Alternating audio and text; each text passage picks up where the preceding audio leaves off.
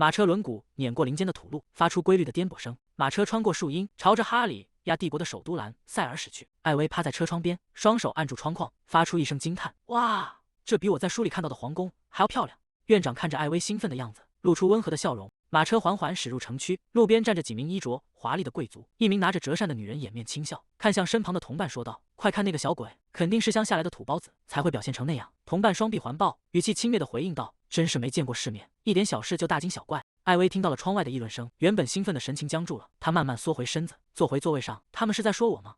艾薇低下头，双手局促地抓紧了裙摆，不再看向窗外。艾薇转过头，拉着院长的手问道：“院长，这里真的有那么厉害吗？”院长轻轻拍了拍艾薇的手背，微笑着回应道：“当然了，我已经很久没回首都了，感觉一切都非常新鲜有趣。”艾薇再次趴到窗边，指着外面热闹的集市喊道：“快看那边的市场，有好多水果呀！哇，这些我以前从来没见过。”路边传来了刺耳的议论声，那些人肯定是从乡下来的土包子。艾薇听到声音，原本欢快的神情瞬间僵住，她有些局促地缩回手，看向窗外那些指指点点的人。这时，一名穿着红色外套的男人走上前，尽管尽情看个够吧。乡下小鬼这辈子能有几次机会见到皇宫？院长礼貌地回应道：“哎呀，感谢您的关心。”他语气平静地继续说道：“不过艾薇从今天起就要住在皇宫里了，所以没必要这么着急，对吧，艾薇？”艾薇用力地点了点头，大声回应道：“是的。”男人露出难以置信的表情：“哈，住在皇宫里？怎么可能？你是不是被什么骗子给耍了？以为能去皇宫当个女仆什么的？”院长轻笑一声，并不是为了工作。他搂住艾薇的肩膀，自豪地宣布道：“我们的艾薇从今天起正式被录取了。”男人瞪大了眼睛，惊恐地喊道：“录取？难道是皇室学院？连贵族都挤破头想进去的地方，到底是怎么做到的？难道你有什么秘密的学习方法吗？”院长挺起胸膛，脸上写满了骄傲：“哎呀，我一直都知道我们的艾薇很聪明。”艾薇依偎在院长身边，看着院长自豪的神情，心里默默想着，当初收到录取通知书的时候，院长是所有人里最高兴的一个。记忆中，院长紧紧抱着年幼的艾薇，手里攥着那封信，激动地喊道：“天啊，这就是我的艾薇！你以后在学院里肯定也是最聪明的孩子。”艾薇看着窗外掠过的景色，如果不是院长，我根本没机会申请学院，因为是院长救了我，把我带到了那里。夜幕降临，马车停在了一家酒馆门前，酒馆的木门被猛地推开，发出沉重的撞击声。在昏暗的角落里，艾薇蜷缩在地上，发出一声痛苦的呻吟。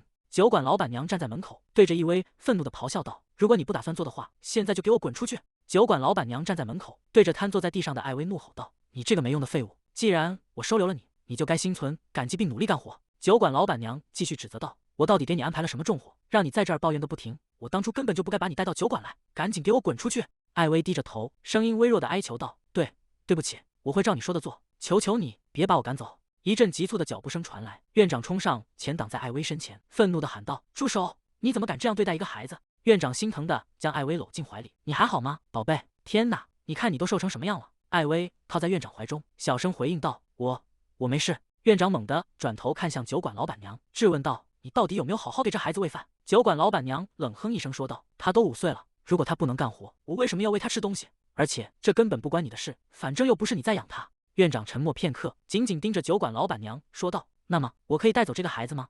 酒馆老板娘露出一抹贪婪的冷笑：“哦，你知道我养大他花了多少钱吗？我可不能白白把他交给你。”他看向一旁的杂物堆，语气轻蔑地问道：“你打算出多少钱？”酒馆老板娘托着腮：“这孩子可是我从小拉扯大的，粗略算算的话，1万金币如何？”院长猛地一颤，脸上写满了震惊与愤怒，这简直太荒谬了。艾薇躲在院长身后：“我真的没关系。”院长低头看向艾薇，看着那双充满不安的眼睛，他深吸一口气，眼神变得无比坚定：“我会付钱的。”艾薇惊讶地瞪大了眼睛。院长直视着酒馆老板娘：“这个孩子我要带走。”他蹲下身子，温柔地注视着艾薇说道：“来吧，我们一起走，现在一切都会好起来的。”艾薇呆呆地看着院长，眼眶渐渐湿润。院长将艾薇紧紧搂入怀中，抚摸着她的头发，低声呢喃：“你真的受了很多苦。”艾薇靠在院长温暖的肩头，感受着从未有过的安心。就这样，我开始在院长的孤儿院生活。为了抵扣学费，我一边在学校读书，一边兼职做清洁工。艾薇背着小包跑向门口，回头大声喊道：“院长，我去上学了！”走廊里传来一阵嘈杂的争执声：“快交出来！你上次明明已经吃了2个土豆了！”艾薇停下脚步，转头看向声音传来的方向：“我还是很饿分，给我一点吧，求你了！”2个孩子正在楼梯口拉扯，一个男孩拽着女孩的胳膊不肯松手，女孩护着怀里的食物喊道：“不行，每人只有1个，这是规矩。”艾薇走上前，轻声问道：“那个，你们想要这块面包吗？”2个孩子愣住了，齐刷刷地看向艾薇。艾薇露出灿烂的笑容，将手中的面包递了过去：“我不饿，所以没关系的。”女孩有些迟疑地问道：“真的吗？这面包看起来好软啊！”艾薇独自走在走廊上，低头看着空空的双手。刚才吃了1颗野草莓，应该还能再坚持一会儿。我真的很想帮帮大家。就在这时，艾薇的目光被墙上的一张告示吸引了，她停下脚步，仔细阅读着上面的文字：皇室学院正在招收新学生。告示上列出了全国顶尖的学校名单，但其中一行字比其他任何内容都更吸引我的目光：所有学院学生的饮食、衣物和住宿全部免费。多亏了善良的院长，我的生活并不算太艰难，但孤儿院的孩子实在太多了，院长总是显得很苦恼。艾薇呆呆地看着告示，就是这个，如果少了一个人吃饭，院长的负担是不是就能减轻一些？艾薇跑进办公室，将申请表递给正在工作的老师。老师有些惊讶地问道：“你真的打算申请这里吗？”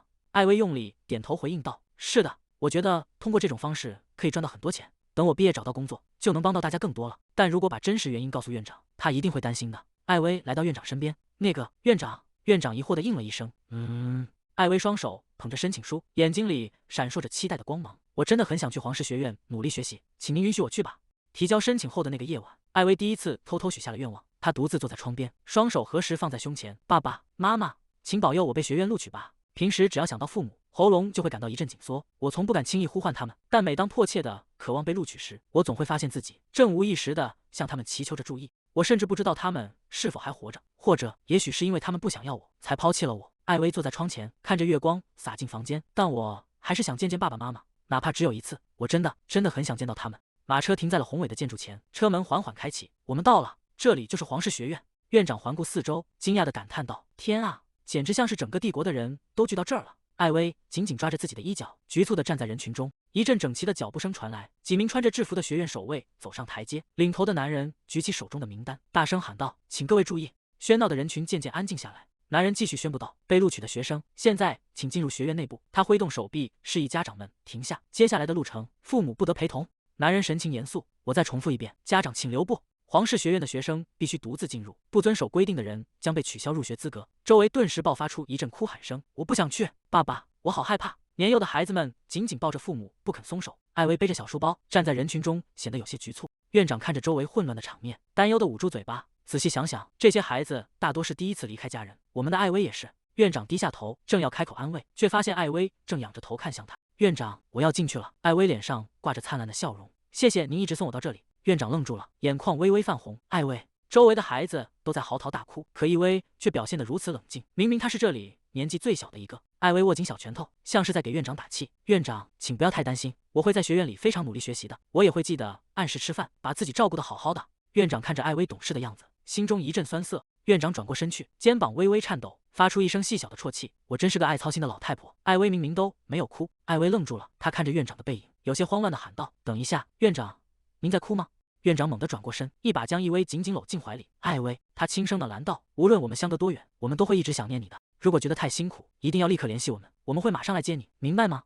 艾薇露出灿烂的笑容，大声回应道：“是的，院长。”守卫的声音再次在广场上空响起：“学院大门即将关闭，请所有人做好准备。”院长站在原地，对着伊薇的背影挥手喊道：“快去吧，艾薇，照顾好自己。”艾薇背着小包跑向大门：“我会的，我会经常写信回来的。”院长站在人群中，默默祈祷着：“哦，拜托了，请让我们的艾薇在学院里茁壮成长，而且希望在那里，她能成长为一个可以尽情哭泣的孩子。”在帝国学院的庭院里，学生们正三三两两地走过。宰相看着眼前的景象，感慨道：“说实话，看到这些孩子，才真的感觉到学院重新开放了。”梅洛迪微笑着回应道：“哈哈，从现在起每天都会变得很热闹吧？”宰相疑惑地眯起眼睛：“那个小女孩是谁？”学院只招收7岁以上的学生。他仔细观察着那个在人群中显得格外年幼的身影。啊，原来她就是艾薇。在学院宏伟的议事厅内，激烈的争论声打破了宁静。一名官员愤怒地拍着桌子吼道：“你这是什么意思？难道这个孩子没有资格进入学院吗？”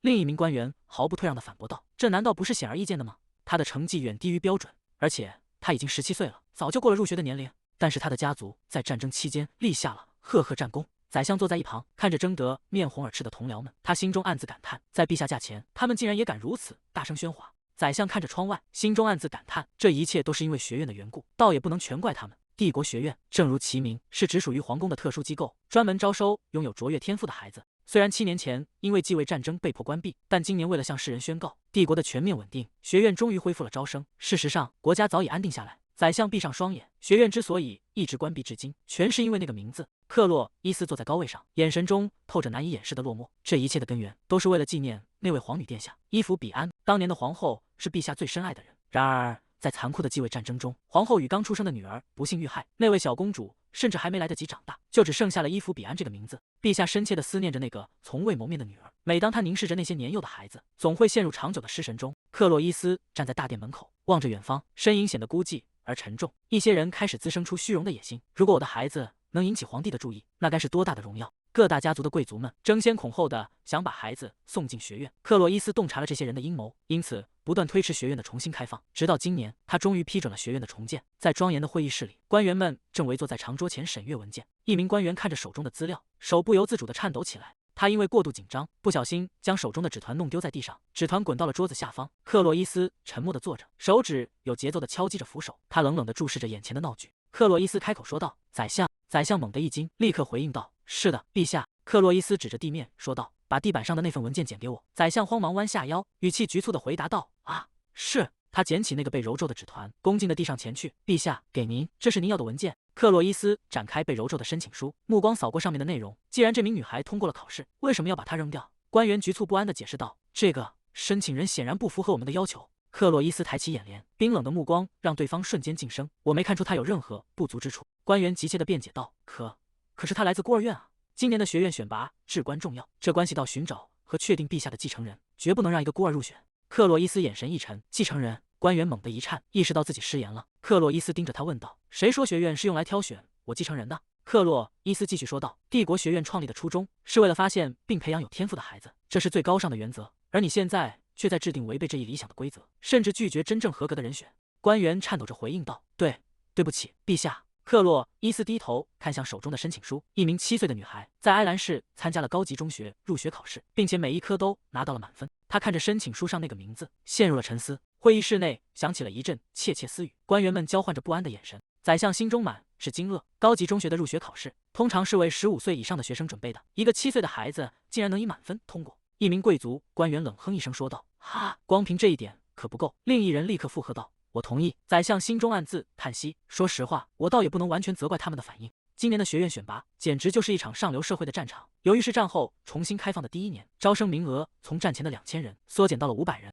在名额如此珍贵的情况下，这些贵族怎么可能容忍把位置浪费在一个孤儿身上？竞争的火焰在会场内无形地燃烧着，比以往任何时候都要激烈。克洛伊斯坐在主位上，低头注视着那份被揉皱的申请书，目光停留在兴趣爱好那一栏。克洛伊斯看着这行字，嘴角竟微微上扬，露出一抹转瞬即逝的笑意。“我的爱好是打扫卫生。”随后，他猛地将手按在申请书上，打断了所有的争论。克洛伊斯站起身：“我批准这个孩子的入学申请。”在场的官员们惊愕万分，甚至有人失声惊叫：“什么？”克洛伊斯推开椅子，径直向门口走去：“剩下的事情你们自己处理，我先失陪了。”官员们慌忙起身喊道：“可是陛下！”克洛伊斯停下脚步，侧过头喊道：“宰相！”宰相立刻挺直脊背回应道：“在。”随着大门重重关上，克洛伊斯的身影消失在走廊尽头。克洛伊斯吩咐道：“你亲自监督他的入学手续，确保没有任何孩子因为身份背景而被拒绝。”宰相深深鞠躬：“遵命，陛下。”宰相走出议事厅，立刻被一群焦急的官员围住，他们七嘴八舌地追问道：“陛下到底说了什么？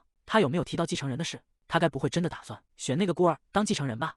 宰相无奈地看着这些满脸冷汗的同僚，叹了口气说道：“陛下，只是我们要公平对待每一个人。”官员们面面相觑，追问道：“还有别的吗？”宰相摇了摇头：“没有了，我告诉过你们，什么都没有。”宰相心中暗自感叹，陛下甚至连那个孩子的名字都没有问。请继续你们的会议吧。官员们如释重负地松了一口气。有人大声喊道：“我早就说了，我们必须录取他。”另一人立刻反驳道：“可他是从你家族管辖的领地出来的。”宰相无奈地摇了摇头：“真是乱七八糟。”他低声念道：“让我看看，这个孩子的名字是艾薇·阿尔登。”在学院明亮的走廊里，艾薇背着小书包，元气满满的打招呼道：“你好。”负责接待的梅洛迪抱着书本，微笑着回应道：“很高兴见到你，艾薇，我是梅洛迪，现在由我带你去宿舍。”艾薇开心地握住梅洛迪的手：“好的，那就拜托你了，梅洛迪小姐。”梅洛迪心中暗自感叹：“天哪，她看起来真是太乖巧了。”两人并排走在宽敞的阶梯上，梅洛迪关心地问道：“我在档案里看到你来自埃兰，这一路走来很辛苦吧？”艾薇用力摇了摇头：“一点也不，实际上非常有趣。”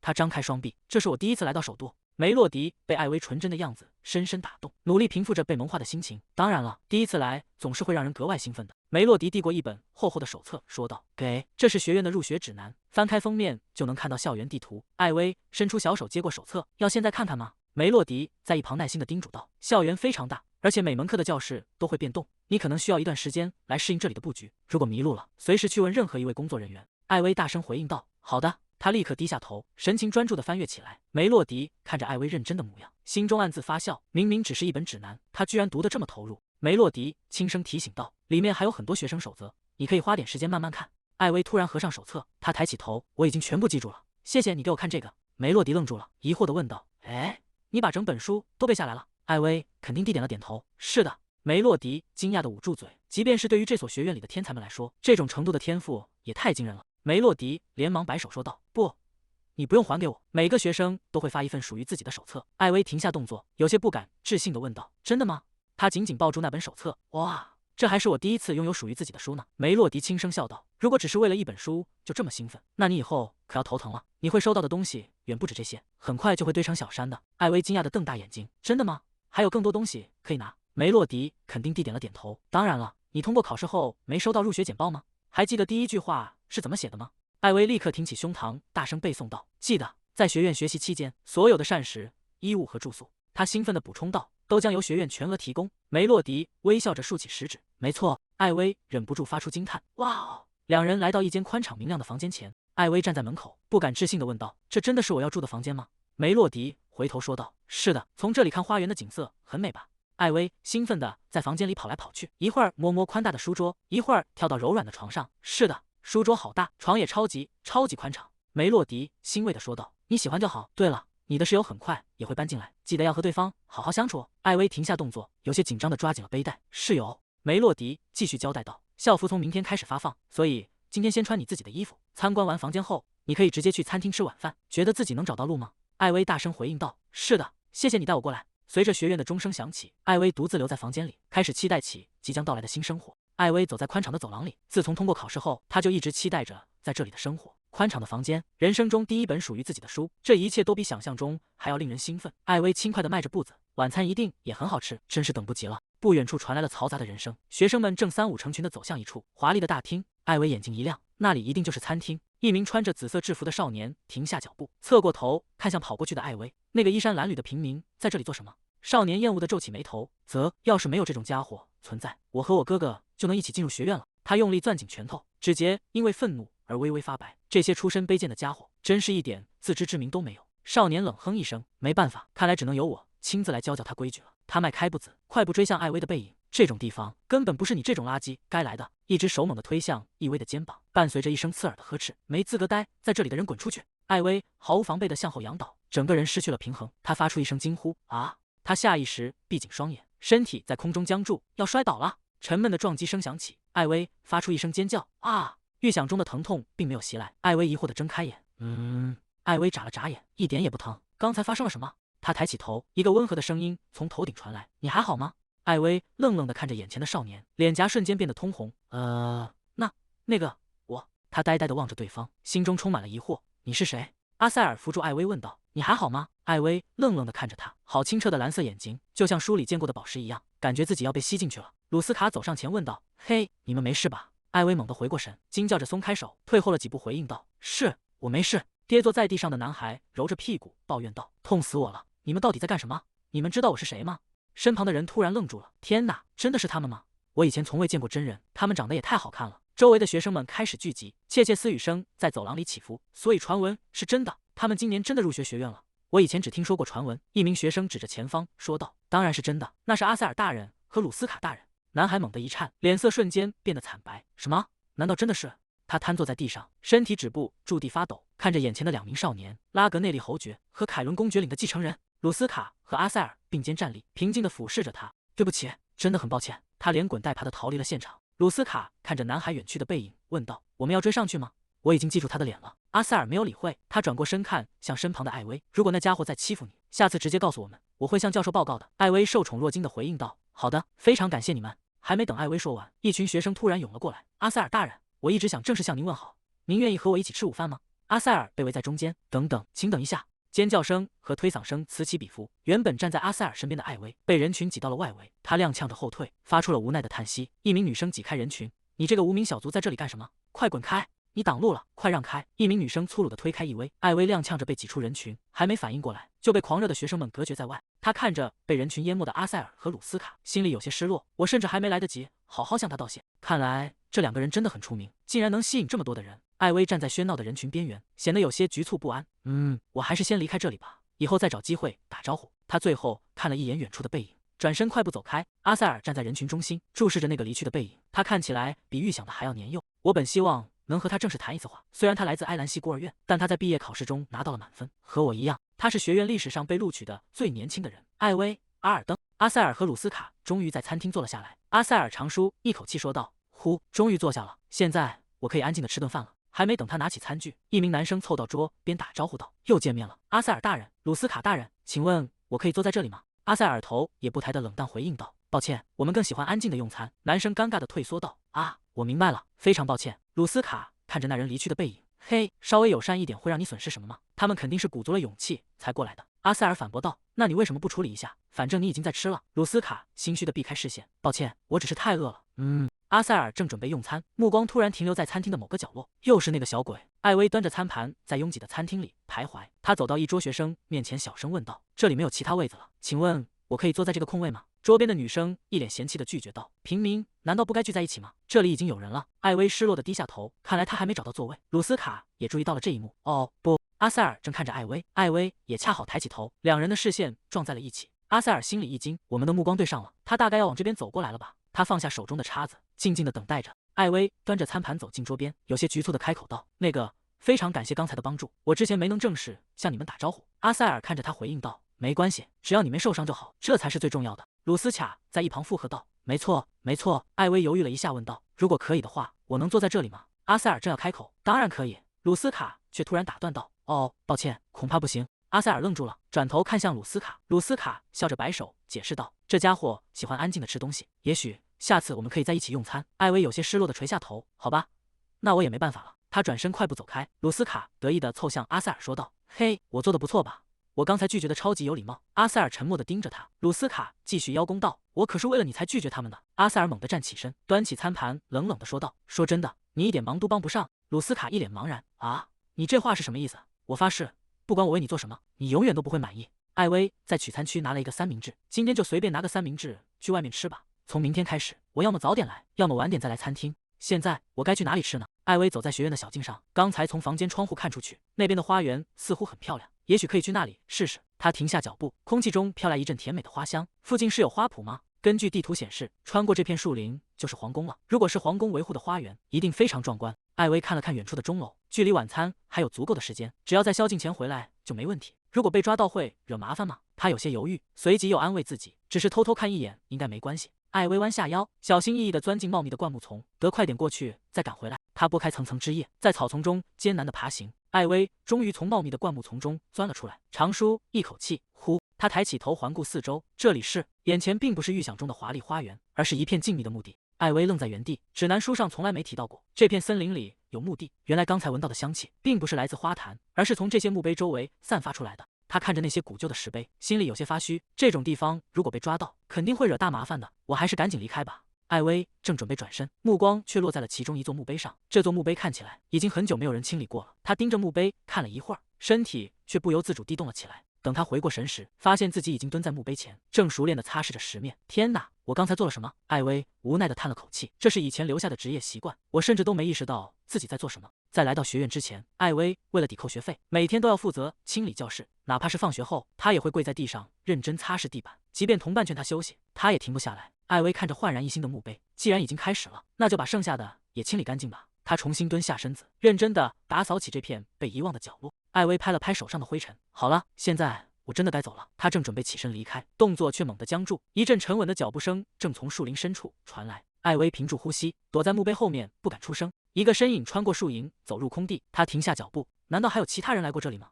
他加快脚步走上前，想要看个究竟，到底是谁？他绕过墓碑，目光落在草地上，整个人愣在了原地。在阳光洒落的草坪上，艾薇正蜷缩在墓碑旁沉沉睡去，她怀里紧紧抱着一个亲手编织的花环。他就这样在静谧的墓地中安稳地睡着了。深夜的皇室宫殿笼罩在月色下，克洛伊斯站在会议厅中央问道：“那是什么意思？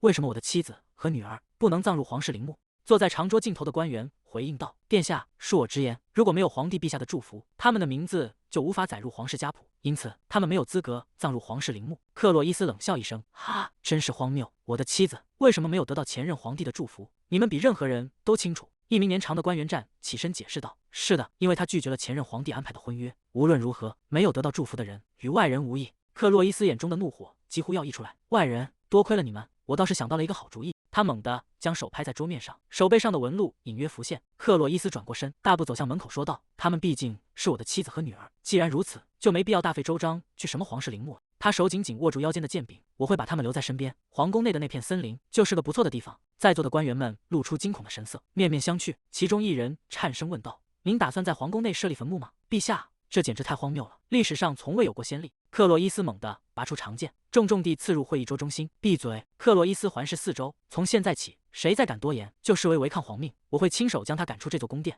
清晨的阳光洒在森林的小径上，克洛伊斯踩着落叶缓缓前行。很久没来了，落叶堆积了不少，我先从墓碑开始打扫吧。他正要弯腰，动作却突然僵住。克洛伊斯警觉地看向墓碑后方，那是怎么回事？有人进来了吗？阳光穿透树荫，照亮了墓碑旁的一簇白花。克洛伊斯朝着那个方向走去。是谁竟敢擅闯这里？他走近了几步，发现草地上躺着一个小女孩，艾薇正蜷缩在墓碑边，怀里紧紧抱着一个编织好的花环，双眼紧闭。克洛伊斯低头注视着这个不速之客，眉头微微皱起，这是哪来的小鬼？艾薇的睫毛颤动了几下，缓缓睁开眼睛，她迷茫地看着上方，正对上克洛伊斯冷淡的目光。克洛伊斯俯视着他问道：“喂，你是怎么进来的？你知道这是什么地方吗？”艾薇猛地惊醒，整个人弹坐起来。天啊，宵禁，怎么办？我只是想躺一小会儿，现在到底几点了？艾薇抬起头，焦急地问道：“那个，打扰一下，请问现在几点了？”克洛伊斯沉默片刻，回应道：“大概6点左右。”艾薇长舒了一口气，谢天谢地，还没到宵禁时间。艾薇歪着头，好奇地打量着眼前的男人，问道：“不过，大叔你是谁啊？”克洛伊斯愣了一下，无奈地回应道：“那正是我想要问你的。”他看着这个毫无戒备的孩子，意识到他完全不知道自己面对的是谁。艾薇像是突然想到了什么，啊，难道说您是帝国学院的教授吗？克洛伊斯微微侧过头，重复着这个陌生的称呼，教授。他顺势回答道：“啊，没错，我是帝国学院的教授，我的名字是西安。”艾薇的眼睛瞬间亮了起来，发出惊叹声：“哇，西安教授您好，我叫艾薇，今天刚刚进入帝国学院。”克洛伊斯看着阳光下这个金发绿眼的女孩，神情有些恍惚，记忆中那个温柔的声音再次响起。莉莉安曾靠在克洛伊斯的肩头说道：“你知道吗，克洛伊斯，如果我们有了孩子，我想他一定会拥有和你一样的发色，还有像我一样的眼睛。”克洛伊斯回应道：“为什么？我倒希望我们的孩子能更像你一些，我这辈子从未见过比这更漂亮的颜色了。”莉莉安微笑着回应道：“我知道我们的孩子会有金色的头发和绿色的眼睛，而且她一定会是个漂亮的女孩。”克洛伊斯站在原地，沉默地注视着眼前的艾薇。莉莉安，他在心中默默自语：如果艾薇当年能健康地长大，也会是这个样子吗？像这个孩子一样，拥有和我相似的发色，以及和你一模一样的眼睛。克洛伊斯自嘲地笑了笑，收回了思绪。我想的太多了，那个孩子已经不在了，是我亲手将他和莉莉安葬在一起的。他转过身，背对着一薇，风吹过树梢，带起阵阵落叶。克洛伊斯冷静下来，思考着，帝国学院的学生没有理由来到皇宫深处。他回过头，目光锐利地盯着艾薇，问道：“你为什么会在这里？你知道这是什么地方吗？”艾薇有些局促地绞着手指，支支吾吾地解释道：“啊，那个，我是被花香吸引过来的。”他小声问道：“对不起，这里是不可以进来的地方吗？”克洛伊斯沉默地看着他，发出一声轻不可闻的叹息。他伸出手，指尖轻轻拂过艾薇的发梢，摘掉了一片粘在上面的绿叶。克洛伊斯低声告诫道：“一个小孩子独自到处乱跑，绝不是什么明智的选择，尤其是在皇宫内部。”艾薇愣愣地看着他，轻声应道：“啊。”他随即露出一个灿烂的笑容：“谢谢您，我以后一定会注意的。”艾薇看着克洛伊斯收回手，心里泛起一阵异样的感觉。刚才那一瞬间，感觉就像爸爸的手一样温柔。远处传来了悠长的钟声，艾薇猛地一惊：“天啊，已经到时间了吗？”克洛伊斯看着慌张的小女孩，问道：“你能自己回学院吗？需要我送你吗？”“没关系的，我只要按原路返回就好了。谢谢您的关心。”克洛伊斯站在原地：“是吗？从哪里？”他顺着艾薇指的方向看去，只见那个小女孩正手脚并用地爬过灌木丛，动作笨拙却努力。克洛伊斯看着她消失在绿植后的背影，原来你是这样进来的。艾薇突然停下脚步，从灌木丛后探出半个脑袋，喊道：“啊，西安教授！”他露出一个灿烂的笑容：“请一定要记住我的名字，我叫艾薇。”克洛伊斯站在原地，没有给出任何回应。艾薇见状，缩回脑袋，继续努力地向外爬去，直到彻底消失在视线中。克洛伊斯独自站在空旷的林间，不知为何，面对那个孩子，他竟然连生气的机会都没有。他自嘲地叹了口气：“我果然还是对那个年纪的孩子没有抵抗力。”克洛伊斯走到墓碑前，缓缓蹲下身子，将手中的花束轻轻放下。如果伊芙比安还活着，现在应该也长到那个年纪了吧？他看着墓碑，低声重复着那个名字：艾薇。克洛伊斯正准备起身，目光却被草地上的一件东西吸引。那是……他伸出手，捡起了一个掉落在地上的小手帕，显然是刚才那个孩子慌乱中遗落的。艾薇一路狂奔，气喘吁吁地跑回了学院走廊。她扶着膝盖大口喘气，总算赶上了。一名抱着文件的女侍者停下脚步：“你跑得这么急，一定很辛苦吧？从明天开始，你应该早点出发才行。”艾薇有些局促地站直身体：“是的。”她扶着楼梯扶手，一步步往楼上挪动，心里暗自庆幸，还以为会被责骂呢，真是松了一口气。艾薇突然停下脚步，像是察觉到了什么，她急忙打开随身的小包，双手在里面疯狂翻找。艾薇的脸色瞬间变得惨白：“我的手帕，我把它弄丢了。”她看着空空如也的小包，委屈的想到：“那可是我今天收到的第一件东西啊！”艾薇垂头丧气地靠在墙边。突然，艾薇像是想到了什么啊，也许弄丢的手帕是不是可以成为再次见到西安教授的借口呢？艾薇推开宿舍的大门，明天我要去问问工作人员，西安教授的实验室到底在哪里。她正想着，目光落在房间内，神情却突然凝固了。宿舍内挤满了人，几个女孩围成一圈。艾薇站在门口，看着这混乱的场面，愣住了。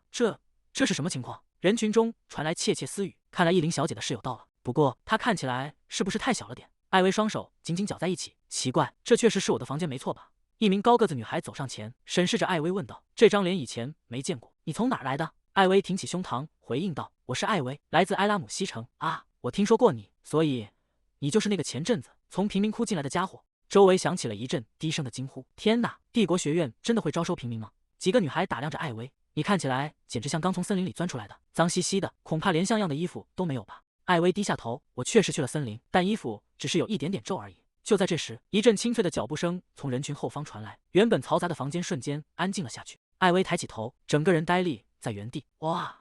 她看着缓步走来的女孩，心中充满了震撼。她简直是我这辈子见过最漂亮的人。艾琳站在光影中，她静静地注视着艾薇，周围的女孩们依然不依不饶。其中一人凑到艾琳身边，说道：“艾琳小姐，我觉得这太离谱了，您的室友至少应该是伯爵家以上的贵族才对。”另一人也跟着附和道：“没错，怎么能让这种身份不明的人？”够了！艾琳冷冷地打断了他们的话。原本喧闹的房间瞬间变得鸦雀无声，女孩们吓得缩了缩脖子，不敢再多说一个字。艾琳迈开步子，她径直走到艾薇面前停下，居高临下地审视着这个比自己矮了一截的小女孩。艾薇紧张地屏住呼吸，近距离看去，对方的美貌更让她感到震撼。艾琳沉默地盯着艾薇看了许久，真是太糟糕了。艾薇愣在原地，身体不由自主地僵住了。艾琳打量着眼前的艾薇，看看她这副干瘪的样子，头发和皮肤，她的一切都简直是一团糟。艾琳继续质问道：“你爬出来的那个穷酸地方，难道连孩子都喂不饱吗？”“那不是真的！”艾薇猛地大喊一声。艾琳被这突如其来的反抗吓了一跳，周围的女生也露出惊讶的神色。艾薇死死攥紧拳头，指甲深深陷入掌心。无论别人怎么说，我都没关系，但唯独侮辱院长这件事，我们的院长才不会做出那种事。他是一个真正善良又伟大的人。原本嘈杂的房间瞬间陷入死寂，其他女孩们都呆呆地看着艾薇。格蕾丝回过神来：“你以为你在对谁大吼大叫？我原以为你至少懂点礼貌。”格蕾丝双手环抱在胸前说道：“这就是为什么平民总是让人难以忍受。”艾薇低着头，委屈地咬着嘴唇，泪水在眼眶里打转。“道歉！”格蕾丝大声呵斥道，“现在立刻向艾琳小姐道歉！”艾琳却在这时才起手：“这里挤了这么多人，真是让人喘不过气来。我想去外面休息一会儿。”一个女孩愣了一下，随即立刻换上一副笑脸，说道：“嘿，我刚才也正有此意。”莱尼尔达也赶忙凑上前去：“我来为您带路。”女孩们簇拥着艾琳向外走去。“您知道的，天才学院非常大，我听说这里总共有5个食堂呢。让我们去给艾琳小姐找些合口味的茶吧。”莱尼尔达一边说着，一边在经过艾薇身边时，故意用力撞了她一下。艾薇被撞得一个踉跄，忍不住发出一声痛呼。艾琳停下脚步，回头看向身后的艾薇，她沉默地注视着这个满脸泪痕的女孩，嘴唇微微动了动，似乎想要说些什么。第二天清晨，学院的钟声在塔楼上回荡。艾薇已经换好了深蓝色的学院制服，她整理着领口处的紫色蝴蝶结，在心里给自己打气：“好啦，出发吧。”她站在镜子前，看着镜中焕然一新的自己，哇，真漂亮！每天都能穿上这么漂亮的制服，简直像做梦一样。他抬头看了一眼墙上的时钟，发现时间已经不早了。艾薇背起斜挎包，说起来，我的室友。他悄悄推开房门，探出头朝屋里张望。艾琳小姐好像还没醒。走廊里一片寂静，艾薇有些疑惑地看着紧闭的房门，她该不会还在睡懒觉吧？艾薇站在门边，回想起昨天艾琳离开时的眼神，她看起来并不像个坏人。艾薇心里有些纠结，那昨天那个眼神到底是什么意思呢？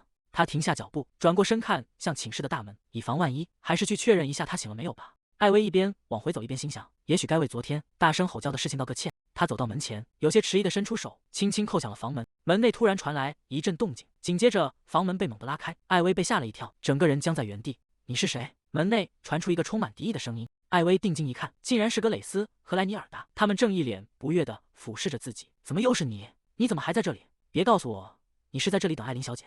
艾薇有些尴尬地低下头，小声辩解道：“倒也不完全是那样，格蕾丝双手环抱在胸前，我这可是为了你好，免得你再次自取其辱。艾琳小姐可不是你能随便搭话的人，你要搞清楚自己的身份。没错，莱尼尔达在一旁帮腔，他可是贵族中的贵族。格蕾丝不耐烦地挥了挥手，既然明白了，就赶紧消失吧。艾薇愣愣地看着他们两人扬长而去，只能发出一声无奈的叹息。格蕾丝和莱尼尔达走进房间，随手关上了房门。我们会照顾好艾琳小姐的，你也该像其他平民室友一样识趣点。艾薇被关在门外，呆呆地看着紧闭的大门。果然，艾琳小姐身边总是围着这么多人。她抓紧书包带子，有些失落地转过身，不过还是希望有一天能和她正式地打个招呼。房间内，格蕾丝和莱尼尔达正凑在一起窃窃私语。刚才那个女孩绝对是在等艾琳小姐吧？格蕾丝问道。莱尼尔达肯定地点了点头，显而易见，看她在那儿鬼鬼祟祟的样子就知道了。一想到像她那样的平民竟然是艾琳小姐的室友，看来关于随机分配宿舍的传闻是真的，真不敢相信学校竟然允许这种事发生。这时，卧室的房门缓缓打开，艾琳走了出来。格蕾丝和莱尼尔达立刻换上热情的笑脸，快步迎了上去。啊，早上好，艾琳小姐。艾琳看着围上来的两人，语气平淡的回应道：“早上好，今天是第一天。”格蕾丝关切的问道：“准备过程还顺利吗？”她凑到艾琳身边。我听说有些女孩会把她们的平民室友当成女佣使唤，艾琳小姐，你为什么不也这么做呢？这样对你来说会方便很多。格蕾丝撇了撇嘴说道。不过那个女孩实在太没礼貌了，不是吗？没错，只要她不给您添麻烦，就谢天谢地了。刚才她就在这附近转悠，所以我们把她赶走了。艾琳停下动作，你们把她赶走了？是的，莱尼尔达语气轻快的回应道。他显然没搞清楚自己的身份，所以我们狠狠训斥了他一顿，把他打发走了。格蕾丝笑着补充道：“如果他还有点常识，以后应该不敢再来烦您了。”艾琳低下头，她紧紧咬着牙关，发出一阵细微的磨牙声。如果不是因为答应过姐姐，我真的会。莱尼尔达愣了一下，哎，您刚才说什么了吗？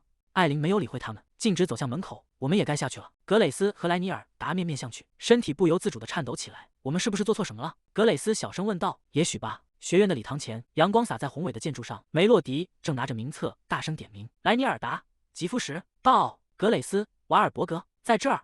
梅洛迪合上名册，满意的点了点头。很好，大家都到齐了。那么，我们现在立刻开始皇宫参观之旅，请大家务必找好搭档，结伴行，以免有人掉队。学生们三五成群的聚在一起，兴奋的讨论着。我昨晚兴奋的根本睡不着觉。男生们也会一起去吗？艾薇独自走在人群中，显得有些形单影只。这时，几名女生正凑在一起窃窃私语，其中一人轻轻戳了戳同伴的胳膊，低声问道：“嘿，那不就是她吗？谁啊？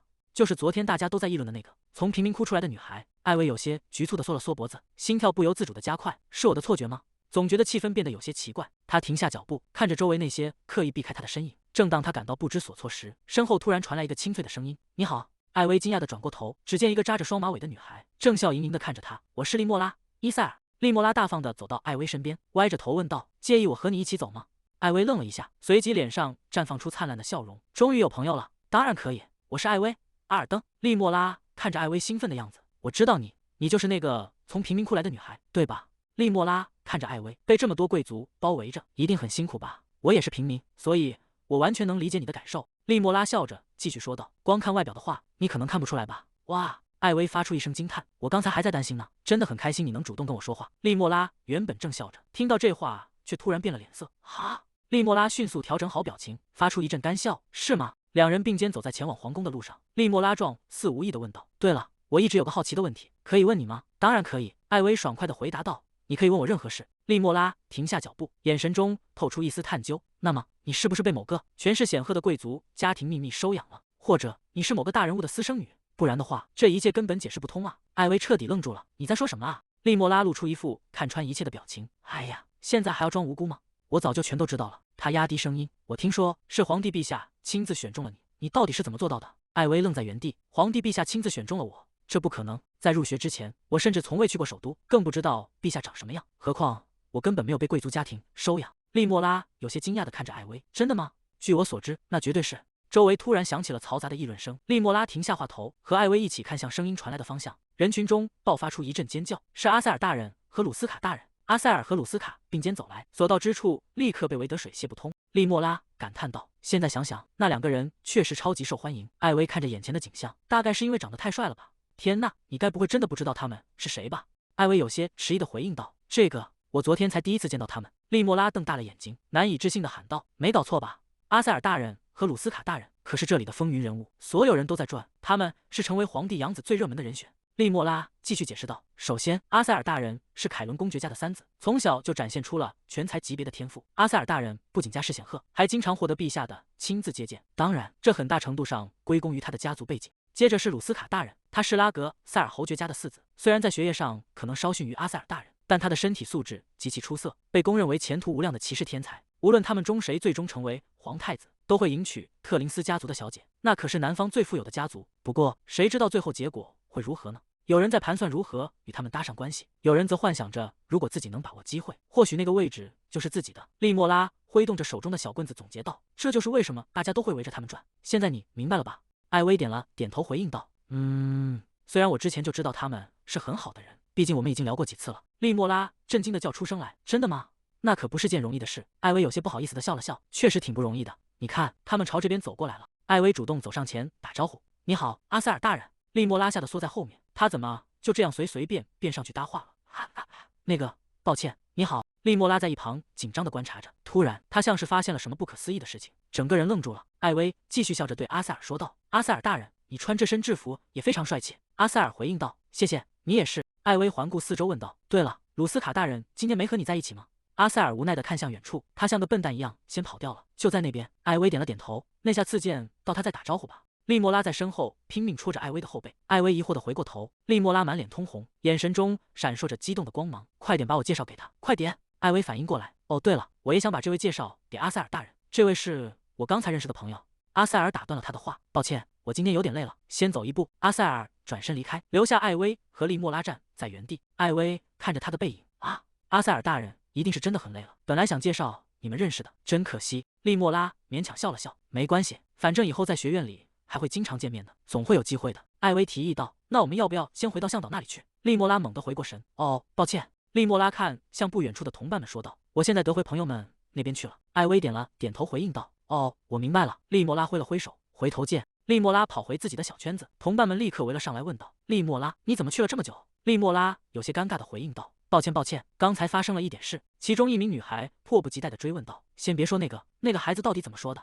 真的是皇帝陛下亲自选中了他吗？”利莫拉支支吾吾地回应道：“这个嘛，根据我听到的情况，好像也不是那么确定，感觉有点含糊不清，你们懂的吧？”同伴们愣住了：“什么？等等，明明是你告诉我们那个消息的，现在说不确定是什么意思？因为你的话，我还跑去告诉了其他人，就是说啊，现在你居然说不清楚。”利莫拉连忙摆手解释道：“不是那样的。”是艾薇一直不肯给出明确的答复，我觉得他肯定还在隐瞒着什么。而且你们刚才没看到吗？他刚才可是故意装作很熟的样子，去跟阿塞尔大人打招呼呢。同伴们露出惊讶的神色：“真的吗？跟阿塞尔大人？”利莫拉肯定地点了点头。所以我才说如果他真的是被皇帝陛下选中的话，利莫拉继续说道，他肯定早就和阿塞尔大人关系匪浅了，对吧？同伴们纷纷附和道：“看吧，我就知道肯定有什么猫腻。”没错。其中一个女孩看向利莫拉说道：“利莫拉，抱歉刚才对你那么严肃，我还以为你在撒谎呢。”利莫拉猛地一颤：“你真是的，我怎么会做那种事呢？不过我明白你们为什么会怀疑，所以我刚才想到了一个办法，可以彻底弄清楚真相。”同伴们好奇地围了上来问道：“是什么办法？”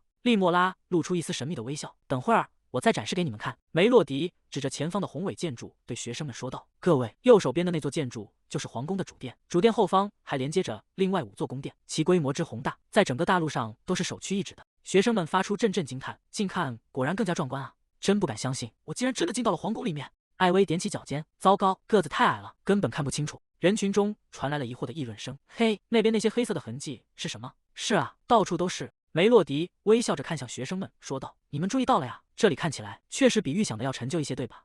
那些痕迹都是继承战争留下的。”一名学生不解地问道：“可是为什么皇宫里还留着这么多痕迹呢？首都的街道明明都已经全部修复好了。”梅洛迪赞许地回应道：“问得好，那是因为陛下想要优先救助民众，所以皇宫的修复资金被首先拨给了公共设施，这里的维修工作自然就推迟了。”艾薇听着这些话，若有所思地停下了动作。等等，这个故事我好像听过。在孤儿院的时候，院长偶尔会带着灿烂的笑容回来，陛下又给孤儿院拨了更多资金。院长摸着艾薇的头说道：“多亏了这些，我们这个冬天会有充足的食物了。”梅洛迪拍了拍手说道：“好了，我们继续前进吧，今天还有很多地方要看呢。”学生们兴奋地回应道：“好，真期待啊！”艾薇站在宏伟的建筑前，如果不是因为皇帝陛下，孤儿院本该是最后得到帮助的地方，多亏了他，我们才熬过了那个冬天。艾薇深深地鞠了一躬：“谢谢您。”他直起身子，突然愣住了，难道那个人就是……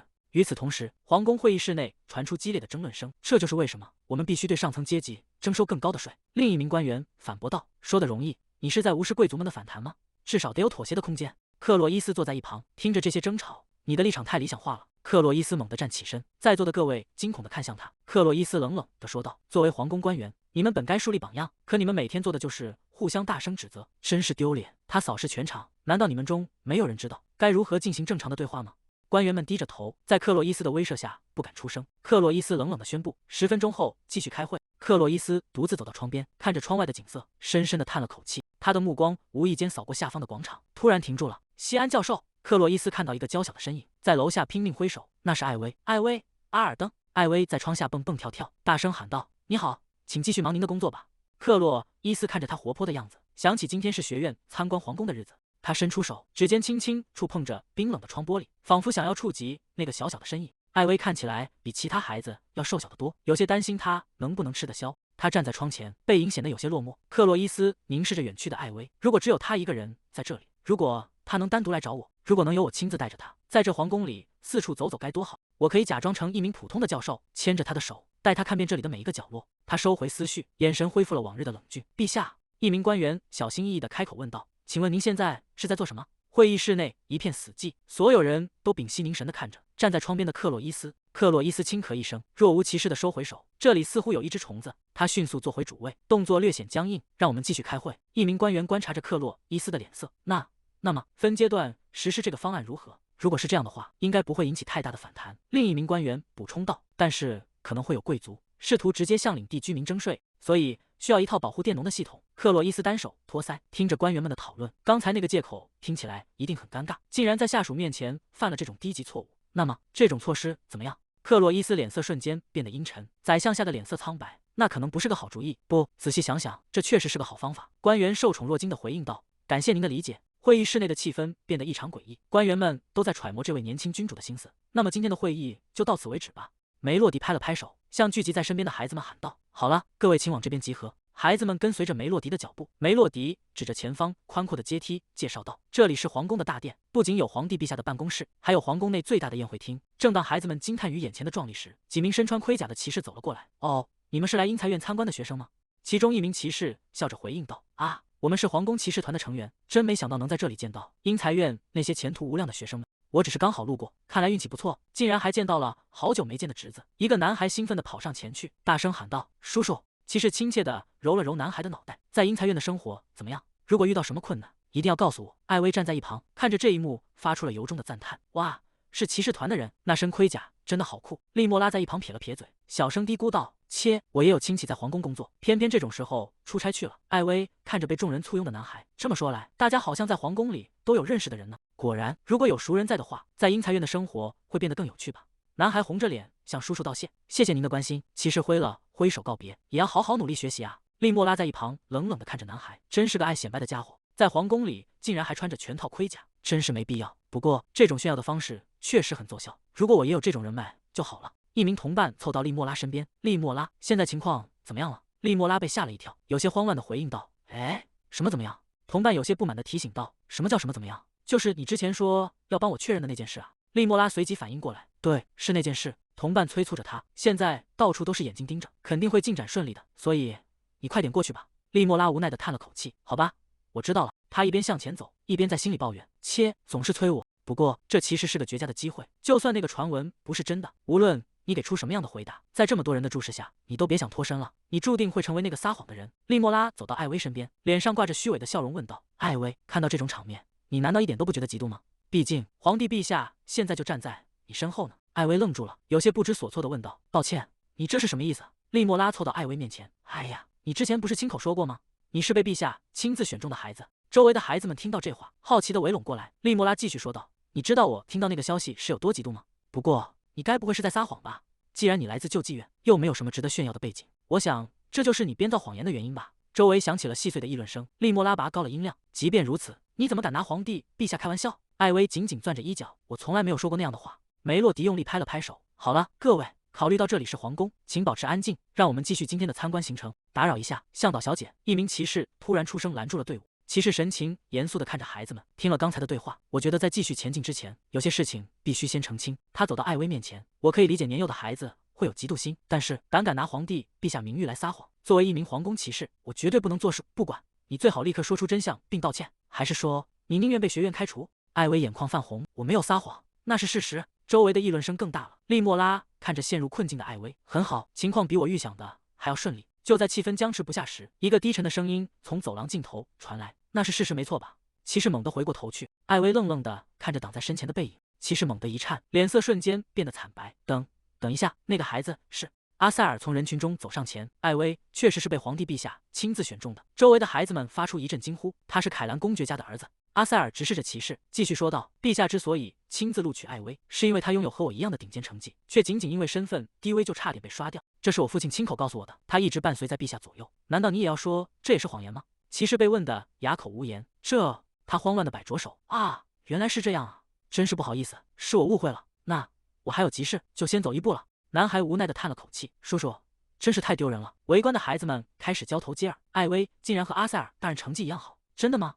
那个小个子女生？”利莫拉站在原地，整个人如遭雷击。怎么会这样？那我刚才说的话岂不是？阿塞尔转过身：“喂，你叫利莫拉对吧？”利莫拉浑身一僵，惊恐地瞪大了眼睛。阿塞尔走到利莫拉面前：“据我所知，艾薇从来没有主动散布过那些传闻，而且他对陛下也一无所知。”利莫拉僵在原地。阿塞尔继续质问道：“你既不是当事人，也不是知情者，为什么要当着所有人的面制造这种误会？”他下意识地回头看向身后的同伴，却发现那几个刚才还在起哄的女孩，此时正心虚地移开视线，装作一副完全不知情的样子。利莫拉在心里愤怒地咆哮：“这些家伙，刚才明明是他们一直在怂恿我！”面对阿塞尔冰冷的注视，利莫拉低下头：“我想，我可能弄错了，我并不是故意的。无论出于什么原因，下次行动之前最好先动动脑子。”利莫拉猛地抬起头，脸上写满了羞愧与愤怒，却一句话也反驳不出来。利莫拉低着头站在原地，周围的同伴们纷纷退缩。阿塞尔没有再多看他一眼，径直转身离去。不知不觉中，竟然又帮了他一次。阿塞尔独自走在宽敞的走廊上。艾薇，阿尔登，他微微侧过头，他这次还会跑过来向我道谢吗？阿塞尔停下脚步，回头望去，却看见艾薇正站在原地。那是什么表情？艾薇双手紧紧攥在胸前。皇帝陛下，原来真的是皇帝陛下选中了我。我原本还担心，万一被扣上欺君之罪，会被英才院开除呢。真是太好了。艾薇脸上浮现出如释重负的笑容，这样一来，我就能继续留在英才院学习了。阿塞尔站在远处，那个表情到底是怎么回事？利莫拉紧紧攥着裙摆，指尖因为用力而泛白。多亏了阿塞尔大人，你倒是如愿以偿了，可我却因为你丢尽了脸。几名女生小心翼翼地凑到利莫拉身边。利莫拉，你还好吗？刚才带头起哄的女生尴尬地笑了笑，抱歉啊，刚才那种情况。不过既然阿塞尔大人都出面证实了，这件事也算圆满解决了吧？利莫拉看着他们若无其事的样子，心中的怒火几乎要喷薄而出。这些家伙真是够了。另一名女生压低声音问道：“不过阿塞尔大人为什么要站在那个孩子那边？他们之间的关系似乎比我们想象的要亲近得多。”是啊，刚才他们甚至还互相打招呼了呢。利莫拉听着同伴们的议论，一想到那个出身救济院的孩子以后会一直待在阿塞尔大人身边，就让人觉得恶心。他嘴角勾起一抹诡异的弧度。喂，大家先聚过来一下。同伴们疑惑地围拢过去。利莫拉压低声音说道：“我刚刚想到了一个绝妙的主意。”夕阳余晖洒在宏伟的建筑群上，梅洛迪拍了拍手：“各位，今天参观的最后一站是皇宫历史馆。遗憾的是，这里正在装修，所以很多地方没有讲解说明。不过以后大家肯定还有机会再来。”学生们三三两两地站着。梅洛迪继续叮嘱道：“现在请大家自由参观，稍后在前面的广场集合。”艾薇环顾四周，这里也太大了，该从哪里开始看呢？鲁斯卡有些疲惫地抱怨道：“我腿好酸，只想休息一下。”旁边的学生也跟着附和：“我也是，反正我对历史也没什么兴趣。我们可以坐到那边去。”艾薇心想，大家可能是因为最后一站都累坏了。这时，人群中传来一阵惊呼：“天哪，各位，听说那边有历代皇室成员的肖像画廊！”艾薇好奇地睁大了眼睛。另一名学生兴奋地回应道：“真的吗？听起来很有意思，说不定还能看到皇帝陛下的肖像画呢。”学生们顿时来了兴致：“快走，抓紧时间！”艾薇站在原地，皇帝陛下的肖像画。不远处的角落里，两名学生正悄悄观察着艾薇的反应。其中一人低声笑道：“哇，这招真的奏效了！看吧，小孩子终究还是小孩子。”艾薇满怀期待地走向画廊，从贫民窟一路来到这所天才学院。皇帝陛下简直就是我的恩人，我真的很想亲眼瞻仰他那威严的容颜。他满怀期待地跑到画框前，却发现巨大的金色边框内空空如也。艾薇愣在原地，这怎么可能？竟然还在施工中！我完全没料到会这样，就这样离开也太可惜了。既然来了，还是去别处转转吧。艾薇转过身，看到不远处有两名学生正聚在一起窃窃私语，他没有理会，自顾自地在走廊里漫步。虽然这里没有贴任何说明文字，但他看着墙上琳琅满目的画作，心里依然感到很高兴。艾薇停在一幅画前，这里也有和我年纪相仿的人的肖像画吗？画中的女孩看起来像公主一样漂亮，下次再来的时候希望能知道他们的名字。突然，艾薇停下了脚步，她发出一声惊叹：“哇，她真的好美！我从来没见过这么漂亮的人。”画中的女子有着一头如火焰般耀眼的红发，穿着华丽的深绿色礼服，正静静地注视着前方。艾薇站在走廊尽头，沉浸在刚才看到的画作中，整个人像是被勾走了魂魄。过了好一会儿，艾薇猛地回过神来，刚才真是看入迷了。她环顾四周，说起来，什么时候变得这么安静了？难道大家都已经离开了吗？我也得赶紧去集合地点才行。他快步跑到刚才进来的大门前，伸手握住门把手用力一推，咔嗒！艾薇愣了一下，再次用力晃动把手，门纹丝不动。艾薇的脸色瞬间变得惨白。等等，他惊恐地拍打着厚重的门板，为什么门被锁上了？此时，在皇宫外的广场上，夕阳已经快要落山。艾琳不断地环视四周，似乎在寻找着谁的身影。梅洛迪站在台阶上，大声宣布道：“各位，请到这里集合。”学生们陆陆续续聚拢过来。梅洛迪低头看了一眼手中的名单，我们现在准备回宿舍了，回去之后会立刻安排晚餐。艾琳焦急地在人群中穿梭。那个，打扰一下。艾琳急匆匆地跑到梅洛迪面前。那个，我没看到我的室友。梅洛迪停下手中的动作问道：“你说你的室友？”艾琳比划着高度焦急地说道：“她叫艾薇，7岁，大概这么高。她长得非常娇小可爱。”梅洛迪露出恍然大悟的神情，回应道：“当然，我记得她。你最后一次见到艾薇小姐是在哪里？”艾琳局促地绞着手指：“这个，我们当时没在一起，所以我也不太确定。”梅洛迪的神色变得凝重起来。“我明白了，如果她现在还在皇宫主殿里，那事情就严重了。”艾琳不解地追问道：“为什么？我们现在不能回去找她吗？”梅洛迪面露难色地解释道：“问题是，很快我们就无法进入主殿了。”就在这时，一阵沉稳的脚步声传来，宰相拄着拐杖走近，神情威严而冷峻。梅洛迪颤声喊道：“宰相大人！”宰相怒斥道：“一个孩子在皇宫里失踪了，你疯了吗？”梅洛迪低着头：“非常抱歉，这是我的疏忽。”宰相叹了口气问道：“那个和失踪孩子在一起的同伴怎么说？”梅洛迪局促地回答道：“那个，据说伊薇小姐一直都是独自一人在走廊里走动。”宰相愤怒地吼道：“所以现在根本没人知道那个孩子在哪吗？”周围的学生们吓得猛地一颤。梅洛迪脸色苍白：“那个，宰相大人，如果我们要找那个孩子，真的必须等到明天早上吗？”宰相沉默了片刻。7年前，在继位战争期间，那场可怕的惨剧几乎无人不晓。火光冲天的宫殿石阶上，年轻的皇室成员抱着冰冷的尸体痛哭。皇帝陛下在那场动乱中失去了一切。在那之后，为了确保类似的悲剧不再发生，陛下严厉加强了皇宫的宵禁令。宰相看着梅洛迪，解释道：“因此，无论我们是谁，都不能在宵禁时间随意搜查皇宫，尤其是我们现在连那孩子的具体位置都不知道。”他深深地叹了口气：“我们会尽力而为，但目前我们只能祈祷他能躲好，千万不要被陛下发现。如果他被陛下撞见，将会面临极其严厉的惩罚。”几个女孩听得浑身发抖，双手紧紧攥在胸前，满脸惊恐。梅洛迪拿着名册，明天天一亮，我会立刻带着学院的工作人员一起搜寻艾薇，千万不要出事啊！梅洛迪站在广场上，指挥着学生们。现在，剩下的学生请先回宿舍。今天的参观到此结束。夜幕降临，皇宫长廊被深沉的蓝色笼罩。艾薇拼命拍打着紧闭的大门，发出沉闷的撞击声。外面有人吗？请开门！他用尽全身力气捶打。好痛！这是怎么回事？是因为到了闭馆时间才锁上的吗？可是他们不可能没看到我还在里面啊！他深吸一口气，不，冷静点，老师肯定已经发现我不见了。只要相信他们在这里乖乖等着的话。突然，艾薇猛地打了个寒战，一股凉意从脊梁骨窜起。她僵硬地转过头，看向墙上的那些肖像画，在昏暗的光线下，画中人正阴森森地盯着她。艾薇吓得缩起脖子。天黑之后，这些画看起来好可怕。她不敢再在原地停留，迈开小碎步在走廊里跑了起来。我得去个亮堂点的地方，至少要有月光照得到才行。艾薇一路小跑，直到月光洒进窗棂，她停下脚步，长舒了一口气。这里亮堂多了，应该没问题。她靠着墙根坐下，决定就在这里等待救援，只要不去看那些吓人的肖像画就好。艾薇抬起头，目光落在了正前方的一幅画上，她愣住了。咦，那是刚才见过的红发女子。在月光的映照下，画中人的神情显得格外温柔。艾薇呆呆地望着她，唯独这个人的画像一点也不觉得可怕。艾薇低下头，把脸埋进膝盖里，只要安静地等着，大家一定会来找我的。夜风微凉，她缩了缩身子，好冷。与此同时，在学院的宿舍楼里，鲁斯卡推开房门，累死我了。阿塞尔正站在衣柜前整理衣服。鲁斯卡突然问道：“对了，你听说艾薇的事情了吗？”阿塞尔停下动作，疑惑地转过头：“你回来的早，可能还不知道。听说她今天在皇宫里失踪了。”阿塞尔愣在原地：“什么？快告诉我详细情况。”鲁斯卡皱着眉回应道：“我也只是听说的，好像是在宵禁前，她在皇宫里走丢了。”阿塞尔眉头紧锁，难道他不知道陛下对宵禁的要求有多严格吗？教职员们应该已经去寻找他了吧？鲁斯卡无奈地回应道：“嘿，你应该知道这个时间，连工作人员也无法进入皇宫，所以他们决定明天早上再去找他。”阿塞尔的眼神瞬间变得锐利。艾薇还是个那么小的孩子，如果整晚被困在皇宫里，他会留下心理阴影的。阿塞尔沉默不语，额角渗出一滴冷汗。他突然抬起头看向鲁斯卡说道：“我们两个不是拥有皇宫特别通行证吗？”鲁斯卡愣了一下：“哈，你是什么意思？”阿塞尔转过身，我们自己去。鲁斯卡惊讶地看着他。阿塞尔继续说道：“去寻找艾薇。”夜色深沉，两道身影悄悄潜入了寂静的皇宫走廊。鲁斯卡紧跟在阿塞尔身后。哇，你吓死我了，阿塞尔，这样做真的没问题吗？他担忧地补充道。而且不管我怎么想，光靠我们两个来搜寻根本是不可能的。鲁斯卡环顾四周，皇宫实在太大了，你觉得大人们无缘无故锁门是有原因的吗？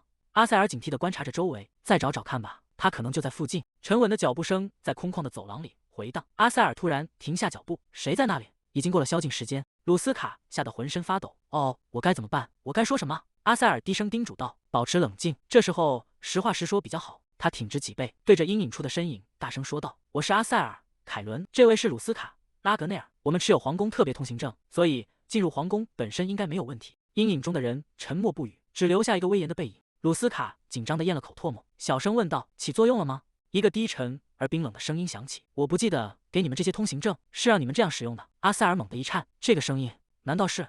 他僵硬地抬起头，看向前方那个身影。克洛伊斯缓缓转过身。阿塞尔惊呼道：“皇帝陛下！特别的皇宫通行证，该勋章旨在表彰两个在继承战争中发挥重要作用的家族的卓越功绩，并授予其后代，这让他们随时可以前往皇宫，并与皇帝陛下见面。”在宏伟的宫殿长廊内，克洛伊斯语气严厉地训诫道：“你们应该很清楚，即便是我，也不能凌驾于宫廷规矩之上。如果再违反一次宵禁，我会撤销你们的许可。记住这次警告。”阿塞尔和鲁斯卡诚惶诚恐地回应道：“是的，我们非常抱歉。”克洛伊斯沉默了片刻，发出一声长长的叹息。“如果你们真的反省了自己的行为，那就足够了。我相信你们不会再犯同样的错。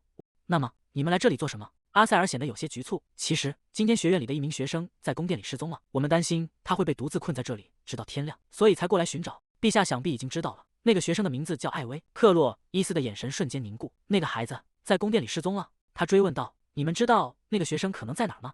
阿塞尔无奈地回答道：“不，所以我们现在正沿着参观路线重新寻找。考虑到宫殿的规模，这恐怕需要不少时间。”克洛伊斯看着窗外的夜色说道：“我们不能这样盲目的搜寻，谁知道要花多久才能翻遍每一个角落？”他神情变得愈发凝重。况且还有一个更严重的问题，一旦安全结界启动，大部分仆从都会撤离，所以现在我们的人手严重不足。克洛伊斯沉默了片刻，似乎在权衡利弊，随后他果断地命令道：“既然如此，你们现在先回宿舍去。”阿塞尔恳求道：“但是陛下，艾薇是学院里最需要保护的学生之一，请让我们再找一会儿吧。”克洛伊斯语气强硬地打断了他们：“我说过回去。”阿塞尔低下头。克洛伊斯再次开口说道：“别担心，我会召唤塞拉菲娜来寻找他。”阿塞尔和鲁斯卡猛地抬起头。塞拉菲娜，这位帝国宫廷法师，曾是学院里无可争议的天才，从入学到毕业，始终占据着榜首的位置。他被世人誉为最强的现世法师，如今不仅担任着学院校长的重任，更是皇帝陛下最信任的心腹。阿塞尔心中暗自感叹，召唤像他那样的人物，意味着陛下打算用魔法彻底搜寻整座宫殿。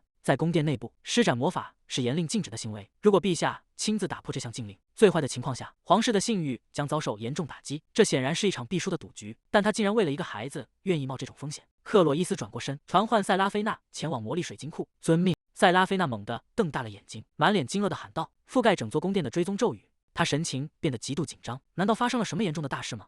难道是？克洛伊斯平静地打断了他的猜测。有个孩子失踪了。塞拉菲娜愣在原地，一时间没反应过来。是的，有个孩子失踪了。什么？克洛伊斯耐心地解释道：“今天来宫殿参观的一名学院学生不见了，因为不知道确切位置，我需要你用魔法追踪他的行踪。”塞拉菲娜有些迟疑，仅仅为了一个孩子，他竟然要动用皇室专属的魔力水晶。如果那些大臣们知道皇帝带头违反宫廷禁令，他们肯定会像往常一样闹个翻天覆地，仿佛已经预见到了那些老臣们诚惶诚恐又喋喋不休的模样。塞拉菲娜看着眼前的皇帝，关于这件事，难道还有什么是我不知道的内情吗？克洛伊斯沉默地注视着他，没有给出任何回应。塞拉菲娜收回目光，好吧，无论真相如何，这对我来说或许是个难得的机会。毕竟，除了现在，我还能在什么时候亲眼见证在宫殿内施展如此大规模的咒语呢？让我来找找看那颗最合适的魔力水晶。突然，他的目光锁定在其中一颗上，找到了。这颗水晶与我的魔力共鸣非常完美，应该可以毫无压力的支撑起覆盖整座宫殿的法阵。克洛伊斯催促道：“很好，那就快点开始吧。”塞拉菲娜捧起那颗翠绿色的水晶，我希望第一次尝试就能成功。如您所知，宫殿内部到处都是干扰，魔力的流动经常会被切断。要是莉莉安能像以前那样在这里帮忙的话，事情就会简单的多了。话音刚落，塞拉菲娜惊恐地捂住嘴巴，糟糕，竟然说漏嘴了。克洛伊斯的脸色瞬间阴沉下来。那是，你刚才到底在说什么？塞拉菲娜吓得语无伦次。我只是……克洛伊斯眼神中透着不容置疑的冷酷。你最好给我一个合理的解释，别以为你曾是我妻子的亲信，我就会对你网开一面。塞拉菲娜深吸一口气，低声解释道：“您知道莉莉安一直以来都有些与众不同，对吧？他陷入了回忆，神情变得有些落寞。也许是因为他的力量能与我的魔力频率产生共鸣。每当莉莉安在身边时，我能感觉到咒语的精准度大幅提升，魔力也会变得异常稳定。塞拉菲那有些懊恼地抓了抓头发，为什么我直到现在才意识到这个事实的重要性？克洛伊斯皱起眉头问道：“为什么以前从未听你提起过？”塞拉菲那无奈地回应道：“因为莉莉安曾特意嘱咐过我，绝对不能告诉陛下。”克洛伊斯追问道：“为什么？”塞拉菲那叹了口气，在经历了一辈子被咒骂为女巫和受尽冷落之后，她大概只是想隐藏自己那不同寻常的能力，甚至连她自己都说，她并不完全理解那股力量是如何运作的。克洛伊斯陷入了长久的沉默。塞拉菲奈不安地观察着皇帝的反应。那个，我也该回主殿去了，我也非常担心那个失踪的孩子。克洛伊斯转过身去准备吧。塞拉菲那如获大赦，立刻回应道：“遵命。”他抱着魔力水晶一路小跑，直到拉开一段距离后，才如释重负地拍了拍胸口。呼，总算糊弄过去了。在空旷寂静的宫殿房间内，艾薇蜷缩在冰冷的地板上，身体因为寒冷而不住地颤抖。好冷，好饿，为什么这种感觉这么难熬？明明和以前经历过的那些相比，这根本不算什么。艾薇闭上眼睛，思绪回到了那段在酒馆度过的日子。酒馆老板娘尖锐的叫骂声仿佛还在耳边回荡。我告诉过你100遍了，你之所以没穿着破烂饿死在街头，是因为我们在森林里捡到了被遗弃的你。所以你到底该听谁的命令？年幼的艾薇缩在墙角，声音颤抖着回答道：“听老板娘的。”老板娘冷哼一声：“现在立刻给我滚去马厩铲马粪。”酒馆里喝酒的客人们有些看不下去：“喂，那孩子才刚学会走路没多久，你怎么能现在就让他干那种活？”老板娘没好气的反驳道：“哼，如果你想多管闲事，不如你出钱来养这个小鬼。”昏暗潮湿的马厩里，艾薇吃力地拖着沉重的铁铲，铲子太重了，我快拿不动了。但如果我不干完，今晚就没晚饭吃了。就在他拼尽全力想要铲起地上的污秽时，手中的铁铲突然变得轻如羽毛。艾薇愣住了，还没等他反应过来，整把铲子带着他整个人猛地向上飞起。哎，哇呀！他惊叫着被带离地面。艾薇推开沉重的木门，小声地说道：“我回来了。”酒馆老板娘立刻嫌恶地捂住鼻子，大声呵斥道：“你身上这是什么味道？你是掉进粪坑里打滚了吗？”老板娘一脸厌恶地挥着手：“别想进屋睡觉，今晚给我滚去棚子里待着，明天一早去河边把自己刷干净。要是敢带进来一个跳蚤，看我不剥了你的皮！”艾薇怯生生地问道：“那我今晚的晚饭呢？”一个干硬的冷馒头被粗鲁地扔在地上，老板娘冷冷地说道：“拿去，关好门，别让野狗溜进来。”艾薇默默捡起沾了灰尘的馒头。虽然大多数人都觉得孤儿院的生活很可怜，但对她而言，那里简直就是天堂。在孤儿院里，她不需要整天干活直到精疲力竭，那里每天都会准时供应3餐，不再是发霉的硬面包或掺水的土豆泥，而是热气腾腾的食物。能遇到院长夫人，真的是她这辈子最大的幸运。回忆戛然而止，艾薇猛地睁开眼睛，发现周围原本漆黑的房间竟然亮起了微弱的光芒。她惊讶地环顾四周，这是一道柔和而明亮的魔法光晕，在半空中缓缓绽放。艾薇从地板上站起身，惊讶地望着窗外，无数道流光在夜空中交织穿梭。那到底是什么？那些光芒仿佛拥有生命，轻巧地穿过窗户的缝隙，像丝绸般在大厅内游走。艾薇紧张地缩起肩膀，难道是幽灵？艾薇下意识地向后退去，她到底要飘到哪里才肯停下？她从未见过这种景象，恐惧感在心中蔓延，光芒缠绕在她的脚踝处，像是在温柔地确认着什么。艾薇紧紧抓着胸前的衣襟，身体微微发抖。就在这时，一个温柔的声音在寂静的房间内响起：“没关系的，他是来找你的。”艾薇愣住了，猛地转过头看向声音传来的方向。哎！他停下脚步，目光落在了墙上的一幅巨大画像上，画像中的女子正静静地注视着他。艾薇有些恍惚地想到：刚才我是听到了声音吗？艾薇呆呆地站在原地，或许是因为那个温柔而抚慰人心的声音，让她原本紧绷的心弦渐渐放松了下来。那光芒轻触着她的指尖，就像一只温暖的手在安抚她的内心，让她不由自主地想要去相信一切都会好起来的。艾薇抬起头，望向大厅尽头那扇紧闭的沉重木门，原本漆黑的门缝中，此刻正透出耀眼而温暖的光亮。他下意识地迈开脚步，朝着那道光芒走去。随着大门缓缓开启，强光瞬间洒满了整个房间。塞拉菲娜捧着发光的晶石，找到了。塞拉菲娜低声汇报，她在肖像画廊里，就在皇宫档案馆内部。急促的脚步声在走廊内回响。艾薇，你在里面吗？艾薇独自站在空旷的房间内，听到声音后吓了一跳，她有些局促地抓紧衣角，看向门口。大门被推开，塞拉菲娜带着随从出现在门口。艾薇看着走近的人群，你好，请问是来找我的工作人员吗？对不起，我不小心迷路，走到了这里，所以错过了机会。塞拉菲娜快步冲到艾薇面前，一把将她举了起来。天啊，她居然这么小！艾薇被举在半空中，显得有些不知所措。亲爱的，你还好吗？你好像有点发烧，这里很冷，对吧？刚才被吓到了吗？魔法发出的强光一定很刺眼。对了，你有没有想过成为一名魔法师？我们的魔法学院……艾薇整个人显得晕头转向，双眼不停打转。随从急忙上前阻拦，并大声喊道：“院长大人！”塞拉菲娜意识到自己的失态，哎呀，抱歉。艾薇呆呆地望着眼前的女子。院长大人，学院的宣传册上说她非常有成就，我一直以为她年纪会会大很多。他稳住情绪，对众人说道：“知道了，我们先回学院再谈吧。”塞拉菲娜单手抱着依薇，剩下的事情明天再处理，你们现在都去休息吧。他低头看向怀里的艾薇，而且现在回想起来，我们找到他的速度确实快得惊人。看来莉莉安的保佑终究还是守护着他。克洛伊斯独自站在窗边，他沉默不语。克洛伊斯背对着众人，独自走向长廊深处。谢天谢地，他看起来没受伤。夜幕降临，学院的建筑在灯火中显得格外静谧。塞拉菲娜抱着依薇走进室内，你们两个，鲁斯卡兴奋地迎上前说道：“哦，你们回来了。”阿塞尔紧随其后，看到你平安无事真是太好了，小鬼。阿塞尔看向院长问道：“院长大人，艾薇还好吗？”他的脸色看起来很苍白。塞拉菲娜回应道：“他在发烧。说实话，你们为什么不先回去？为什么要一直在这里等着？”阿塞尔平静地回答道：“因为我们很担心，这是理所当然的。”艾薇惊讶地重复道：“你们两个在担心我吗？”塞拉菲娜微笑着看他。事实上，我们今天能找到你，全靠他们两个。为了找你，他们甚至在宵禁期间搜查了皇宫，而且我们还撞见了陛下。艾薇疑惑地歪着头问道：“陛下？”塞拉菲娜猛地捂住嘴，神情慌张。等一下，陛下要求我们对他参与搜救的事保密。他尴尬地干笑两声：“是我弄错了，我是在见完皇帝回来的路上撞见他们的，所以才顺便用魔法帮了点忙。”鲁斯卡在一旁附和道：“对，你差点就要在那里被关到明天早上了。”塞拉菲娜将依薇轻轻放在地上，艾薇站稳后，对着眼前的同伴们深深鞠了一躬，说道：“谢谢大家这么担心我。”阿塞尔走上前一步：“艾薇，有一件事我想确认一下。”艾薇抬起头，有些疑惑地看着他。阿塞尔继续问道：“你为什么会一个人待在那里？是不是有人故意把你锁在里面的？”艾薇愣住了。他想起在走廊里遇到的那几名少女，现在回想起来，那些人的举动确实有些可疑，但我不能在没有证据的情况下就指责别人。艾薇摇了摇头，也许我只是看画看得太入迷，忘记了时间。阿塞尔皱起眉头，反驳道：“那是不可能的。”艾薇有些心虚的笑了笑，肯定是我看画太入神了，所以才错过了宵禁时间。阿塞尔沉默地盯着他，真的吗？没有任何让你觉得可疑的地方吗？艾薇避开他的视线，抱歉，我不确定。塞拉菲娜伸手按住艾薇的肩膀，说道：“好了，提问就到此为止吧。”他拉起艾薇的手，仔细查看，你的手刚才看起来有点肿，先处理一下伤口。塞拉菲娜双手汇聚起柔和的光芒，在艾薇面前展示道：“看。”艾薇看着消肿的手，开心地跳下沙发，鞠躬说道：“再次感谢您，院长大人。”塞拉菲娜微笑着回应道：“好了，宿舍就在隔壁，你自己能回去吧？处理过之后，肿胀很快就会消退的。”艾薇大声回答道：“是的。”艾薇挥手向大家告别，塞拉菲娜站在门口挥手致意：“下次见。”随着艾薇的脚步声渐渐远去，房间内陷入了沉默。阿塞尔站在塞拉菲娜身边，他真的以为院长会相信他是意外被锁在里面的吗？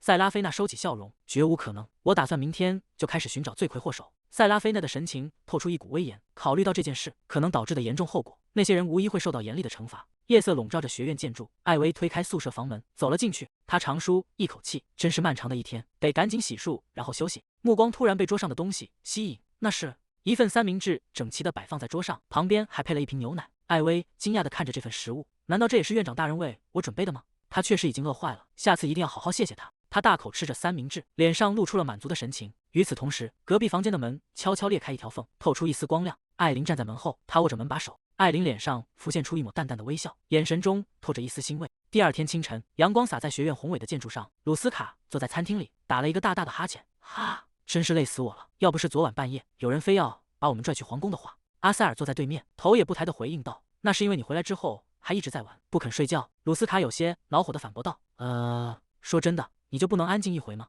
阿塞尔停下手中的动作，嘘，小声点。鲁斯卡愣住了，疑惑地看着他。餐厅的另一角，三名少女正围坐在一起，低声交谈。其中一人神色慌张地问道：“现在该怎么办？”另一人压低声音回答道：“他平安回来了，这才是最重要的。”坐在中间的少女脸色苍白，但是当时只有我们进了肖像画廊，万一那个平民把我们供出来怎么办？同伴试图安慰他，可我们也同样被他耍了呀。就在这时，一个声音突然从他们身后响起：“你们好！”三名少女吓得猛地一惊，脸色瞬间变得惨白。阿塞尔端着餐盘站在桌边，他轻声问道：“介意我也坐在这里吗？”少女们惊恐地瞪大眼睛，语无伦次地回应道：“啊，阿塞尔大人，当然可以，请坐，请坐。”阿塞尔拉开椅子坐下，说道：“谢谢。说起来，昨天的骚动肯定让大家都吓了一跳吧？”坐在对面的少女神色僵硬：“是啊。”阿塞尔垂下眼帘：“我只是希望这件事不要再闹大了，但既然连院长大人都知道了，事情可能会变得非常严重。”少女们面面相觑，其中一人紧张地问道：“哈，院长大人也知道了，那是不是意味着我们真的会受到惩罚？”阿塞尔抬起头：“惩罚？如果情况糟糕的话，你们甚至可能会被开除。”三名少女听到“开除”二字，吓得浑身一颤，脸色瞬间变得惨白。阿塞尔靠在椅背上，仅仅因为一个平民就让学生被开除，这种想法难道不觉得非常荒谬吗？所以我才想尽我所能的提供帮助。少女们低着头，沉默不语。阿塞尔注视着他们。如果你们中有人察觉到了哪怕一点点可疑的迹象，愿意告诉我吗？他眼神坚定地承诺道。我以凯伦家族的名义起誓，我会保护你们的。红发女孩低着头，声音细弱文明。那个阿塞尔大人，真相是我们把艾薇关进肖像馆的。话音刚落，泪水夺眶而出。他抽泣着继续解释道：“不是我们真的想把她关进去，我们是被利莫拉骗了。”身旁的女孩也跟着哭了起来。是真的，利莫拉说他很快就会放艾薇出来的。他说只是想吓唬一下艾薇而已。两个女孩在桌边哭成一团，声音里充满了悔恨。但是事情变得越来越不可收拾，我好害怕。我一直想告诉你。阿塞尔静静地听着，他看着眼前泣不成声的女孩们，平静地开口道：“谢谢你们对我坦诚相待。”女孩抬起头，小心翼翼地问道：“那个关于我们做的这件事，你不会告诉别人吧？”阿塞尔语气温和地回应道：“那个吗？别担心，我以家族的名义承诺过会帮你们，不是吗？”然而，阿塞尔的眼神忽然变得深邃而冷峻。但是，既然你们知道自己做错了事，就必须付出相应的代价。既然你们甚至不打算向当事人正式道歉，那我也没有办法了。女孩们惊恐地僵在原地。阿塞尔迈着稳健的步伐走在长廊上，鲁斯卡紧随其后。看你的表情，似乎已经确定谁是幕后黑手了。阿塞尔微微点头回应道：“是的，果然和我怀疑的是同一个人。”鲁斯卡停下脚步，看着阿塞尔的背影问道：“那你接下来打算怎么做？”阿塞尔停住身形，还能怎么做？我会让他加倍偿还。此时，在学院的另一角，利莫拉正和同伴们聚在一起，他掩着嘴发出一阵得意的笑声。夕阳西下，余晖洒在学院宏伟的建筑上。利莫拉坐在华丽的茶室里，正兴致勃勃地与周围的人谈笑风生。阿塞尔的声音突然响起：“原来你在这里，利莫拉。”利莫拉闻声猛地一惊，利莫拉有些结巴地回应道：“啊，阿塞尔大人。”阿塞尔神情平静地问道：“能不能请你一步，我们单独聊聊？”周围的学生们立刻开始交头接耳，窃窃私语声此起彼伏。天呐，是阿塞尔大人！虽然看起来不像，但难道他们关系很好吗？利莫拉脸上泛起一阵红晕。天呐，好的，那我们去外面谈吧。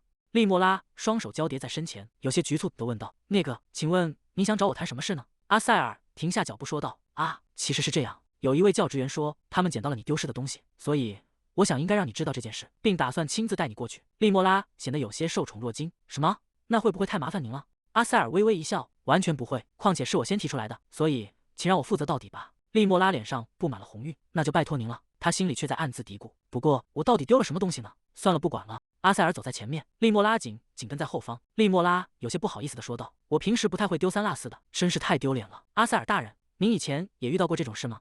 阿塞尔没有回头。谁知道呢？利莫拉愣了一下，刚才那句话听起来冷冰冰的，但他很快摇了摇头，心想一定是自己的错觉。阿塞尔在一扇厚重的木门前停下脚步说道：“我们到了，这里就是教职员办公室，进去吧。”他伸手推开门，侧身让出位置。利莫拉受宠若惊地回应道：“好的，谢谢您特意送我过来。”他毫无防备的迈步走进房间。利莫拉停下脚步，有些不安地问道：“那个阿塞尔大人，这里看起来不像是办公室。”话音未落，身后传来沉重的撞击声，大门被猛地关上并锁死。利莫拉惊恐地转过身，用力拍打着门板喊道：“阿塞尔大人，这是在开玩笑对吧？请快把门打开！”门外传来阿塞尔冷淡的声音：“这种处境，难道不觉得有些眼熟吗？”利莫拉猛地一惊：“什么？您这是什么意思？”阿塞尔隔着门继续说道：“如果你不想一直被关在里面，最好老实交代你犯下的错。”利莫拉心虚地辩解道：“错？您是指艾薇失踪的事吗？如果是那件事，跟我一点关系都没有。我当时其实是想阻止其他孩子的，是真的，请相信我。”阿塞尔站在门外，听着里面拙劣的谎言，你果然直到最后都在撒谎。既然如此，那就没办法了。再见。利莫拉彻底慌了神。阿塞尔大人，等一下，请别走。走廊里渐渐恢复了死寂。利莫拉瘫坐在门边，他真的就这样把我丢在这里了吗？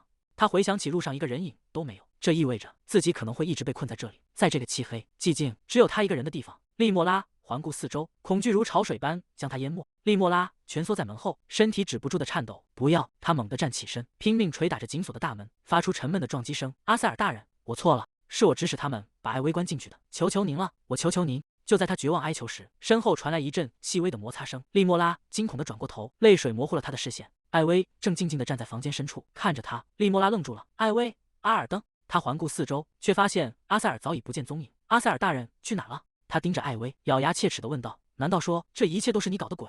利莫拉猛地跨出一步：“你这个家伙，竟然装出一副无辜的样子，利用阿塞尔大人来报复我吗？”利莫拉怒视着艾薇：“你以为我这么好对付吗？就算大家都是平民，你和我也完全不在一个层次上。”他越说越激动，猛地抬起手挥向艾薇：“快回答我，你这个傲慢的小……”就在利莫拉的手掌即将落下时，一只强而有力的手突然从侧面伸出，死死扣住了他的手腕。够了！利莫拉被这股力量带得一个踉跄。放开我！是他先开始的。然而，当利莫拉看清制止他的人时，整个人瞬间僵住了，脸上的愤怒被极度的惊恐所取代。塞拉菲娜院长，利莫拉下的语无伦次。院长大人，不是那样的，这全都是误会。塞拉菲娜冷冷地问道。是吗？那你打算怎么解释你刚才亲口承认的那些话？利莫拉猛地想起自己刚才为了求救，对着紧闭的大门喊出的那些供词。阿塞尔大人，我错了，是我指使他们把艾薇关进去的。他的脸色瞬间变得惨白。利莫拉低着头，泪水大颗大颗地砸在地面上。他抽泣着说道：“是的，是我让他们把艾薇关进去的。我想我当时是因为嫉妒，才在那一瞬间失去了理智。我真的只是想稍微捉弄他一下，我从没想过事情会变成这样。”利莫拉抓住了艾薇的手臂：“艾薇，我错了，请原谅我吧。”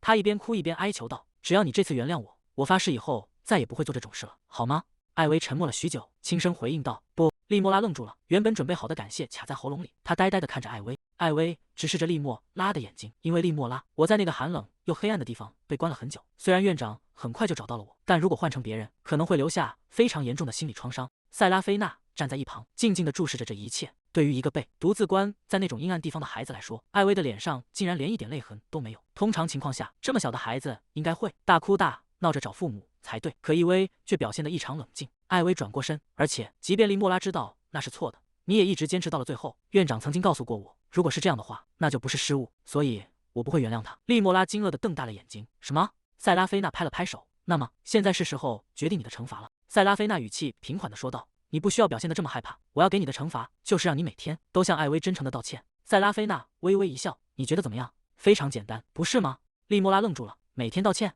不，我宁愿被扣分或者接受其他惩罚。塞拉菲娜面无表情地回应道。你没有别的选择，如果你拒绝，惩罚只会变得更重。他俯视着浑身发抖的利莫拉问道：“你打算怎么做？”利莫拉猛地转身，头也不回地冲出了房间。塞拉菲娜无奈地叹了口气：“我本想按照你的意愿，让这件事和平解决，但我真没想到，他竟然会因为不想道歉而直接逃跑。”阿塞尔推开门走了进来：“艾薇，你的决定还是没有改变吗？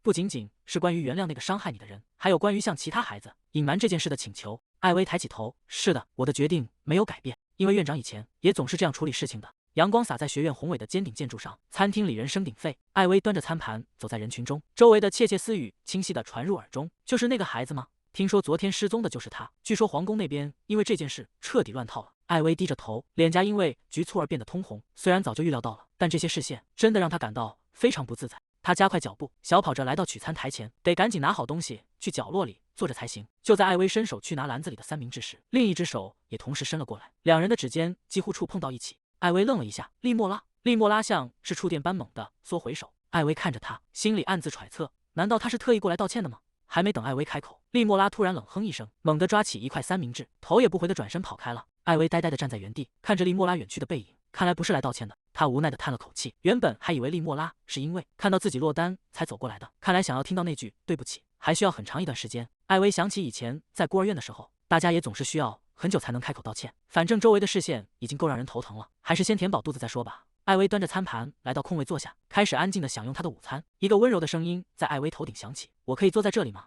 艾薇立刻抬起头回应道：“当然可以。”艾薇惊讶地叫出声来：“啊，艾琳小姐！”艾琳看向她回应道：“你好，艾薇。”艾薇显得有些局促：“啊，艾琳小姐为什么会在这里？您不是应该和朋友们一起用餐吗？”艾琳平静地说道：“没关系，我今天想和你聊聊。”艾薇，我们是室友，但最近都没怎么一起待过。如果你觉得不舒服的话……艾薇连忙摆手喊道：“不，完全没有。”艾薇意识到自己失态了。啊，我不是故意要大声喊的，抱歉，只是我从没想过能像这样和艾琳小姐聊天，我太高兴了，所以没忍住。艾琳微微一笑回应道：“我明白了，你饿了吗？我们先吃饭吧。”艾薇点点头说道：“好的，谢谢您，我要开动了。”艾琳看着艾薇心想，果然和我预想的一样，她真是太可爱了。进入帝国学院的那天，周围充满了嘈杂的议论声。一名学生问道：“艾琳小姐，你觉得谁会成为你的室友？”另一名学生理所当然地回答道：“那还用问吗？肯定是伊兹莉拉小姐，毕竟学校总是把身份地位相近的学生安排在一起。”艾琳径直走向宿舍，推开了房门。她环顾四周，心想：不愧是皇宫级别的设施，连宿舍都非常体面。艾琳走到窗边，从这个房间看出去，花园的景色应该会更好。艾琳猛地睁大眼睛，心跳不由自主地加快。墙上挂着一件极其娇小的裙子，看起来非常可爱。艾琳捂住嘴巴，天啊！那些小衣服到底是给谁穿的？在帝国南部的领土上，也就是艾琳出生并成长的地方，那里的人们体型比其他地区要健壮一些，不准确的说，不是一些，而是非常高大。即便是在10岁的时候，作为家族中最小的孩子，艾琳看起来也比同龄人要成熟得多。南方的孩子们成长得极快，眨眼间就会长高，因此每当南方人看到娇小年幼的孩子时，总是忍不住会倾注无限的宠爱。作为家里的老幺，艾琳从小就在这种溺爱中长大。或许正因如此，他的性格变得有些骄纵。在宏伟的家族宅邸内，传来了严厉的质问声：“艾琳，你是不是又把罗马家族的二少爷送进医务室了？”伊内斯坐在沙发上：“艾琳，你能告诉姐姐为什么要这么做吗？你不仅动手打了他的脸，甚至还踢了那个地方。”艾琳沉默了一会儿：“是他先踢我的。”伊内斯叹了口气说道：“我明白了，那你打他的脸就行了，为什么要往他两腿之间踩呢？”艾琳愤怒地大喊道：“因为他掀了我的裙子，所以我必须确保他再也不敢动那种念头。”父亲严肃地训斥道：“你也不能随便对其他孩子动手。”他愣了一下：“你刚才说什么？”伊内斯紧握双拳，愤怒地低声自语：“那个小混混竟然敢！”父亲转头看向大女儿说道：“伊内斯，你过来一下。”伊内斯回应道：“好的，父亲。”两人开始低声商议。艾琳疑惑地看着他们。伊内斯凑在父亲耳边小声说道：“等我处理完他，他这辈子都没脸再出现在这里了，而且我会让他连学校都待不下去。”父亲和伊内斯同时转过身，对着伊琳竖起大拇指说道：“总之，这件事我们会亲自处理好的。”艾琳一脸茫然地问道：“啊，怎么处理？”父亲语重心长地说道：“但是艾琳，最近你惹麻烦的次数越来越频繁了，这是我们不能忽视的问题。现在大家都很怕你，所以家族决定你可能需要一个全新的环境，开始新生活。”他拿出一份文件递给艾琳：“来看看这个。”艾琳接过文件，看清上面的字迹后惊呼道：“这是什么？帝国学院的录取通知书？”伊内斯笑着说道：“没错，那就是你要去的地方，我已经替你申请好了。”艾琳难以置信地喊道：“你申请的？你这个叛徒！”伊内斯收起笑容：“艾琳，虽然你现在看起来什么都不缺，但你需要朋友，而且在首都建立一些人脉，对你也没有坏处。”艾琳咬牙切齿地瞪着姐姐说道：“所以这才是你的真实目的吧？”伊内斯摆摆手笑道：“朋友不就是人脉吗？这一石二鸟多好啊！”伊内斯继续说道：“你已经10岁了，应该开始像个真正的特林斯家族成员一样行事了。”艾琳低下头：“我知道，但是作为特林斯家族的一员，意味着必须为了家族的利益履行职责。这个时代通过商业积累了巨大财富与权力的家族，要求每一个孩子都必须遵循一条经过严密计算的道路，那是一条与他们的能力和地位完全匹配的路径。”父亲说道：“你之前不是一直说讨厌那些关于你将成为皇太子妃的传闻吗？这正是澄清那些谣言的绝佳机会。”艾琳坐在椅子上回应道：“既然你提到了，没错，我只参加过一次社交活动，结果就传出了我想当皇太子妃的流言，明明连皇太子的影子都没见到，就算把那个令人窒息的位置送给我，我也绝对不会接受。”就这样，艾琳半推半就地来到了帝国学院。她看着房间里那些精致小巧的衣物，我真的没想到我的室友会是这么小的孩子，他一定超级可爱。这时，门外传来了几名女生的议论声。哦，看来已经有人占了这间房，但这些破烂是怎么回事？看起来脏兮兮的，显然是平民的衣服。有人附和着笑出声来，说：“真的吗？平民怎么可能成为艾琳小姐的室友？”艾琳听着这些刺耳的话语，脸色瞬间阴沉下来。你们这些人……就在这时，宿舍的大门被推开了，一个娇小的身影站在门口，正怯生生地望着屋里。艾琳心跳加速地看着对方，心想：看来我的室友到了，但是他看起来是不是太小了点？他小声自我介绍道：“我是艾薇·阿尔登，来自埃兰城。”艾琳看着眼前的艾薇，内心疯狂地呐喊着：世界上怎么会有这么娇小可爱的孩子存在？而且他的名字竟然叫艾薇，简直太可爱了！尽管内心已经彻底沦陷，艾琳表面上依然努力维持着冷静与庄重。她仔细打量着艾薇，眉头却渐渐皱了起来。等等，她为什么这么瘦？艾琳注意到艾薇局促地抓着衣角，那双小手看起来纤细得过分，头发也显得有些干枯毛躁。这难道是受虐待的迹象吗？艾琳心头一紧，如果是这样的话，我必须帮帮她。艾琳猛地走上前：“你待过的那个孤儿院，难道让孩子们挨饿了吗？”艾薇被吓了一跳，急忙大声反驳道：“不是那样的，我们的院长绝对不会做出那种事，他是世界上最善良、最伟大的人。”周围的学生们被艾薇突如其来的喊声惊呆了。“你竟敢对艾琳小姐这么大声说话，我还以为你起码懂点基本的礼貌呢。”艾琳愣在原地，心中懊恼不已。糟糕，我一定是说错话了。旁观的学生们变本加厉地嘲讽道：“这就是为什么平民不属于这里，快道歉，立刻向艾琳小姐道歉，否则……”艾琳内心焦急万分，该死，这样下去不行，我得赶紧让这些女孩离开这里。艾琳环视四周，找了个借口继续说道：“这么多人挤在这么小的房间里，感觉有点闷，我想出去走走。”围观的女孩们立刻换上一副讨好的面孔：“啊，我正好也这么想。艾琳小姐，我马上带您去参观。您还没见过这所学院有多大呢。”艾琳在众人的簇拥下走出房间，经过艾薇身边时，她微微侧过头。艾琳心想：之后我一定要好好向她道歉。然而，事情的发展超出了所有人的预料。第二天，艾薇在户外教学活动中失踪了，我甚至还没来得及和她好好说上一句话，更别提道歉了。艾琳陷入了深深的自责，都是我的错。作为室友，我本该多关注她一点的。照这样下去，我永远也不可能交到真正的朋友。艾琳抬起头，嘿，艾薇。艾薇猛地一惊，什么？艾琳看着她认真的说道：“我想向你道歉。”艾薇愣住了，为了什么？艾琳垂下眼帘，那天我对你的孤儿院妄下定论了，我听过一些不好的传闻，所以产生了误解。我绝不是想要侮辱那些真心关爱护你的人。艾琳语气诚恳，真的很抱歉。艾薇轻声的喃道：“艾琳小姐，其实每当我告诉别人我来自孤儿院时，他们总是用怜悯的眼神看着我。那种眼神总是让我感到很难受。明明院长已经为我们尽了最大的努力。艾薇低下头，声音有些颤抖。可我那天竟然对他说了那样的话，他一定被我伤透了。也许他永远都不会原谅我了。但是，艾薇抬起头，脸上绽放出灿烂的笑容。你是第一个因为这种事向我道歉的人，非常感谢您，艾琳小姐。艾琳看着艾薇，心中一阵悸动。艾薇继续说道，还有，也要谢谢你昨天做的事。休息室里的食物是你准备的吧？艾琳有些惊讶地问道。你怎么知道的？艾薇笑着回应道，嘿嘿，是工作人员告诉我的。他们说你听说我被找到了，就急匆忙忙跑开了，但走之前特意给他们留下了具体的吩咐。艾琳有些不好意思地低下头，原来是这样。你失踪的时候，我真的很担心你，我一直在想，会不会有什么可怕的事情发生在你身上。艾琳脸颊微微泛红，毕竟你看起来那么小，又那么可爱。我不是那个意思。艾薇看着艾琳慌乱解释的样子，忍不住笑出声来。艾薇心想，我一直觉得艾琳小姐就像童话里那种优雅成熟的公主，没想到她还有这么温柔可爱的一面。两人坐在餐桌前，气氛变得轻松而融洽。艾琳开口问道，那么回到刚才的话题。就在这时，艾薇突然看向门口，兴奋地挥手喊道，早上好，鲁斯卡大人。鲁斯卡走进了餐厅，嗨，这里正好有2个空位。鲁斯卡端着餐盘对阿塞尔说道，阿塞尔，我们也坐这儿吧。阿塞尔简短地回应道，好。阿塞尔走到桌边坐下，早上好，艾薇。艾薇礼貌地回应道，早上好，阿塞尔大人。坐在一旁的艾琳双手抱胸，神情显得有些不悦。鲁斯卡看向艾琳问道，说起来，你是特林斯家族的人吧？你叫什么名字来着？艾琳的眼神瞬间变得冰冷。我真的有必要报上全名吗？鲁斯卡被这股寒意吓得缩了缩脖子。嘿，这儿怎么还有一个像你这样的小鬼？艾薇有些困惑地心想，哎，为什么感觉大家都在盯着我们看？餐厅里的学生们纷纷侧目，低声议论着这奇怪的组合。深夜的学院宿舍内，艾琳和艾薇并排坐在床上。艾琳看着窗外的月色说道，说起来，明天就要开始选课了。艾薇，你决定好选哪些课了吗？艾薇有些纠结地回应道，其实我还在考虑，虽然有很多感兴趣的课程，但第1学期只能选6门。艾薇转头看向艾琳问道，艾琳，你是怎么决定的？艾琳平静地回答道，我的课程是家里人帮我选好的，所以我不需要担心这些，只要挑选教授就行了。艾薇显得有些惊讶，真的吗？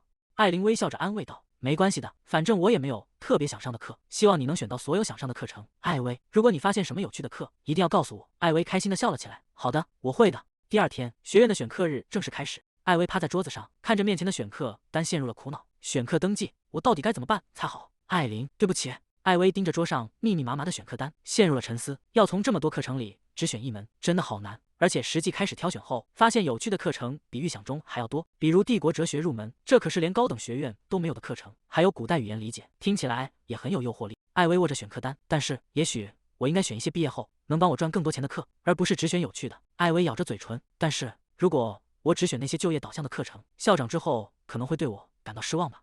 艾薇猛地拍了一下桌子，下定了决心，好，那就选3门我真正想上的，再选3门能帮我赚大钱的。艾薇看着选课单，松了一口气，现在只剩下最后一项了，数学。他看着单子上那一长串的名字，数学课的教授居然有这么多，大概是因为这是必修课吧。就在这时，学院的钟声突然响起，艾薇吓了一跳，他抓起选课单，急匆忙忙地跑向门口，剩下的之后再想吧。教室内，教授合上教案说道，好了，今天的课程就到这里，别忘了为明天的选课做好准备。学生们纷纷回应道，好的。下课后的餐厅里，利莫拉独自站在取餐台前，心里充满了不忿。这种每顿饭都只能一个人吃的凄惨场景，到底要持续到什么时候？甚至连那些家伙现在都开始躲着我了。利莫拉低头走向座位，还是赶紧吃完回宿舍吧。突然，一阵欢快的笑声引起了他的注意。利莫拉停下脚步，转头看向不远处的餐桌，在那张桌子旁，艾薇正和阿塞尔、艾琳坐在一起，鲁斯卡正对着阿塞尔调侃道：“怎么，坐到别的地方就会让你受伤吗？这可不是为了你，是为了艾薇。”艾薇笑得十分灿烂，能和你们3个人一起吃饭，我真的好开心。利莫拉躲在柱子后面，艾薇，你倒是过得很滋润啊，因为你，我现在做什么都要看别人的脸色。利莫拉看着艾薇与阿塞尔亲近的样子，心中的嫉妒愈发强烈。一个孤儿院出身的家伙，凭什么敢表现得这么大胆？那个位置本来应该是我的。利莫拉咬紧牙关，我不能永远这样讨好他们。如果想要扭转现在的局面，我必须找到艾薇的弱点。他悄悄跟在艾薇身后，心中已经有了计划。没错，比如我要抓到他利用阿塞尔大人和艾琳大人的名义去讨好教授们的证据。利莫拉露出了得意的笑容，真是完美的计划。他不过是个没有任何背景的平民，肯定会做出那种勾当。利莫拉陷入了美好的幻想，只要我能彻底让艾薇闭嘴，我就先申请和他换宿舍，然后顺理成章地和艾琳大人建立起深厚的友谊。突然，走廊拐角处传来一声惊呼，利莫拉猛地停下脚步，躲在墙后观察。前方的大厅里，艾薇跌坐在地上，2名高年级的女生正站在她面前。哎呀，你没事吧？你应该看清楚路再走的。艾琳大人为什么要理会你这种可怜的孤儿？换作是我，只会把你当成女仆对待。利莫拉躲在门后，看着这一幕，感到十分震惊。什么？这也太过分了！艾薇默默地从地上爬起来，拍了拍裙子上的灰尘，低着头走开了。她看起来并没有反驳，只是安静地承受着这一切。利莫拉看着艾薇离去的背影，她怎么能表现得像没事人一样？难道她每天都在遭受这种欺凌吗？真是个笨蛋！如果我是他，早就跑去向艾琳大人或者阿塞尔大人告状了。利莫拉转身离开。算了，这又不关我的事，不是我的问题。就在这时，利莫拉停下脚步，低头看向地面。天呐，看看这个！你包里平时到底都装了些什么东西？高年级女生拎起沉重的书包，真无聊，全是书。就是因为背这种东西，你才长得这么矮小吗？艾薇小声哀求道：“请把书包还给我。”女生发出一声嗤笑，快看她瞪人的样子，一个孤儿院出身的家伙，竟敢表现得这么傲慢。周围响起了一阵刺耳的讥笑声。艾薇低着头站在走廊中央，双手紧紧攥着裙角，脑海中浮现出自己曾经被训斥的画面。那些人也曾这样对她说：“孤儿院出身的人就该老老实实待着，别以为自己了不起。”回答我，你是不是觉得自己很特别？利莫拉咬紧牙关，她看着艾薇沉默的样子，仿佛看到了曾经那个无力反抗的自己。高年级女生继续变本加厉地呵斥道：“像你这种人就该保持安静，那才是你对别人最大的帮助。别再到处乱晃，认清你自己的身份。如果你听懂了，就给我回答。”艾薇，阿尔登。艾薇愣住了，下意识地转过头去。利莫拉从阴影中走出来，原来你在这里，我到处在找你。利莫拉径直走向三人，艾琳大人刚才一直在找你。听到艾琳的名字，两名高年级女生猛地一颤，原本嚣张的气焰瞬间消失，脸上露出了惊恐的神色。利莫拉双手叉腰，话说回来，你们刚才在做什么？你们该不会是在欺负艾琳大人的室友吧？两名女生连连摆手否认道：“当然没有，我们只是看到她摔倒了，扶她起来而已。”其中一人急忙将书包塞回艾薇怀里。“诺，这是你掉的包。”两人一边后退一边心虚地说道。“那我们就先走了。”看着他们落荒而逃的背影，利莫拉没好气地哼了一声。艾薇抱着书包，有些局促地看向利莫拉说道：“利莫拉，谢谢你帮了我。”利莫拉猛地转过头去，没好气地回应道：“省省吧，别谢我，我只是看不下去你像个白痴一样被欺负。”他越说越激动。“等一下，你为什么就那样忍着不还手？就是因为你这种态度，那些贵族才会一直瞧不起你。”艾薇被吓得缩了缩脖子。其实比起以前在高级学校受到的欺凌，这根本不算什么。虽然校长已经惩罚过那两个扔东西的坏女孩了，但她还是有些后怕。艾薇低下头继续说道：“他们毕竟是艾琳大人的朋友，所以我才忍下来的。”利莫拉听完愣住了。“所以你不仅是傻，还是个彻头彻尾的笨蛋吗？”利莫拉朝走廊另一头走去。“总之以后离那些女生远点，虽然这轮不到我来说，我的意思是，如果再有平民像这样惹出麻烦，可能会影响到其他人的评价。”艾薇站在走廊里，看着利莫拉离去的背影，脸上露出了灿烂的笑容。看来和利莫拉的关系很快就能好起来了，真是谢天谢地，终于可以稍微放松一下了。艾薇推开宿舍的门，突然想起了一件重要的事。对了，选课登记。她重新拿起那张选课单，我还是没选好数学教授。艾薇盯着名单看了一会儿，最后决定不再纠结，干脆就选名单上的第一个人吧。反正这些教授应该都很厉害。他拿起笔，在选课单上郑重地写下了名字。填好之后，艾薇一路小跑来到教务办公室，轻轻敲了敲门。艾薇推开门说道：“你好，我是来提交选课表的。”办公室里的老师转过头回应道：“哦，是艾薇啊，直接把表格放在前面的抽屉里就行了。”艾薇乖巧地放好表格，老师微笑着补充道：“希望你能喜欢接下来的课程。”艾薇用力地点了点头：“是的，我真的非常非常期待。”办完手续后，艾薇轻快地走出办公室，消失在走廊尽头。艾薇离开后，两名女生垂头丧气地走进教务办公室，其中一人抱怨道：“哎，其他课我都能应付，但为什么数学偏偏是必修课啊？就是说啊，我昨晚为了选课熬了一整夜。”老师抬头看向他们说道：“你们也是来交选课表的吗？仔细检查一下名字，然后放进抽屉里就行了。”两名女生齐声应道：“好的。”就在放表格的时候，其中一名女生无意间瞥到了抽屉里最上面的那张表，她愣了一下，发出疑惑的声音：“哎！”她指着表格惊呼道：“天啊，居然有人选了马勒斯教授的数学课！”同伴凑过来，满脸不可思议地问道：“什么？真的吗？那位教授在学院里可是出了名的，听说他脾气非常古怪，而且讲课内容难得离谱。”女生继续感叹道：“到底是谁这么疯狂，竟然敢报那个恐怖教授的课？大概是填错了吧。只要是稍微有点天赋的学生，肯定都听说过那个传闻。”开学的第一天，学院里到处是学生们交谈的声音。两名学生并肩走在走廊上，其中一人兴奋地说道：“第一节课真是让人期待。”另一人问道：“你要去上哪门课？”“我选了哲学课，但我现在觉得选错了，要是能换一门就好了。”艾薇走在后面，听着他们的对话，心跳不由自主地加快。“我要去上马勒斯教授的数学课。”艾薇轻快地跑下台阶。“第一节课就是我最喜欢的科目，我有预感今天一定会很顺利。”他穿过拱门，哼着小调走在校园的小径上。等见到教授以后，我要请教他这个问题，还有那个问题。几分钟后，艾薇停下脚步。“等等，教室比我想象中要远得多。”他低头看了看地图，在地图上明明没这么远。幸好我出门早。艾薇继续向前走去，来到了学院最边缘的地带，东翼23号楼。东翼23号，艾薇看着眼前的房子，确信地说道：“一定就是这里了。”但是艾薇站在建筑前，这里感觉和主教学楼完全不同。她缓缓推开了沉重的大门，难道我找错地方了？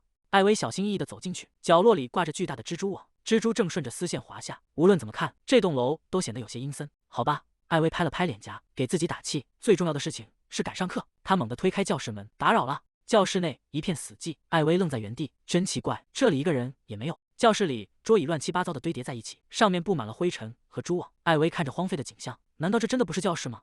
她的目光落在前方的黑板上，眼睛亮了起来。哦，黑板上写着字，黑板的最上方清晰的写着马勒斯数学，所有想要选修本课程的学生必须在下次上课前解出高等数学中的全部500道题，这是参加讲座的前提条件。艾薇呆住了，下次上课就在2天后，他们竟然要求在2天内解出500道题吗？艾薇用力攥紧书包带，指节因为过度用力而微微泛白。我想，这就是帝国学院学生必须面对的挑战吧。他深吸一口气，眼神变得坚定起来。我绝对不能落后。艾薇整个人燃起了斗志，我一定会把每一道题都解出来的。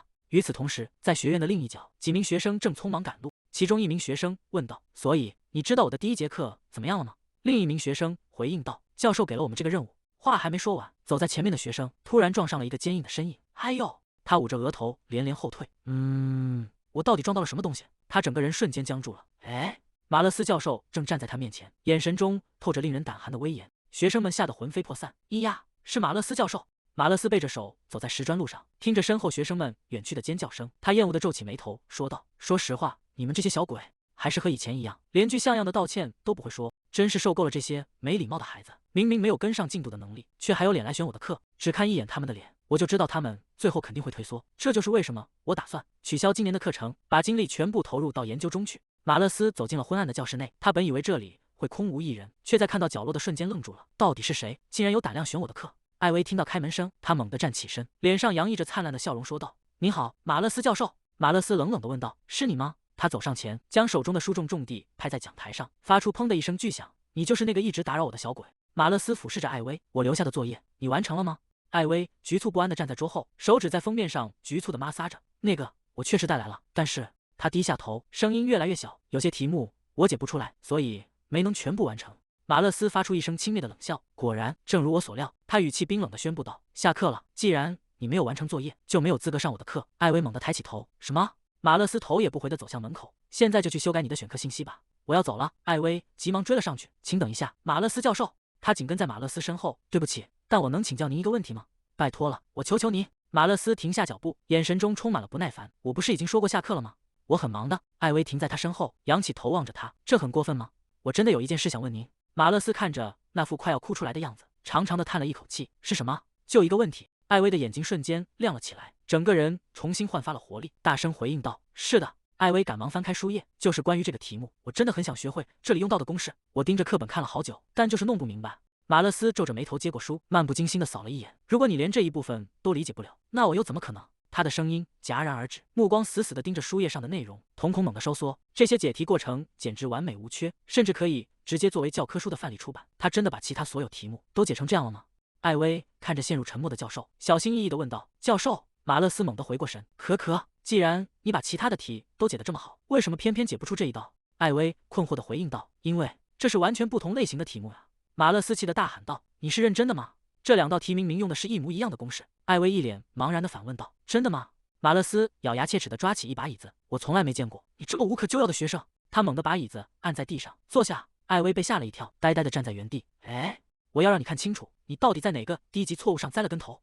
只不过是稍微把题目出的复杂了一点，你居然立刻就上钩了！”马勒斯站在黑板前，听好了，从这个点开始重新解读这道题。只要你像这样正确的整理公式，答案就会清晰地呈现出来。他停下动作，转头看向艾薇问道：“现在明白了吗？”艾薇坐在课桌前，哇，是的，听完您的解释后，一切都变得非常清晰。您真是太厉害了，我从来没想过这道题竟然能解得这么简单。马勒斯有些不自在地撇过头，哼，别拍马屁了，我是你的教授，这对我来说只是理所当然的事。艾薇满脸感激地看着他，多亏了您，教授，我想我现在能把剩下的题目全部解出来了。马勒斯看着女孩认真的神情，是吗？看来你也不是完全没救。就在这时，学院的钟声在窗外响起。马勒斯看向窗外，哎呀，看看时间，我本来打算讲完就走的。艾薇站起身，对着马勒斯深深地鞠了一躬。那个马勒斯教授，今天真的非常感谢您，真的很抱歉，因为我的愚钝耽误了您这么长时间。我现在就去修改我的选课信息。艾薇再次鞠躬，再见。马勒斯看着女孩离去的背影，突然开口喊道：“忘了那件事吧？”艾薇停下脚步，疑惑地回过头。哎，马勒斯有些局促地避开易薇的视线。我的意思是，你不需要去修改选课信息了。下次课我们会开始正式讲座，就当你已经注册成功了。艾薇愣在原地，随后爆发出巨大的喜悦。那我就先告辞了。随着大门砰的一声关上，艾薇紧紧抱着书包，脸上洋溢着无比幸福的笑容。她接受我当她的学生了。到了下一个上课日，马勒斯叹了口气，也许我真的做了一件蠢事，当初为了躲清静，特意选了这么偏僻的教室，现在连我自己走过来都觉得费劲。那天我一定是老糊涂了，才会做出那种冲动的决定。虽然对那个孩子有点抱歉，但选课调整期还没结束，我还是得想办法劝他放弃。马勒斯推开教室大门，却猛地停住了脚步，下意识地遮住眼睛。啊，这是什么情况？原本破旧阴暗的教室焕然一新，每一张课桌都整齐排列，地板光亮如新，甚至连空气中都透着一股清新的气息。艾薇笑着打招呼道：“教授您好，早上好。”马勒斯环顾四周，是你打扫了这间教室吗？艾薇点点头回应道：“是的，我觉得在满是灰尘的地方学习会很困难。”他有些自豪地挺起胸膛：“我对自己的打扫能力很有信心，我还把住在这里的蜘蛛抓起来放到外面去了。”马勒斯沉默地看着眼前的女孩，虽然早就知道她不是个普通的孩子，但这种程度的勤奋还是让他感到意外。他低声说道：“我很欣慰你对我的课如此热忱。”马勒斯走上前，将手轻轻放在艾薇的头顶：“你真的很了不起。”艾薇愣住了，感受着头顶传来的温度，有些惊讶地睁大了眼睛。但是马勒斯突然板起脸，身体素质对于专注学习至关重要，所以从现在开始不要再做这种多余的事情了，明白吗？是。艾薇开心地揉着被摸过的头发，发出一阵轻快的笑。马勒斯微微侧过头，看着女孩欢快的样子，嘴角不自觉地向上扬起。马勒斯站在黑板前敲击着：“好了，今天我们要学习一个新的公式。”他一边翻阅着手中的教材，一边滔滔不绝地讲解。艾薇坐在课桌前，全神贯注地听着。马勒斯心中暗自惊叹，他竟然在1天之内就吸收了整整2周的课程内容。艾薇突然举起手，马勒斯停下讲解，看向他：“怎么了？”艾薇站起身，兴奋地伸出手掌，想要和教授击掌庆祝。马勒斯愣了一下，随后有些迟疑地伸出手，轻轻碰了一下那只小手。学院的钟声再次响起，马勒斯合上书本，说道：“今天就讲到这里吧，剩下的部分作为家庭作业。”艾薇开心地回应道：“好的，谢谢您，教授。”他背起书包，欢快地跑向教室门口，对着马勒斯挥手告别。马勒斯站在原地，看着艾薇离去的背影，心中感慨万千，真是个勤奋又善良的学生。我已经很久没在学院里见到这样的人了。他低头看了看自己的手掌，仿佛还能感受到刚才击掌的余温。但最重要的是，艾薇拥有着真正的天才级天赋。马勒斯紧紧握住拳头，我教过无数的学生，但他是第一个让我觉得教学如此有成就感的人。如果培养得当，他将来甚至可能超越我，成为一名卓越的数学家。马勒斯陷入了沉思，有没有什么办法呢？马勒斯猛地睁大眼睛，对了，还有那个办法。他来到校长室门前，用力捶打着厚重的大门，发出沉闷的撞击声。塞拉菲娜，塞拉菲娜，里德姆。紧接着，房门被缓缓推开，塞拉菲娜站在门后。哈，马勒斯教授，我记得我请求过您，在校园里不要直呼我的名字。他微微侧过头，找我有什么事？学院餐厅里人声鼎沸，学生们端着餐盘穿梭在取餐区。鲁斯卡端着食物走向餐桌，说道：“终于可以坐下吃饭了，多谢你们帮我占位。”艾琳冷冷地回应道：“谁说我们给你留位子了？”鲁斯卡疑惑地问道：“艾薇在做什么？”艾琳看着艾薇回答道：“这还用问吗？她在写马勒斯教授布置的作业。”鲁斯卡吓得差点丢掉餐盘。“什么？就是那个名声极差的马勒斯教授吗？”艾琳皱起眉头提醒道：“请小声一点。”艾薇停下了手中的笔，抬起头不解地问道：“名声极差？”鲁斯卡神情严肃地说道：“你不知道吗？大家都说他是个超级怪人，而且他的课很难，作业又多得要命，学生们为了保住成绩都会躲着他。”阿塞尔语气平静地补充道：“不仅如此，马勒斯教授完全不在意学生，想要拿到他的推荐信或者建立人脉，几乎是不可能的。所以艾薇，也许你也该重新考虑一下。”艾薇沉默了一会儿，随后露出困惑的神情说道：“但是我见到的教授人真的很好啊，我不太明白你们说的那些人脉之类的事情。而且教授讲解的非常清晰，学习过程其实很有趣，多亏了他，我已经自学完2章高等数学了。”鲁斯卡惊得跳了起来：“什么？你已经开始学高等数学了？而且你说马勒斯教授人很好，这不可能！”阿塞尔心想，从学期刚开始就推进这么难的教学大纲，这个女孩到底在想什么？难道说她并不是在盲目选课，而是为了超越所有人才故意选了马勒斯教授的课吗？阿塞尔感到一阵紧迫，我太短视了，不该只听信传闻就避开他，我应该像艾薇一样，利用这种环境为自己创造优势。如果我继续保持沉默，我年级第1的位置恐怕会有危险。阿塞尔抬起头，我也想去听马勒斯教授的课。鲁斯卡吓得满头大汗，什么？你不是认真的吧？你真的要更改课程表吗？阿塞尔简短的回应道：“是的。”鲁斯卡急得满脸通红，那我怎么办？一个人上课太无聊了。阿塞尔冷淡的说道：“你自己看着办。”鲁斯卡咬了咬牙，也许我也该跟着换课。坐在一旁的艾琳一直沉默不语。等等，如果我不加入，他们2个就要一起上课了。艾琳猛地抬起头，眼中闪过一丝决然。艾琳脑海中浮现出艾薇与阿塞尔、鲁斯卡在花丛中欢快嬉戏的场景。如果只有我不在其中，那意味着艾薇最终会和他们变得比跟我更亲近。艾琳清了清嗓子，那么也许我也该去尝试一下。艾薇惊讶地抬起头，艾琳避开视线，一边切着盘子里的食物，一边补充道：“反正沃克教授的教学风格本来就不太适合我。”艾薇的眼睛瞬间亮了起来。那么，所以我们最后都能在同一个班级上课了吗？艾薇开心地拍着手，那一定会非常有趣。我甚至可以带你们去实验室的路。餐桌上的气氛变得异常凝重。艾琳心想，我绝对不能落后。与此同时，马勒斯教授正迈着轻快的步伐，他心情愉悦地哼着小曲，思考着今天该叫艾薇什么呢？他一边走一边自言自语，他可能会感到疲倦，我应该适当减少一点他的家庭作业。马勒斯教授走到实验室门前，看到门缝中透出的灯光，露出欣慰的笑容。看来我们优秀的艾薇又早到了。他从怀里摸出准备好的东西，心里满是期待。当他发现我今天带来了零食，不知道会多开心呢。门内传来了学生们讨论的声音。马勒斯教授真的看起来不太对劲。没错，那些传闻绝对不会有错的。马勒斯教授伸手握住门把手，却突然停住了动作。艾薇，现在还不算太晚，还是跟我们一起换成罗斯特教授的课吧。马勒斯教授站在门外，额角青筋暴起，这些小鬼竟敢试图抢走我的宝贝学生。他猛地推开大门，你们以为自己是谁？竟敢闯进我的教室！教室内，阿塞尔和鲁斯卡吓得缩起肩膀，艾琳也露出了局促不安的神情。唯独艾薇欢快地跑上前，教授早上好。马勒斯教授瞬间收敛了怒火，亲爱的，你也早上好。他脸色再次阴沉下来。但是这些孩子到底是谁，竟然劝你换课？艾琳顶着压力站起身，沉默了片刻后回应道：我之前对艾薇说那些话是有原因的，但今天来到这间教室后，我意识到了一件事，那就是这间教室离得实在太远了。鲁斯卡立刻跟着大声附和道：没错，真的太远了。阿塞尔也微微点头说道：确实感觉相当遥远。马勒斯教授一脸难以置信地反问道：但这仍然是在帝国学院的范围内，不是吗？你们只需要早点出发就行了。艾琳大声反驳道：是的，我们当然可以赶路，但是你知不知道，正因为如此，我们的艾薇每天都要错过早餐。艾琳一把将伊薇拉到身后护住，这个小家伙为了赶来上课，一直在挨饿，而且因为那些繁重的作业，他那张可爱的小脸上甚至都出现了黑眼圈。阿塞尔在一旁低声补充道：昨天他跑来这里的路上甚至摔倒了，膝盖都淤青了。鲁斯卡也跟着点头说道：没错，而且书本只会越来越重，对于艾薇这么小的孩子来说，难道不可怜吗？马勒斯教授被说得哑口无言，我之前确实没考虑到这些。艾琳见状，所以除非艾薇自己想换课，否则教授你必须把教室换到离主楼更近的地方。马勒斯教授支支吾吾地回应道：好吧，其实我本来也打算这么做的。艾琳露出满意的神情说道：真的吗？那我们的通勤压力就减轻多了。马勒斯教授愣了一下，等等，我什么时候说过要教你们所有人了？艾琳不解地反问道：你这是什么意思？我们已经正式注册了你的课程。马勒斯教授冷哼一声：当然，你们可以选课，但我只教高等数学。你们真的觉得自己能跟上进度吗？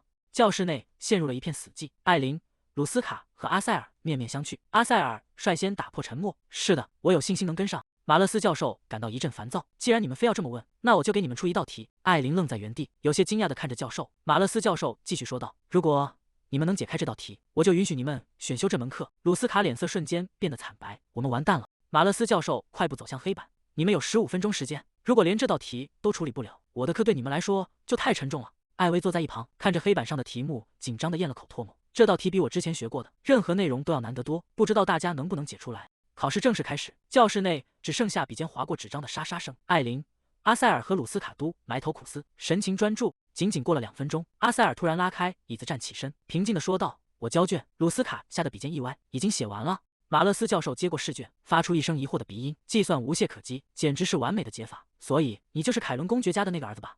马勒斯教授冷哼一声，通过。阿塞尔礼貌地躬身行礼，谢谢您，期待您的指导。艾琳和鲁斯卡依然在埋头苦战，时间1分1秒流逝。8分钟后，鲁斯卡突然停下笔，发出一声惊呼，他盯着自己的草稿纸，大声喊道：我解出来了。马勒斯教授接过鲁斯卡的试卷，他的眉头越皱越紧。等等，你是怎么做到的？鲁斯卡有些局促地站在原地。马勒斯教授指着卷子上的步骤追问道：你怎么会想到在这里应用特塞尔公式？鲁斯卡不好意思地挠了挠头，我还没学到那么深的内容，所以只是试着把它套进去看看。马勒斯教授无奈地叹了口气，这家伙感觉只是运气好罢了。不过有时候这些孩子确实会误打误撞碰上新的公式。马勒斯教授摆了摆手说道：算你暂时通过。鲁斯卡兴奋地跳了起来，太棒了！艾薇看了看墙上的时钟，剩下的时间不多了，时间只剩下不到5分钟了。艾薇紧张地看向艾琳，艾琳能顺利通过吗？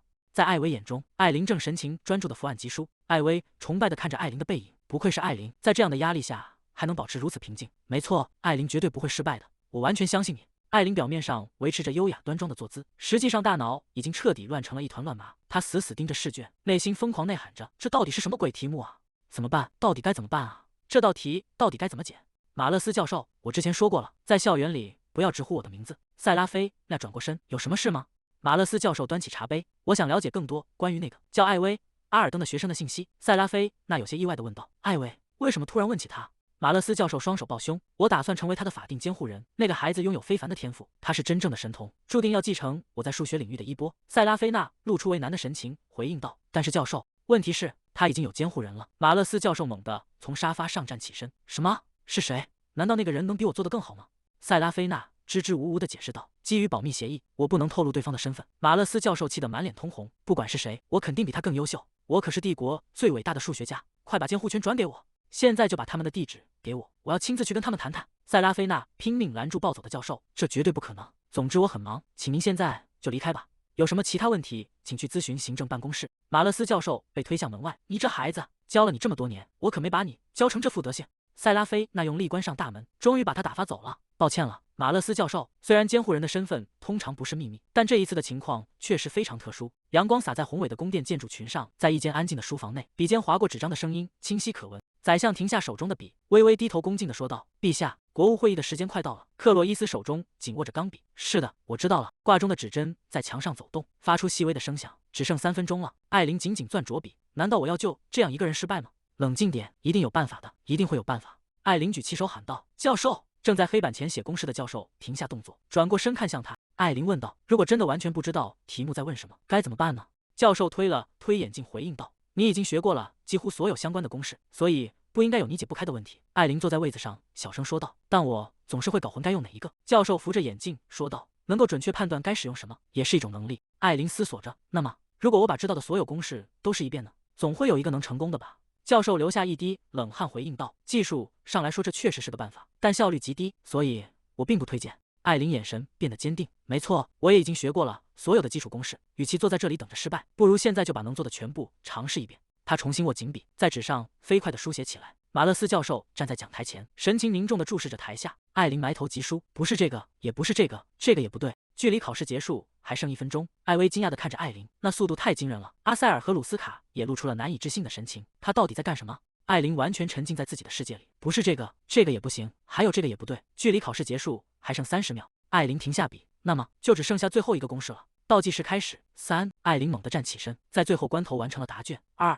马勒斯教授接过艾琳地上的试卷，仔细审视着上面的答案。1，马勒斯教授开口说道：正确。艾琳的脸上绽放出灿烂的笑容，整个人仿佛如释重负。考试结束，教室里爆发出一阵欢呼声。艾琳兴奋地抱起艾薇，在人群中欢快地转着圈。马勒斯教授低头看着手中的试卷，虽然结果是正确的，即便如此，马勒斯教授盯着那张写满公式的试卷，要在这么短的时间内套用这么多公式，这确实是一种效率极低的做法。他看着艾琳，但之所以能成功，是因为这孩子的计算速度快得惊人。通常情况下，根本没人敢尝试这种方法。不愧是出自以培养商人闻名的泰林家族，这种特质倒是很符合家族的风格。他清了清嗓子，可，按照约定，我允许你们所有人参加我的课程。马勒斯教授话锋一转，然而，请答应我，别再带更多的学生过来了，我真的受不了了。那我去主楼再找一间额外的教室吧。鲁斯卡和阿塞尔对视一眼，笑着回应道：那更好了。艾琳开心地说道：我很期待接下来的学习。马勒斯教授，学院的钟声在空中回荡。鲁斯卡猛地拍向桌子喊道：说认真的，这真的太过分了。阿塞尔头也不抬地问道：突然间又是怎么了？我们不是顺利通过考试了吗？鲁斯卡一脸阴郁地抱怨道：话是这么说，但是我可没指望他从第一天开始就堆起像山一样的作业啊。阿塞尔、艾琳和艾薇围坐在圆桌旁，正埋头应付着繁重的课业。鲁斯卡还在对着堆积如山的任务抓狂不已。艾琳停下笔，你吵到我了，能不能安静一点？鲁斯卡不服气地反驳道：你学习还没有好呢。艾琳愣了一下，你说什么？他一把揪住鲁斯卡的头发，快把那句侮辱人的话收回去。鲁斯卡疼得大叫起来。艾薇合上书本，举起手开心地喊道：我做完了。艾琳和鲁斯卡也惊呆了，异口同声地问道：已经写完了？阿塞尔沉默地看着艾薇，一言不发。艾琳凑过去感叹道：你真的好快啊，太厉害了，你是怎么做到的？艾薇有些不好意思地挠了挠头，多亏了教授亲切的指导，而且这些内容之前都复习过，所以并不算太难。阿塞尔心里懊恼地想到：我输了。就在这时，一阵清晰的长鸣声打破了沉默。艾薇僵在座位上，脸瞬间长得通红。怎么会这样？阿塞尔看着艾薇局促的样子，忍不住扑哧一声笑了出来。他站起身，对着大家提议道：看来有人肚子饿坏了，我们去吃饭吧。艾薇羞红了脸，谢谢你。四人一起离开了教室，走廊里回荡着他们的谈笑声。艾琳看向身边的艾薇问道：“到处都是人呢，艾薇，你想好要吃什么了吗？”艾薇毫不犹豫地回答道：“啊，我要吃三明治。”艾琳若有所思地看着艾薇，说起来，艾薇你好像总是只吃三明治呢，是有什么特别的原因吗？艾薇显得有些局促。这个，艾薇红着脸坦白道：“老实说，菜单上的其他菜名对我来说都很陌生，与其为了选什么而苦恼，不如直接选三明治更简单。”鲁斯卡和阿塞尔端着餐盘走了过来，餐盘里盛着热气腾腾的丰盛食物。鲁斯卡问道：“你们两个在干什么呢？还不打算点餐吗？”艾薇盯着他们盘子里从未见过的精致料理，惊讶地瞪大了眼睛。天哪，原来还有这样的菜吗？看起来真的很好吃。他咽了咽口水，虽然三明治也很好吃，但难道这就是大家都不怎么吃三明治的原因吗？艾薇急忙凑到他们面前问道：“你们点的这些菜都叫什么名字呀？”鲁斯卡笑着问道：“你是打算点一样的吗？”艾薇摇了摇头：“不，我想尝试一下和你们三个都不一样的菜。我真的好想知道这里到底还有多少种好吃的。”艾琳微笑着问道：“那你打算点什么呢？”艾薇愣住了，陷入了沉思。艾琳灵光一闪：“既然这样，不如我们把菜单上的每样菜都点一份吧。”艾薇吓了一跳：“什么？那不是会剩下太多食物了吗？”艾琳摆了摆手，解释道：“没关系，这家食堂一共也就10种菜品。”艾薇依旧有些担心：“10种，要是剩下了，我们会因为浪费被扣分的。”艾琳笑着说道：“别担心，他们两个总会有办法吃完的。毕竟我们的艾薇很好奇，对吧？”阿塞尔和鲁斯卡端着餐盘愣在原地。鲁斯卡一脸懊恼地低声抱怨道：“可恶，我又被他牵着鼻子走了。”过了一会儿，桌上摆满了丰盛的食物。艾琳欢快地宣布道：“久等了，我们把推荐的菜都拿过来了。”艾薇看着满桌琳琅满目的料理，眼睛里闪烁着光芒。哇，我完全没想到菜单上的菜看起来这么诱人。艾琳笑着问道：“你想先尝哪一个？”鲁斯卡指着其中一盘介绍道：“当然是先吃这个，这是西部的传统料理，味道非常棒，炖烂的蔬菜入口即化。”阿塞尔也推荐道：“我建议尝尝这个香草黄油羊排，论口感的话，这个才是最棒的。”艾琳则端起一小锅汤，说道：“哎呀，用南方水果熬制的浓汤才是最好喝的，配上面包试试吧。”三个人同时将食物递到艾薇面前，齐声问道：“你想先是哪一个？”艾薇看着面前的3份美食，有些受宠若惊的回应道：“那我就先是这个吧。”艾琳露出了满意的笑容，鲁斯卡和阿塞尔则在一旁小声嘀咕着：“可恶，又输了。”艾薇舀起一勺炖菜送进嘴里，她猛地睁大眼睛，整个人愣住了。艾琳有些担心地问道：“艾薇？”艾薇捧着脸颊：“太好吃了，我从来没吃过这么美味的东西。”艾琳看着艾薇狼吞虎咽的样子：“你能喜欢真是太好了，慢点吃，小心消化不良。”艾薇嘴里塞得满满当当，含糊不清地说道：“但是……”他转头看向一旁，鲁斯卡正左右开弓，一手插着香肠，一手拿着烤肉，面前已经叠起了2个空盘子。艾琳皱起眉头，训斥道：“鲁斯卡，你吃得太快了，会教坏艾薇的。”鲁斯卡嘴里塞满了食物，拼命挣扎着辩解道：“这不公平，我只是在试吃。你们看阿塞尔。”他伸手指向对面，阿塞尔正襟危坐，优雅地擦拭着嘴角。然而他面前的空盘子已经堆成了一座小山。艾薇和艾琳惊得目瞪口呆，他什么时候已经吃完4盘了？阿塞尔放下餐巾，平静地看向鲁斯卡说道：“鲁斯卡，我告诉过你不要用手指着别人。”艾薇和艾琳呆坐在原位，看着眼前的景象，目瞪口呆。阿塞尔和鲁斯卡正以惊人的速度横扫桌面，餐具碰撞声此起彼伏。鲁斯卡抓着大块面包往嘴里塞，阿塞尔则面无表情地快速切割着肉排。艾薇发出一声长叹：“多谢款待。”桌上只剩下一叠叠整齐堆放的空盘子，在阳光下泛着光。艾琳看着那高耸的盘子堆，他们2个竟然在这么短的时间内吃掉了整整8人份的食物。鲁斯卡意犹未尽地站起身说道：“我还要再去点一些，你们要一起吗？”阿塞尔平静地回应道：“当然。”艾琳和艾薇整个人都石化了，吃了那么多，竟然还要再点吗？鲁斯卡像是突然想起了什么，他拍了拍阿塞尔的肩膀，说道：“哦，对了，阿塞尔，子爵家的那几个孩子约我明天一起吃午饭，你肯定也会来的吧？”阿塞尔沉默了片刻，眼神中透出一丝冷淡。他转过身：“不，太麻烦了，你自己去吧，我要和艾薇一起吃。”鲁斯卡惊叫出声：“什么？当初是你一直跟我说要管理好人脉，我才答应他们的邀请，结果现在你竟然要自己溜掉？”阿塞尔语气平淡地回应道：“我更习惯待在原本的圈子里。”鲁斯卡气得直跺脚：“什么原本的圈子？你最近的行为简直奇怪透了。”阿塞尔反问道：“有吗？”鲁斯卡抓狂地喊道：“当然有！当初为了跟我混熟，你可是花了相当长的时间，结果现在你竟然为了一个刚认识的人就把我甩在一边，而且还是你，阿塞尔。”阿塞尔看着鲁斯卡：“我大概知道原因。”鲁斯卡停下脚步，转过身问道：“你知道什么？”阿塞尔没有回答。鲁斯卡看着他：“你是真的不知道才问的吗？仔细想想，艾薇让你想起了谁？”鲁斯卡摆了摆手，哼着小曲跑开了。“我去再拿一碗酸菜。”阿塞尔独自站在原地，他在说什么？除了鲁斯卡，我几乎没和别人相处过。虽然这种感觉确实很奇怪，但我从没觉得艾薇像过谁。阿塞尔转过身，看向不远处的餐桌，艾琳正和艾薇聊得火热。艾琳手舞足蹈地讲着，艾薇发出惊叹：“哇，那太厉害了！”艾琳、阿塞尔看着他们，这种事从未发生过。艾薇听着艾琳的话，忍不住捂着嘴笑了起来，金色的长发随着她的动作轻轻晃动。阿塞尔注视着艾薇的笑脸。那一瞬间，记忆中某个模糊的身影与眼前的少女重叠在一起。阿塞尔愣在原地，轻声的喃道：“你好。”一名女子站在树荫下问道：“你们就是克洛伊斯提到的那两个孩子吧？”鲁斯卡和阿塞尔停下脚步，有些惊讶的看着眼前的女子。女子提着篮子继续说道：“我现在正要去摘苹果，你们要一起去吗？”马车在林间小道上颠簸前行，中年男人坐在车厢内，看向窗外说道：“这应该是你第一次走这么远。皇太子殿下坚持要在这里举行婚礼，虽然路途遥远，但这里的景色确实迷人。这也是一个让你向帝国权贵介绍自己的大好机会，对你来说会是一次不错的经历。”阿塞尔，5岁的阿塞尔端坐在座位上。是的，我虽然有一点累，但我没关系。作为凯伦家族的一员，这点程度必须忍受。中年男人笑了起来，欣慰地看着眼前的孩子，说道：“不愧是我的儿子。”他停顿片刻，像是想起了什么，接着问道：“对了，你和鲁斯卡相处的还好吗？”阿塞尔愣了一下，他沉默了一会儿，才轻声回答道：“是的，没有什么特别的问题。”中年男人点了点头，说道：“很好，不要和他起冲突，要一直好好相处。你们以后会共事很久，就像我和拉格内利侯爵一样，让他和那个幼稚的小鬼好好相处。”他不禁陷入了沉思，他无奈地叹了口气，简直无法想象以后要如何共事。不过，既然是父亲的期望，也只能由他来好好引导那个家伙了。马车晃动了一下，阿塞尔抬起头看向对面的父亲，问道：“父亲，有一件事我一直想问您。”中年男人应了一声。阿塞尔犹豫了一下，开口说道：“我偶然听到了一些传闻，关于即将与皇太子殿下成婚的那位。传闻说她是一个魔女，这是真的吗？”中年男人的脸色沉了下来，没想到连你也听到了这种传闻。阿塞尔，不要盲目相信所有的流言蜚语，虽然有些传闻并非空穴来风，但大部分都是。马车外传来一声高喊：“我们到了！”中年男人看了一眼窗外，说道：“已经到了。总之，我相信你明白我的意思。”他推开车门，走下马车，回头对阿塞尔说道：“在我们准备的时候，你先去附近散散步吧。”阿塞尔乖巧地回应道：“好的，父亲。”一名男人迎了上来，打招呼道：“凯伦公爵，您终于到了。”中年男人走上前回应道：“抱歉，我来晚了。准备工作进行的怎么样了？”对方回答道：“才刚刚开始。”中年男人点了点头，说道：“那我们得抓紧时间了。”阿塞尔独自走下马车，随后他注意到不远处的草地上，鲁斯卡正欢快地奔跑着，他沉默地跟了上去。“鲁斯卡，你这么急着要去哪？”鲁斯卡停下脚步：“哦，阿塞尔，你来了。我太无聊了，正打算去森林里玩呢，听起来很有趣吧？”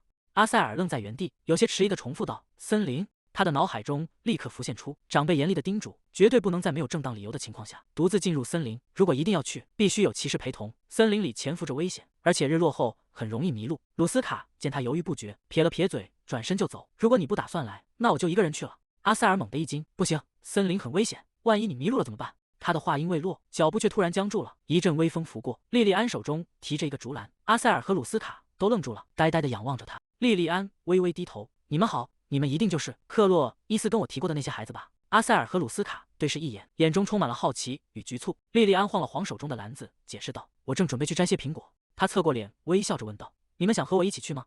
阿塞尔猛地僵在原地，冷汗顺着脸颊滑落。他死死盯着眼前的莉莉安，脑海中那些阴暗的传闻如潮水般涌现。这就是传闻中的那个人。那些贵妇们曾在走廊尽头压低声音议论，那个女人每天都会钻进森林里，一定是个魔女。阿塞尔想起那些令人毛骨悚然的描述，据说她在森林深处藏着一个秘密基地，在那里进行着不可告人的诡异实验，甚至有人断言她是用邪恶的魔法迷惑了皇太子殿下。万一他要把我们抓走，当成实验材料怎么办？阿塞尔脸色苍白，正要义正辞严的拒绝：“绝对不好啊！”鲁斯卡兴奋地大喊一声，直接打断了阿塞尔的话。阿塞尔惊恐地瞪大眼睛：“喂，不行，我不是跟你说过吗？这个女人可是……”鲁斯卡一脸无所谓地歪着头反问道：“为什么不行？如果你害怕的话，就一个人留在这里好了。”鲁斯卡说完，便头也不回地跑向莉莉安，大声喊道：“嘿，鲁斯卡！”阿塞尔站在原地，气得咬牙切齿，那个笨蛋竟然为了几个苹果就真的跟魔女走了。鲁斯卡已经跑到了莉莉安身边，仰起头，期待地问道：“我可以在摘苹果的时候顺便吃吗？”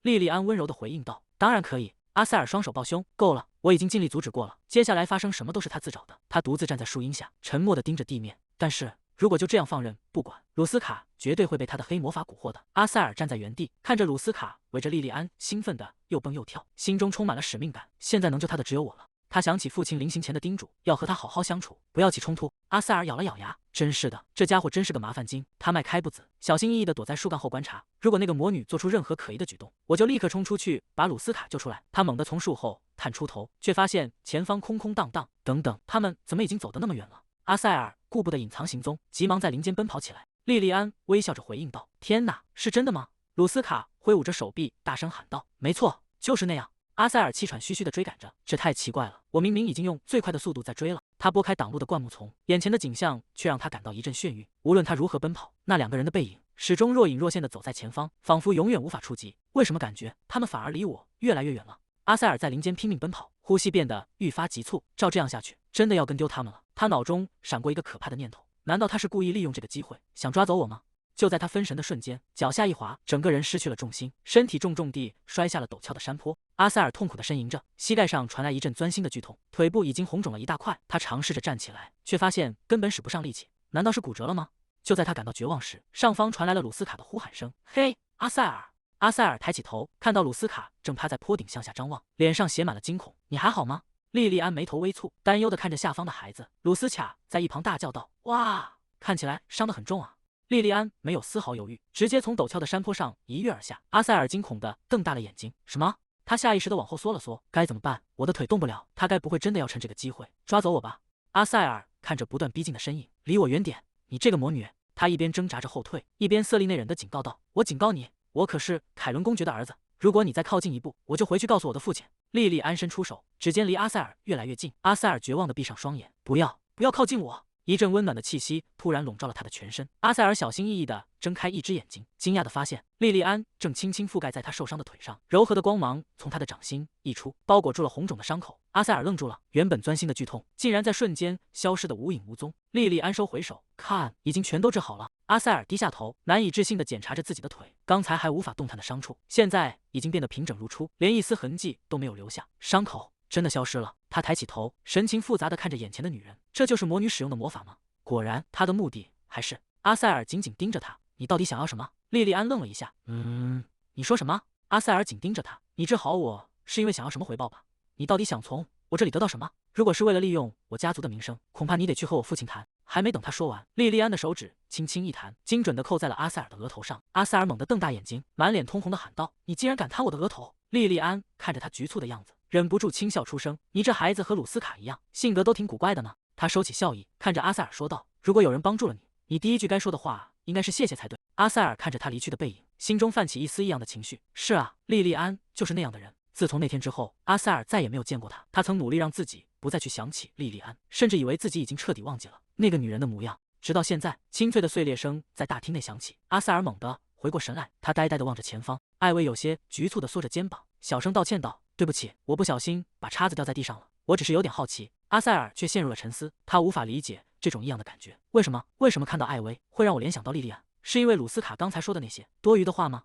阿塞尔站起身，我去给你拿一把新的。艾薇有些慌乱的摆手回应道：“不用麻烦了。”他随即又改了主意，小跑着跟了上去，喊道：“我和你一起去。”阿塞尔停下脚步，看着跟过来的小女孩说道：“好吧。”两人来到餐具柜前，阿塞尔递过一把干净的叉子，问道：“给你，还需要别的吗？”艾薇接过叉子，摇了摇头说道：“不用了，只要叉子就好。”两人并肩往回走，艾薇侧过头看向阿塞尔：“阿塞尔少爷，真的很感谢你一直以来对我的照顾。”阿塞尔语气平静地回应道：“这没什么。”艾薇鼓起勇气问道：“其实我一直有一件事想问你，你对大家都很好，但我只是有点好奇，为什么你对我这么温柔呢？”阿塞尔猛地停住脚步，整个人僵在了原地。这些话，这种似曾相识的语气，他看着眼前的艾薇，记忆深处的画面再次重叠，回想起那天在那个遥远的午后，他也曾问过莉莉安同样的问题。夕阳将林间的草地染成一片暖橘色，鲁斯卡在花丛中飞奔，兴奋地大喊道：“我是第一名！”莉莉安提着装满苹果的篮子，走在后面叮嘱道：“小心点，你会摔倒的。”他看着鲁斯卡充满活力的背影，真是精力充沛啊。阿塞尔默默地跟在莉莉安身边，低着头。莉莉安察觉到异样，转过头看向他。阿塞尔鼓起勇气问道：“你为什么要对我们这么好？”莉莉安愣住了，阿塞尔声音有些颤抖地说道：“我们明明相信了那些传闻，还叫你魔女。”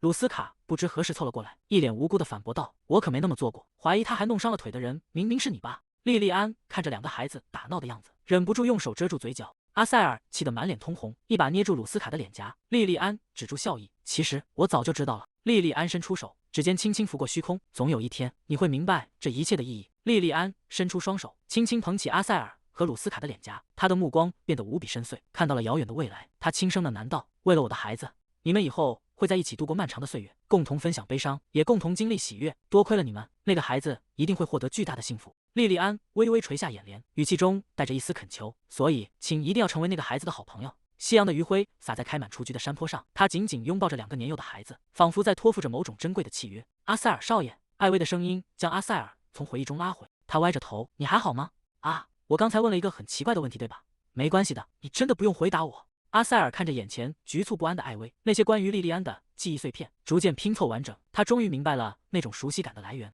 他看着艾薇，嘴角微微上扬，因为我们是朋友。艾薇愣住了，手中的叉子不自觉地攥紧。朋友，他低声重复着这个词。鲁斯卡的声音从餐桌那边传了过来：“艾薇，阿塞尔，你们两个在干什么呢？”鲁斯卡着手催促道：“快点过来！”艾琳心里暗自嘀咕，竟然想一个人霸占艾薇。阿塞尔带着艾薇走回餐桌，艾薇一路上都显得兴高采烈。快点走吧，阿塞尔少爷。阿塞尔看着艾薇欢快的背影，虽然这听起来可能有些荒谬，但为什么艾薇给人的感觉会和那个人如此相似？鲁斯卡就凑过来，一脸狐疑的问道：“老实交代，你们两个刚才到底在偷偷聊什么秘密？”阿塞尔平静的回应道：“别胡说八道了。”艾琳也有些紧张的问道：“艾薇，不是什么奇怪的事情，对吧？”艾薇笑嘻嘻的回应道：“没错。”阿塞尔看着艾薇灿烂的笑脸，莉莉安的孩子，或许这就是莉莉安曾经提到过的那个未来。艾薇站在门外，轻轻敲了敲房门，问道：“艾琳，你醒了吗？”艾琳在房间里回应道：“进来吧。”艾薇推开门：“早安。”她的话音戛然而止，惊讶的睁大了眼睛：“哦，艾琳，你的衣服真的好漂亮。”艾琳正站在镜子前整理着装，微笑着看向艾薇说道：“早安，艾薇。”艾薇快步跑进房间：“今天是特别的日子吗？所以你才穿成这样？”艾琳拿起一顶帽子：“哦，看来你还不知道，艾薇，今天是个特别的日子，是监护人日。在学院里，每位学生入学时都会被指派一名监护人，他们会送来礼物，作为对学生的鼓励。”艾琳看着镜子里的自己说道：“大厅很快就会堆满礼物，但我得先出去一趟。我的监护人似乎送来了一些过于奢华的东西。”艾薇站在一旁听着，艾琳继续说道：“所以我可能要到傍晚才能回来。”艾薇猛地一惊：“什么？竟然真的有收礼物的日子？我完全不知道，入学指南里根本没提到过。”艾琳看着艾薇兴奋的样子，突然意识到有些不对劲。糟糕，我完全忘了艾薇可能收不到礼物。艾琳试图安慰道：“但这也不是什么全是好事的情况，那些贵族孩子肯定都急着炫耀呢。”艾薇疑惑地歪了歪头。艾琳赶紧补充道：“对了，艾薇，我回来的时候会给你带好吃的，你可以期待一下。”艾薇开心地喊道：“真的吗？艾琳，你最好了。”艾琳看了一眼墙上的时钟，意识到时间不早了，我该出发了，晚点见，艾薇，晚餐时再见。艾薇挥着手送别，大声回应道：“好，路上小心。”大厅里人声鼎沸，侍者们正搬运着巨大的礼盒，大厅中央已经堆起了一座小山般的礼物堆，学生们围在四周，兴奋地发出一阵阵惊叹。艾薇趴在2楼的栏杆上，俯瞰着下方的盛况，这就是监护人日的活动啊！我从来没见过这么多礼物堆在一起。他忍不住跑下楼，想要近距离看个究竟。不远处的几个女生注意到了艾薇，天哪，她怎么在这儿？说真的，反正她又收不到任何东西，她出现在这儿，难道不会破坏气氛吗？刺耳的嘲笑声传进艾薇的耳朵，她神情变得有些局促。她想起艾琳之前说的话，默默在心里安慰自己，就像艾琳说的：“我只是稍微看一眼就回去。”这时，一名女老师拍了拍手，示意大家安静下来。好了，各位同学，她手里拿着名册，站在礼物堆旁，宣布道：“我现在开始点名，请听到名字的同学上前来领取监护人送给你们的礼物。”大厅里再次爆发出一阵欢呼声，学生们满怀期待地注视着老师，等待着属于自己的惊喜。老师高声念出名单上的第一个名字：伊丽莎·利德尔。一名小女孩兴奋地跳了起来，大声回应道：“是我，我是伊丽莎。”她从老师手中接过一个精致的礼盒，迫不及待地打开。周围的同学纷纷围了上去。哇！伊丽莎收到了一个镶嵌宝石的胸针。人群中有人小声嘀咕道：“切，那有什么大不了的？”老师继续翻动名册，念道：“下一位，让我看看，西马特·维米利恩。”一名扎着马尾的小女孩快步走上前：“是我，谢谢您。”随着老师不断念出名字，茱莉亚、肖尔茨、罗尔、内斯勒，大厅里充满了欢快的应答声和拆礼物的沙沙声。艾薇静静地看着这一切，虽然领礼物的不是我，但看到其他孩子这么开心，我也觉得好幸福。一名抱着大礼盒的女孩从艾薇身边跑过，兴奋地对同伴说道：“我要回房间去拆我的礼物。”艾薇看着同学们抱着各式各样的包裹散去，大厅里依旧洋溢着快活的气氛。艾薇站在人群边缘，听着旁边的女生们在窃窃私语。我想丽娜对她的礼物不太有信心，不是有人说她要结婚了吗？她藏礼物的样子也太明显了，也许是因为礼物不够贵重，所以觉得尴尬吧。艾薇看着他们，心里默默想着，如果是我的话，只要能收到礼物就会很开心了。她收回视线，转身准备离开大厅。我该回去了，还得准备早课。就在这时，老师的声音在大厅里回荡：“艾薇，阿尔登。”艾薇猛地停住脚步，她有些不敢置信地眨了眨眼。哎，是我听错了吗？她缓缓转过头，望向老师的方向。我的名字怎么可能会被叫到呢？老师环顾四周，再次大声问道：“艾薇，阿尔登小姐在吗？”艾薇的眼睛瞬间亮了起来，高举着双手喊道：“我在这里。”老师将一个系着粉色丝带的精致礼盒递了过来：“给你，这是你的礼物。”艾薇愣愣地接过礼盒，她凝视着手中沉甸甸的包裹，喃喃自语道：“哇，这真的是送给我的礼物吗？我从来没有收到过包装的这么漂亮的礼物，它看起来就像是从童话书里跳出来的一样。”艾薇紧紧抱着礼盒，里面会是什么呢？我要赶紧回房间去，把它轻轻地拆开。一个突如其来的声音打断了艾薇的思绪：“嘿，你！”艾薇抱着礼物停下脚步：“是在叫我吗？”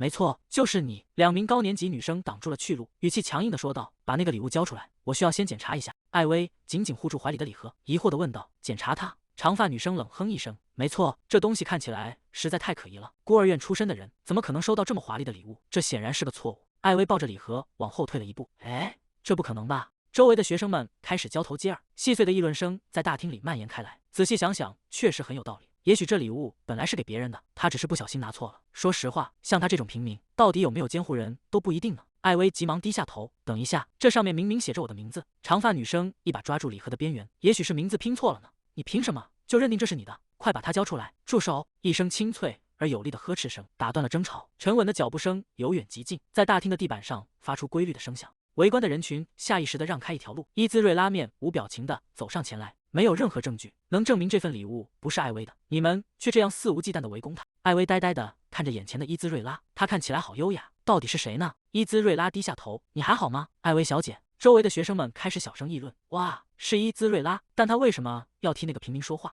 艾薇抱着礼物，有些局促地看着对方。如果是伊兹瑞拉小姐的话，她的名字确实经常和艾琳一起被提起。刚才挑衅的女生显得有些慌乱。伊兹瑞拉小姐，难道您不觉得奇怪吗？一个孤儿院出身的平民竟然收到了礼物。伊兹瑞拉平静地反问道：“奇怪吗？如果艾薇小姐有监护人的话，这并没有什么好奇怪的。”女生被噎了一下，可是那种包装纸可不是随处可见的东西。伊兹瑞拉微微侧过头，看来你还是心存怀疑。她转过身看向艾薇说道：“艾薇小姐，虽然我对这件事也并不感到兴奋，但是……”伊兹瑞拉看着艾薇建议道：“不如现在就把礼物打开看看吧。”艾薇愣住了，有些局促地问道：“就在这里吗？在大家面前？”她紧紧抱着怀里的礼盒，心里有些犹豫。我本来打算回房间再拆的，想非常小心地拆开，甚至还想把包装纸完整的留下来。但看着周围投来的目光，艾薇意识到自己似乎无法拒绝。如果这样做能消除误会的话，她轻声说道：“请等一下。”艾薇伸出小手，小心翼翼地去解那根粉色的丝带，动作轻柔的，生怕弄皱了包装纸，一定要非常温柔才行。站在一旁的女生看着艾薇慢吞吞的动作，脸上的不耐烦愈发明显。她咬着牙低声咒骂道：“真是急死人了！”突然，那名女生猛地冲上前去：“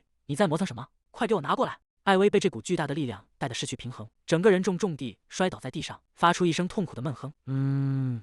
清脆的撕裂声在大厅内响起。艾薇惊恐地瞪大了眼睛，看着那层被她视若珍宝的包装纸被粗暴地扯碎，纸片散落在地。她盯着盒子里面的东西，嘴角露出一抹轻蔑的冷笑。果然如此，她发出一声嗤笑，看这礼物寒酸的样子，我就知道这肯定是你的。反正像你这种孤儿院出来的家伙，也不可能拥有什么体面的监护人。艾薇跌坐在地上，有些茫然地看着对方。雀斑女生嫌恶地皱起眉头，仿佛手里拿着什么肮脏的东西。这东西真是恶心透了，我连1秒钟都不想拿在手里。她猛地一挥手，将打开的木盒直接扔向艾薇，拿走吧，还给你。艾薇惊叫一声，下意识的想要伸手去接，木盒在空中翻转，里面的东西随之滚落出来，一颗黑漆漆的圆球从盒中掉落，重重地砸在坚硬的地板上，发出沉闷的撞击声。圆球在地板上弹跳了几下，随后顺着光滑的地面一路滚远。那颗黑色的圆球在地板上滚动着，最后停在了大厅中央。艾薇跌坐在地上，一言不发。周围的学生们开始交头接耳：“那是什么东西？不知道，是一块石头吗？”人群中爆发出一阵刺耳的笑声。不会吧，他收到的礼物竟然真的是这种东西？说实话，这东西跟他简直是绝配，真是太好笑了。他们指着地上的黑球，继续讥讽道：“这种东西到底是打哪儿捡来的？大概是从孤儿院的院子里随手捡的吧。”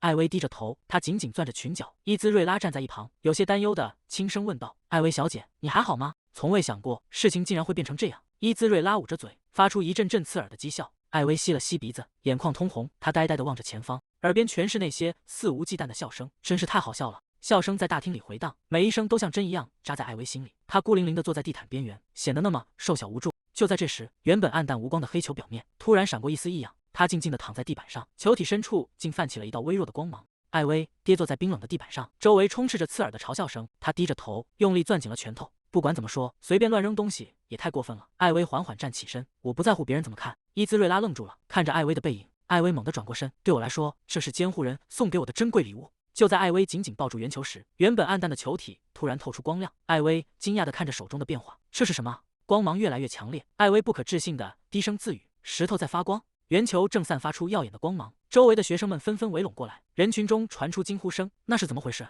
发生了什么？我从来没见过这种东西！”一名戴眼镜的女孩推了推镜框，难以置信地盯着艾薇手中的物体。那个东西，她深吸一口气，大声喊道：“那是魔力石！”魔力石是蕴含着魔法能量的神秘矿石，根据其大小和类型，能够产生各种不同的效果。由于极其稀有，它一直被视为极其珍贵的宝物，不仅受到法师们的青睐，也是上层贵族争相收藏的对象。走廊里响起了密集的窃窃私语声。魔力石不是应该超级稀有吗？哪怕只有指甲盖那么大，据说也比一整枚钻戒还要值钱。真的吗？那岂不是意味着艾薇的监护人是个非常了不起的大人物？艾薇低头看着手中发光的圆球，魔力石，它不仅在发光，摸起来还暖洋洋的。周围的学生们纷纷凑到艾薇身边，嘿，能让我摸一下吗？就一下，我也想近距离看看。还有我也要看。艾薇被突如其来的人群围在中间，双手紧紧护住魔力石，说道：“等一下，请等一下。”就在这时，一阵突兀的笑声打断了嘈杂。伊兹瑞拉捂着嘴，放声大笑起来。笑声在走廊里回荡，显得格外刺耳。原本围着艾薇的学生们纷纷停下动作，疑惑地看向伊兹瑞拉。伊兹瑞拉擦了擦眼角笑出的泪水，抱歉，真是太好笑了，我实在忍不住。艾薇抱着发光的圆球愣在原地，有些不知所措地看着他。伊兹瑞拉止住笑声，从看到他的第一眼起，我就立刻看穿了，那不过是一颗伪造的魔力石。他继续说道：“众所周知，最近王都的低端市场上到处都是这种货色，那些骗子拿着普通的石头，声称他们是珍贵的魔力石。”伊兹瑞拉停下脚步，所以显而易见，艾薇收到的这份礼物不过是施加了某种拙劣魔法的廉价仿制品。艾薇低头看向怀中那团灿烂的光芒，原本温暖的光似乎在这一刻变得有些刺眼。周围的学生们听完这番话，纷纷向后退去。经你这么一说，他看起来确实有点奇怪。就是说啊，谁会真的把魔力石这种昂贵的东西随随便便送人呢？艾薇低头注视着怀中发光的圆球，我不在乎这份礼物是真是假都无所谓。他用力抱紧了它。为什么事情总是会变成这样？就在这时，一个清冷的声音从走廊尽头传来：“这里到底发生了什么事？”艾薇猛地一颤，这个声音……伊兹瑞拉收敛了笑意，转头看向声音传来的方向。艾琳出现在走廊中央，周围的学生们下意识地向两侧退开，为她让出了一条路。艾薇呆呆地看着前方，艾琳停下脚步，面无表情地直视着前方。伊兹瑞拉嘴角微微上扬，还是和以前一样，出场总是这么引人注目。伊兹瑞拉低声念出了对方的名字：艾琳·特林斯。社交界最受宠爱的花朵，所有年轻小姐羡慕的对象，那曾是我一直以来的头衔。伊兹瑞拉端坐在茶歇桌前，周围簇拥着一众名门千金。他微笑着对众人说道：“非常感谢各位今天能来参加我的聚会。”就在这时，宴会厅的大门被缓缓推开，原本热闹的交谈声戛然而止。天哪，看来他终于到了！特林斯家族最小的女儿终于露面了。艾琳踩着石阶走入会场，直到她出现在社交场之前，伊兹瑞拉从未想过自己的地位会受到威胁。伊兹瑞拉拨开挡在身前的女孩们，说道：“请让一下。”他走到艾琳面前，欢迎你，艾琳小姐，我是伊兹瑞拉·阿拉德曼，这次聚会的主办者。作为对你进入王都社交界的欢迎，我为你准备了一份小礼物。伊兹瑞拉打了个响指，一名侍女立刻捧着精致的礼盒走上前。伊兹瑞拉看向堆满礼物的长桌，故作惊讶地捂住嘴说道：“哎呀，但是礼物桌已经完全放满了呢。”他随手一挥，将桌上原本摆放着的几件礼物扫落在地，笑着对艾琳说道：“我会帮你把这些低级的货色清理掉的。”艾琳露出惊愕的神情，伊兹瑞拉语气中透着一丝炫耀。我准备的礼物是一双鞋子，这是著名精品店的最新设计，整个帝国只有3双，现在无论花多少钱都买不到了。周围的女孩们发出阵阵惊叹：“哇，我听说过那双鞋，好想是穿一次看看。”伊兹瑞拉双手合十放在胸前，你真的不需要感到太大的压力。艾琳走进礼盒，仔细打量了一番后说道：“哦，现在仔细看看，这双鞋感觉异常眼熟。事实上，这看起来和我3个月前买的那双一模一样。”伊兹瑞拉愣住了，什么？艾琳看着他回应道：“这种款式在南方已经过时了。”伊兹瑞拉的脸色瞬间变得苍白，这不可能！设计师明亲口告诉我。周围传来了细碎的笑声和议论声，竟然敢对傲慢的伊兹瑞拉小姐说出那种话。艾琳小姐果然像传闻中一样厉害，我也得找机会和她亲近一下才行。伊兹瑞拉孤零零地站在原地，听着那些原本簇拥在她身边的女孩们转而谈论艾琳。伊兹瑞拉死死盯着眼前的艾琳，不仅迟到抢走了我的风头，还让我当众受辱，现在居然还用那种高高在上的眼神看着我。艾琳站在走廊中央，神情冷淡而疏离。伊兹瑞拉看着他，心中满是愤恨。说实话，他的一切都让我感到不快，现在又跑来干涉我的事。伊兹瑞拉迈开步子走向艾琳。哎呀，艾琳小姐，你似乎误会了什么？艾琳侧过头看向他问道。误会？那你最好解释清楚到底发生了什么。伊兹瑞拉摊开手，我只是想让场面冷静下来。艾薇一直坚持说他那颗假的魔力石是真的，还在这里大吵大闹，引起骚乱。艾琳低声重复道：“假的魔力石。”伊兹瑞拉轻笑一声说道：“也是，你才刚到王都不久，所以可能还不太清楚。最近市场上到处都是这种伪造的魔力石，但艾薇却固执地坚持说他手里的是真货。”伊兹瑞拉停下脚步，本来就有传闻说他不尊重贵族，作为他的同学，我实在没法做事。不管。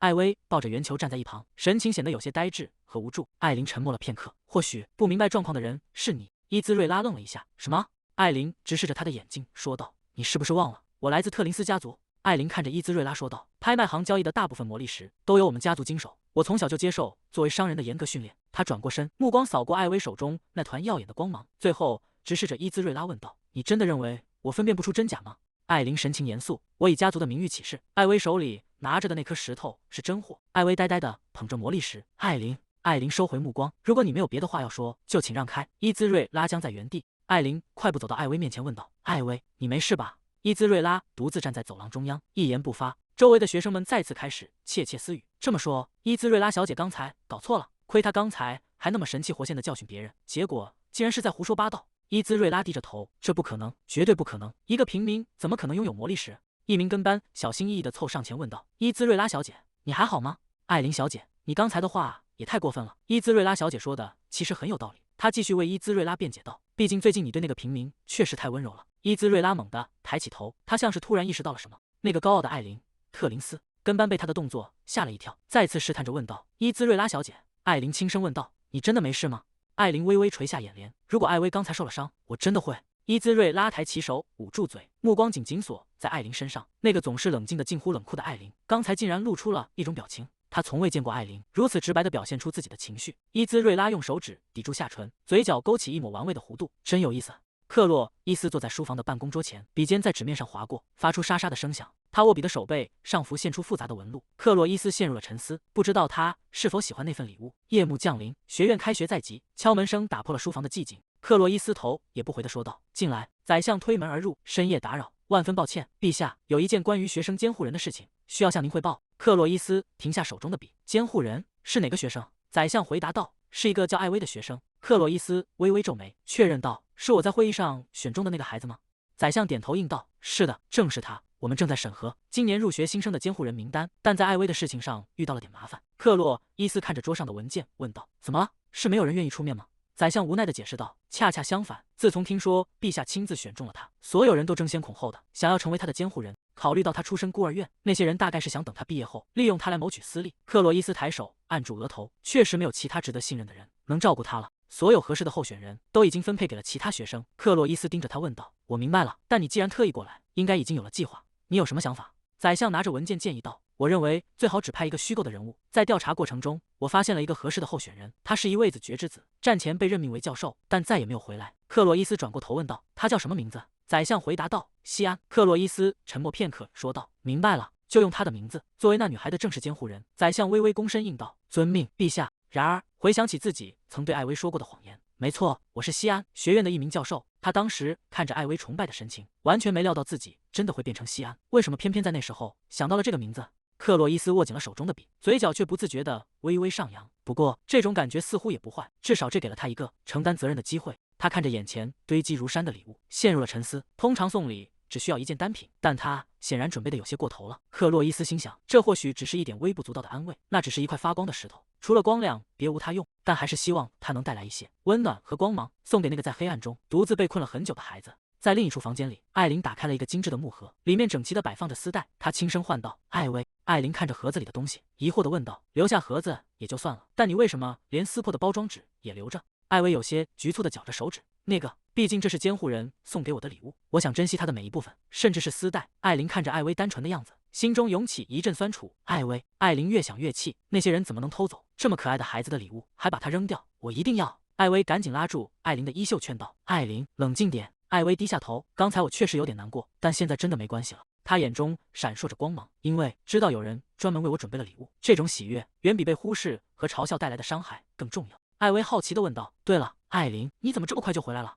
你之前不是说要到晚饭时间才回来吗？”艾琳有些局促地避开视线：“没什么大不了的，我忘了拿帽子，所以赶紧跑回来取。如果不戴帽子，家里人又会没完没了地跟我唠叨什么得体和礼仪，这就是我为什么跑得这么快的原因。”艾薇恍然大悟地应道：“原来是这样。”艾琳突然停下动作，心疼地抱住艾薇问道：“但在我不在的时候，那些小混混是不是又欺负你了？你一个人在这儿是不是很害怕？要不今天剩下的时间我都陪着你吧。”艾薇笑嘻嘻地回应道：“嘿嘿，没事的，看到你刚才为我出头，我就已经很开心了。”艾琳看着艾薇灿烂的笑脸：“艾薇继续说道，而且多亏了你，我也保护好了我的礼物，虽然它是假的，但它依然是我收到的第一份礼物。”艾琳愣了一下：“你这是什么意思？”艾薇看着手中的发光球体说道：“你之前说这颗萤石是真的，但对我来说，他脸上带着满足的笑容，它就是真的。”艾薇愣住了，轻声问道：“真的吗？”艾琳神情严肃地回应道：“在我们的家族里，我们从不在财产问题上撒谎，这关乎荣誉。”他继续说道：“这可不是市面上随处可见的廉价仿制品。虽然那些蕴含强大力量的萤石都存放在皇宫金库里，但这一颗大概除了发光之外，没有别的用处。”艾薇有些迟疑地问道：“但是萤石难道不是很珍贵吗？”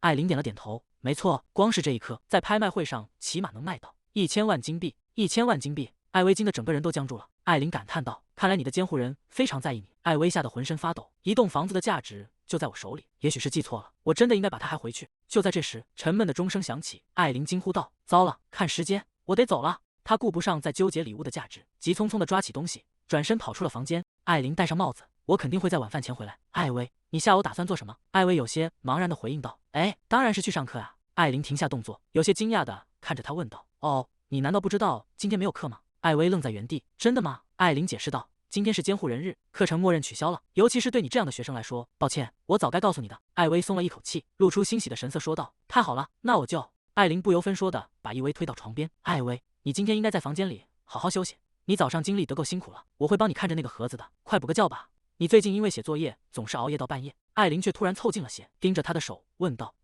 艾薇，你的手上好像有什么东西？”艾薇的手指猛地蜷缩了一下，艾薇慌忙缩回手，紧张的回应道：“那可能只是灰尘。”艾琳并没有起疑。“是吗？那你最好快点把它擦掉。”他挥了挥手告别道：“那我先走了，晚点见。”随着房门关上的沉闷声响，房间里重新恢复了安静。艾薇独自躺在床上，紧紧怀抱着那颗萤石。艾琳应该没有注意到吧？她伸出手指，那些奇怪的纹路竟然就这样凭空出现了。艾薇把脸埋进被子里，绝对不能让任何人看到这个，如果被发现了，大家一定会讨厌我的。她在心里一遍又一遍地祈祷：“求求你了，快点消失吧，拜托了。”阳光透过窗户洒在床铺上，艾薇蜷缩在被子里，在不安中渐渐陷入了沉睡。学院的尖塔在夕阳下静静伫立，仿佛什么都没有发生过。艾薇猛地从床上坐起，她看着窗外昏暗的天色，惊呼道：“哎，我明明只是想稍微休息一下，什么时候睡着的？太阳竟然已经下山了。”艾薇低头看向怀里，我居然抱着萤石睡着了，真是太不小心了，谢天谢地没有把它弄掉。她小心翼翼地捧起萤石，打算把它放回盒子里妥善保管。就在她打开木盒的一瞬间，艾薇愣住了。这是什么？她凑近盒子仔细观察，呼吸变得有些急促。这竟然是……盒子里静静地躺着一块白色的手帕，那是她在入学那天遗留在皇宫墓地里的手帕。艾薇捧着那块失而复得的手帕，心跳不由自主地加快了。如果这块手帕就在盒子里，那是不是意味着……不可能吧？难道我的监护人就是西安教授吗？西安的身影在他的脑海中浮现。艾薇猛地站起身，脚步急促地跑向门外，鞋底踩在草地上，发出清脆的声响。他一边奔跑一边回忆着，上次见到他的时候，差不多也是在这个时间。艾薇穿过茂密的树丛，夕阳的余晖洒在他的脸上。如果能在日落前赶过去，说不定能再次在那里见到他。他拨开挡路的枝叶，心中充满了期待。首先，我一定要好好向他道谢。艾薇一边奔跑一边在心里盘算，还要问问他是不是不小心送错了礼物。这东西实在太珍贵了，如果是弄错了，我绝对必须把它还回去。他拨开最后一层茂密的灌木丛，在不远处的墓碑前站着一个熟悉的身影。艾薇有些不敢置信地轻声呢喃：“西安教授，他真的在这里吗？”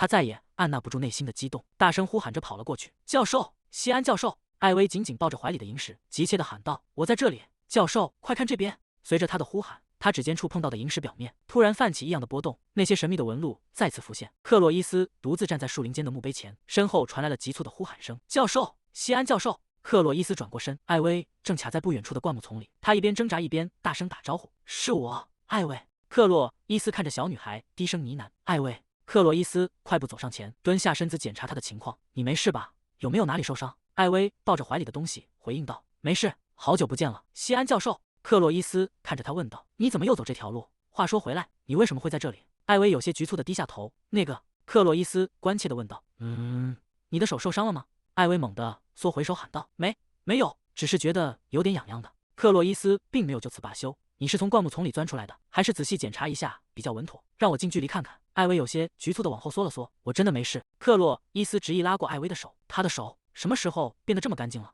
克洛伊斯松了一口气，不管怎样，没事就好。看来传闻是真的，他的手确实干净的有些反常。艾薇坐在长椅上，怀里紧紧抱着那颗圆球。克洛伊斯默默观察着他，他的衣服上明明还有被树枝刮蹭的痕迹和裂口，可身体却毫发无伤，简直就像是那些灌木丛在刻意避开他一样。艾薇像是突然想起了什么，抬起头对克洛伊斯安说道：“对了，非常感谢您送我的礼物，还有上次我不小心弄丢的那块手帕，也谢谢您了。”艾薇低头看着怀里的圆球，兴奋地说道：“我以前从来没见过这么神奇的石头，它散发着暖洋洋的光，敲两下还会消失。”他停顿了一下：“那个，我听说魔力石非常昂贵，您确定这真的是送给我的礼物吗？”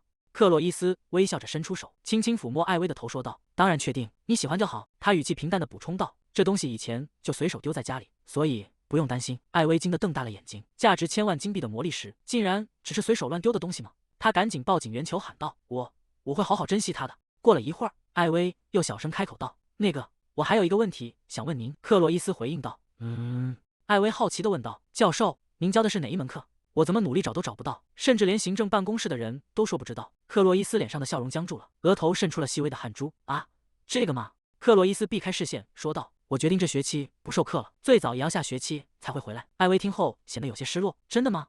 他像是突然想到了什么。“啊，教授，您的办公室在哪里？”克洛伊斯愣在原地，额头渗出一滴冷汗。办公室。夜幕降临，学院宏伟的建筑在月色下静静伫立。克洛伊斯坐在华丽的靠背椅上，对塞拉菲那吩咐道：“所以，我想请你在学院里为我准备一间办公室。”塞拉菲那惊愕的瞪大了眼睛。“什么？”塞拉菲那有些难以置信的说道：“我原以为您只是勉强接受了监护人的角色，没想到您竟然要做到这种地步。”克洛伊斯语气平静的回应道：“那个孩子在学院里找我，你觉得我还能怎么办？”塞拉菲娜突然想到了一个主意。“啊，既然如此，其实有一个更好的解决方案。”克洛伊斯停下笔问道：“是什么？”塞拉菲娜提议道：“干脆直接更换艾薇的监护人吧。”西安沃比的手猛地一颤，指尖在纸面上画出一道痕迹。塞拉菲娜继续兴致勃勃地解释道：“当初是因为没有合适的人选，您才不得不捏造了一个假身份，对吧？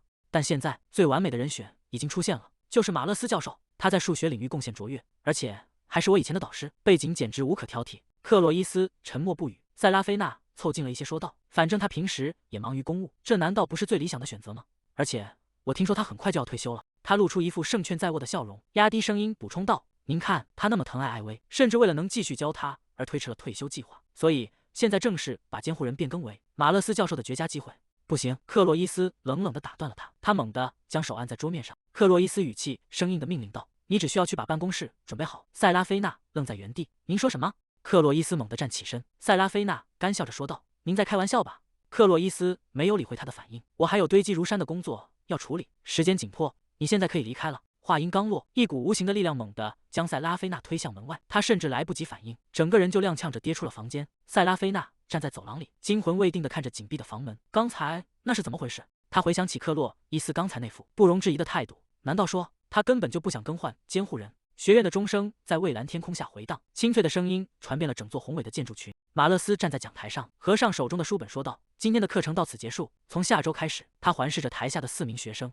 我们将搬到主楼的新教室上课。”艾薇和同学们听到这个消息，眼睛瞬间亮了起来，异口同声的惊呼道：“新教室！”马勒斯看着孩子们兴奋的样子：“是的，虽然比起其他教室要小一些，但考虑到你们只有4个人，那里应该足够宽敞舒适了。在没有课的时候，你们也可以把那里当做休息室使用。”教室里顿时爆发出一阵欢呼声，艾薇和伙伴们兴奋地握紧拳头，脸上写满了期待。马勒斯清了清嗓子：“不过，如果有人因为即将到来的庆典而疏忽了作业，我将禁止那个人参加庆典。”原本欢快的气氛瞬间凝固，4个孩子像是被泼了一盆冷水，发出了绝望的哀嚎。钟声再次响起，马勒斯走向门口说道：“那么下节课再见。”艾薇和同学们有气无力地回应道：“好的，马勒斯教授。”艾琳无精打采地趴在课桌上，发出一声长长的叹息。一想到这周末要回家，我就觉得精疲力竭。艾薇抱着书站在一旁，有些不解地看着他。艾琳伸出手，轻轻捏着艾薇肉乎乎的脸颊，说道：“我真想留下来陪艾薇，难道就没有什么办法可以不用回家吗？”艾薇疑惑地问道：“你为什么不想回家呢？”鲁斯卡插话道：“你不知道吗？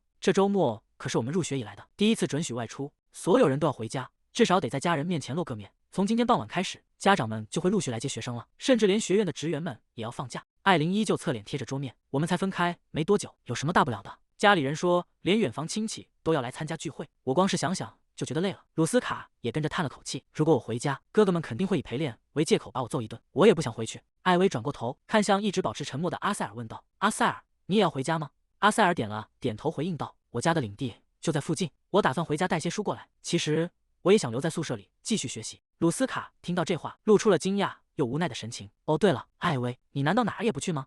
阿塞尔看着艾薇说道：“独自留在学院会很无聊的。”艾薇有些局促地绞着手指：“那个孤儿院实在太远了，不过我已经习惯一个人待着了，所以没关系。只是大家都不在的话，可能会有一点点寂寞。”鲁斯卡像是想到了好主意，提议道：“啊，那你要不要去参加庆典？那里有很多值得看的东西，非常精彩，你一定会喜欢的。”话音刚落，阿塞尔和艾琳突然同时出手，重重地敲在鲁斯卡的头上，发出沉闷的响声。艾琳若无其事地收回手，说道：“抱歉，刚才有只虫子。”阿塞尔也面无表情的附和道：“我也在抓虫子。”鲁斯卡委屈的大喊道：“你们两个真是够了，为什么要打我啊？”艾琳没好气的低声训斥道：“你这家伙，稍微看点气氛吧。”艾薇看着打闹的伙伴们，忍不住笑了起来。学院门口变得热闹非凡，马车络绎不绝，到处都是前来接孩子回家的家长。大人们牵着孩子的手，一位母亲紧紧搂住扑进怀里的女儿，温柔地回应着孩子的思念；另一对父母牵着孩子的手走向马车，询问着在学院里的生活。阿塞尔和伙伴们也准备出发了。艾琳回过头，对着台阶上的艾薇挥手告别：“我很快就回来。”艾薇。艾薇站在原地，努力挥动着小手回应大家，她才慢慢放下手，脸上的笑容也渐渐淡去。虽然刚才没有说出口，但其实我也很想去看看那个庆典。艾薇独自走在空旷寂静的走廊里，脚步声在长廊间回荡。她想起入学那天从马车车窗里看到的景象，那些繁华闪耀的街道，即便只是匆匆一瞥，也足以让她心跳加速。艾薇停下脚步，夕阳将天空染成了瑰丽的色彩，远处的城市灯火若隐若现，那一幕震撼人心的美景，仿佛已经深深烙印在她的记忆里，永远无法忘怀。艾薇望着窗外，但她很快垂下头，无奈地叹了口气。可是校规规定没有监护人陪同不能外出，今天还是乖乖待在房间里看书吧。或许是因为平时这里总是热热闹闹的，现在突然变得空无一人，反而让人觉得有些奇怪。走廊深处静悄悄的，只有他一个人的脚步声在回荡。这种寂静让他感到一阵莫名的寒意，甚至觉得有些可怕。艾薇缩了缩脖子，加快了脚步，得赶紧回去才行。他一路小跑来到房门口，急匆匆地推开大门。就在门缝开启的一瞬间，艾薇愣住了。艾薇惊讶地张大了嘴巴，呆呆地望着房间内。克洛伊斯正双臂交叠，神情悠然地倚靠在房间的立柱旁，他像是已经在这里等候多时。艾薇结结巴巴地喊道：“西安教授。”艾薇感受着头顶传来的温度，有些迟疑地问道：“教授？”克洛伊斯走上前去：“我一直在等你，艾薇。”艾薇猛地扑进克洛伊斯怀里，紧紧抱住他，喊道：“哇，真的是教授！”克洛伊斯任由他抱着。“当然了，难道你以为我是冒牌货吗？”他有些无奈地低声自语。“等一下，我难道真的是个假教授吗？”艾薇开心地笑着说道：“我只是太高兴见到你了。”两人在窗边的夕阳下站定。艾薇仰起头问道：“对了，教授，您怎么会在这个时间出现在这里？”克洛伊斯微微侧过脸，他轻声回应道：“啊，关于那个……”夜幕降临，学院的尖顶建筑在深蓝色的夜空中显得格外静谧。克洛伊斯带着艾薇推开了一扇沉重的大门。艾薇发出一声惊叹：“哇！”他跑进房间，环视着四周整洁的陈设和巨大的落地窗，这里好整齐，好酷啊！克洛伊斯站在一旁解释道：“我想带你到处转转。”艾薇兴奋地握紧小拳头：“所以这就是您的办公室吗？”他快步跑到高大的书架前：“这里有好多书啊！”艾薇站在高大的书架前：“教授，您已经读完这里所有的书了吗？这些书看起来都好深奥，您真的太厉害了。”克洛伊斯愣了一下，有些心虚的移开视线回应道：“当然了。”他一边走在房间里，一边在心里暗自嘀咕：“作为一名教授，这确实是理所应当的期待。”克洛伊斯停下脚步，目光扫过书架上那些厚重的书籍，心中却掀起了波澜。搞什么？为什么书的种类会这么多？虽然我知道这只是为了做样子，但是雷希德、泰瑞尔、阿尔西斯，甚至还有伦巴德。克洛伊斯感到一阵头疼。塞拉菲娜，这也做得太过火了。远处的塞拉菲娜似乎感应到了什么，她正要着手，怕一脸委屈：“你根本不知道要在1天之内准备好这一切有多难。”克洛伊斯疑惑地转过头，发现艾薇正双手交叠在胸前，眼中闪烁着期待的光芒。艾薇小声地开口问道：“那个教授，如果以后我有不明白的地方，可以过来请教您吗？”他凑近了一些，语气诚恳地继续说道：“虽然我知道学院里还有其他教授，但我觉得如果是跟着您学习的话，我一定会学得更好。”克洛伊斯一时间竟不知该如何作答。克洛伊斯看着艾薇期待的神情说道：“当然可以，随时都可以来问我，只要你需要，我一定会为你腾出时间。”艾薇惊喜地瞪大了眼睛：“真的吗？谢谢您，教授。”克洛伊斯心中暗自叹息，这下麻烦了，我最受不了这种表情。他轻咳一声，补充道：“不过这间办公室平时大多是空的，所以如果你有什么需要，就留一封信在桌上。”艾薇用力地点了点头，回应道：“好的，我会照做的。”突然，窗外传来一阵巨大的爆裂声，整间屋子都被瞬间亮起的光芒照亮。克洛伊斯和艾薇同时被这动静惊动，艾薇有些紧张地缩了缩脖子：“那是什么声音？”艾薇跑到巨大的落地窗前，惊讶地张开了嘴巴。无数烟花在夜空中接连绽放。克洛伊斯走到艾薇身后，和他一起望向窗外。庆典看来已经开始了，吓到了吗？窗外的烟花声此起彼伏。克洛伊斯微微皱眉，心里暗自盘算，动静闹得真大，以后得告诉他们少放点烟花。艾薇趴在窗边，手掌贴着冰凉的玻璃，发出一声惊叹：“哇！”他看着漫天绽放的火光，好漂亮。艾薇转过头看向克洛伊斯，眼睛里闪烁着兴奋的光芒：“真的好美啊！”克洛伊斯低头看着艾薇：“艾薇，你想去庆典看看吗？”艾薇愣了一下：“不用了，我没关系的，时间已经不早了，而且我也没那么好奇。”克洛伊斯看着他这副明明很想去却又在克制的样子：“是吗？”克洛伊斯叹了口气说道：“那真是太遗憾了，艾薇，我本来还希望能和你一起去庆典逛逛呢。”艾薇愣住了，有些不知所措地看着他。克洛伊斯单手托着下巴：“一个人去的话会很寂寞吧？但这也是没办法的事，我总不能违背孩子的意愿，强行把你带过去。艾薇顿时慌了神，他急忙摆着手，大声喊道：“不，其实我非常喜欢庆典，如果是和教授一起去的话，我绝对想去。”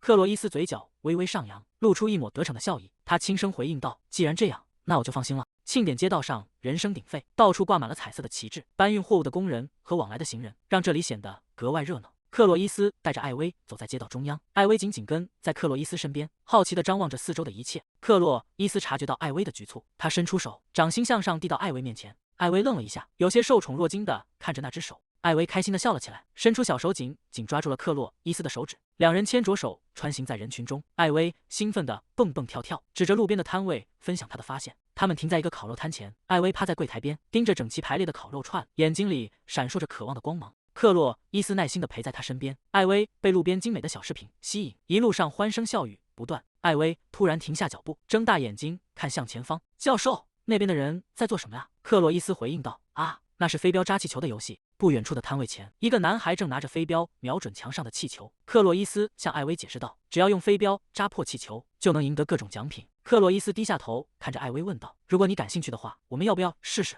不用了。”艾薇双手紧攥在胸前喊道：“我不需要玩那个。”克洛伊斯沉默地看着他。艾薇虽然嘴上说着拒绝，目光却不由自主地飘向摊位。他强行收回视线，拉住克洛伊斯的衣角，催促道：“教授，我们去看点别的吧。”克洛伊斯停在原地，没有挪步，只是静静地注视着艾薇的背影。克洛伊斯低声念着她的名字，艾薇。起初他还不确定，但现在他看出来了，这个孩子正在拼命压抑自己所有的欲望，无论是想玩的还是想吃的。虽然不知道原因，但克洛伊斯无法做事不管。他停下脚步，反手轻轻握住了艾薇的小手。艾薇疑惑地回过头，克洛伊斯松开手，径直走向那个飞镖摊位，说道：“我要玩一局。”摊主立刻热情地回应道：“好嘞，请稍等。”艾薇吓了一跳，急忙追上去：“没关系的，教授，您真的不需要为了我做这些。”克洛伊斯停在摊位前，转过头看向艾薇，脸上带着一丝温柔的笑意，说道：“别担心。”他语气轻松地继续说道：“这只是因为我自己想尝试一下而已。”艾薇愣在原地，发出一声轻叹：“啊！”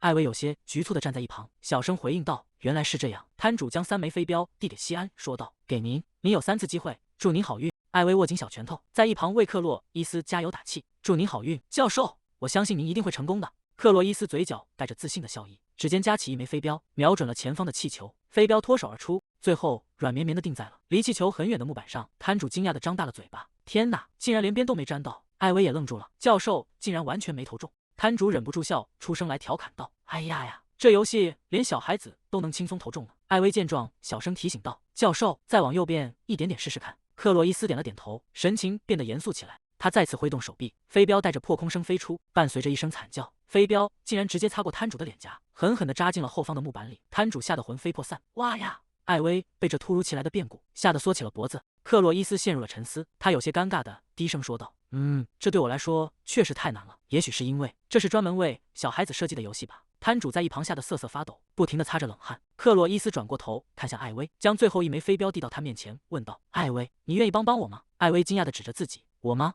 克洛伊斯点了点头：“是的，这是最后一次机会了，我只能指望你了。”艾薇接过飞镖，眼中闪烁着兴奋的光芒。“哇，我真的可以试试吗？”他握紧飞镖，神情变得坚定起来。“那我会尽全力的。”艾薇走到摊位前，深吸一口气，他在心里默默祈祷：“拜托了。”艾薇闭上眼睛，猛地挥动手臂，将飞镖投掷出去。“一定要中啊！”伴随着一声清脆的爆裂声，飞镖精准地刺破了气球。摊主大声欢呼道：“恭喜你，小姑娘，你赢了！”艾薇惊讶地瞪大眼睛，简直不敢相信眼前的景象。摊主递过来一个系着黄色蝴蝶结的粉色兔子玩偶，说道：“给，这是你的奖品。”艾薇兴奋地跳了起来：“我做到了！教授，快拿着这个！”克洛伊斯蹲下身子，看着艾薇欢快蹦跳的模样，夸奖道：“你真了不起，艾薇。”他接过玩偶，却故作遗憾地叹了口气，说道：“不过这并不是我想要的那个奖品。”艾薇愣住了，疑惑地问道：“哎？”“我其实想要那个最大的。”他把手中的兔子玩偶递还给艾薇，建议道：“所以这个小的就由你收下，怎么样？”艾薇有些局促地绞着手指。可是克洛伊斯做事要站起身，还是说我应该把它退回去？艾薇吓得脸色发白，急忙一把抢过玩偶，紧紧抱在怀里。“那我就收下了。”克洛伊斯看着艾薇视若珍宝的搂着玩偶的样子，嘴角露出一抹得逞的笑意。一切都在计划之中。艾薇紧紧怀抱着那个玩偶，感受着它柔软的触感，心中充满了前所未有的喜悦。来到庆典，玩这种有趣的游戏，甚至还拥有了一个属于自己的玩偶，这一切对他来说都是第一次。艾薇闭上眼睛，把脸埋进玩偶里蹭了蹭。“我会永远珍惜它的。”克洛伊斯站在一旁，静静地看着艾薇那副幸福的模样。“艾薇，我现在想去尝试点别的东西，你愿意陪我一起去吗？”艾薇毫不犹豫地回应道：“当然了，教授。”克洛伊斯指着远处的一个摊位说道：“就是我们刚才路过的那家店。”话还没说完，周围的人群突然变得骚动起来，大批游客朝着同一个方向涌去。借过一下，借过，快点快点，我们得去占个好位置。克洛伊斯被突如其来的人潮撞得晃了一下，还没来得及反应，原本牵着的艾薇就被汹涌的人群冲散了。克洛伊斯有些无奈地感叹道：“哈，这些人到底是从哪儿冒出来的？”他下意识地回头看向身侧，艾薇，你还好吗？然而回应他的只有嘈杂的喧闹声，原本应该牵着他的那个小女孩已经不见了踪影。克洛伊斯的眼神瞬间凝固，他猛地环顾四周，他站在街道中央，任由欢庆的人群从身边擦肩而过，声音中带着一丝不易察觉的慌乱。艾薇，庆典的街道上人声鼎沸，到处是欢笑的人群。艾薇在拥挤的人潮中艰难穿行，小声的请求道：“不好意思，请让我过去一下。”他一个踉跄，撞在了路人的腿上，整个人猛地向前冲去，惊叫道：“哇呀！”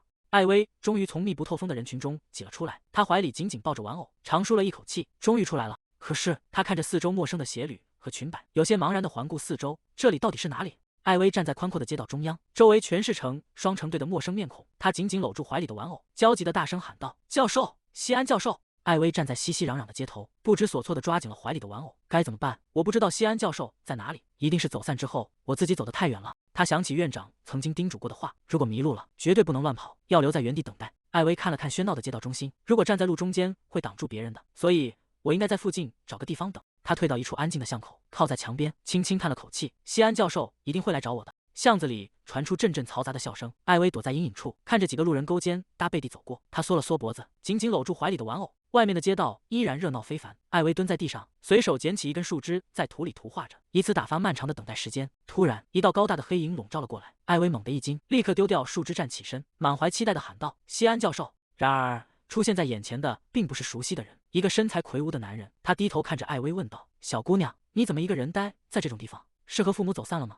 他局促地抓着玩偶，支支吾吾地回应道：“不，我只是……”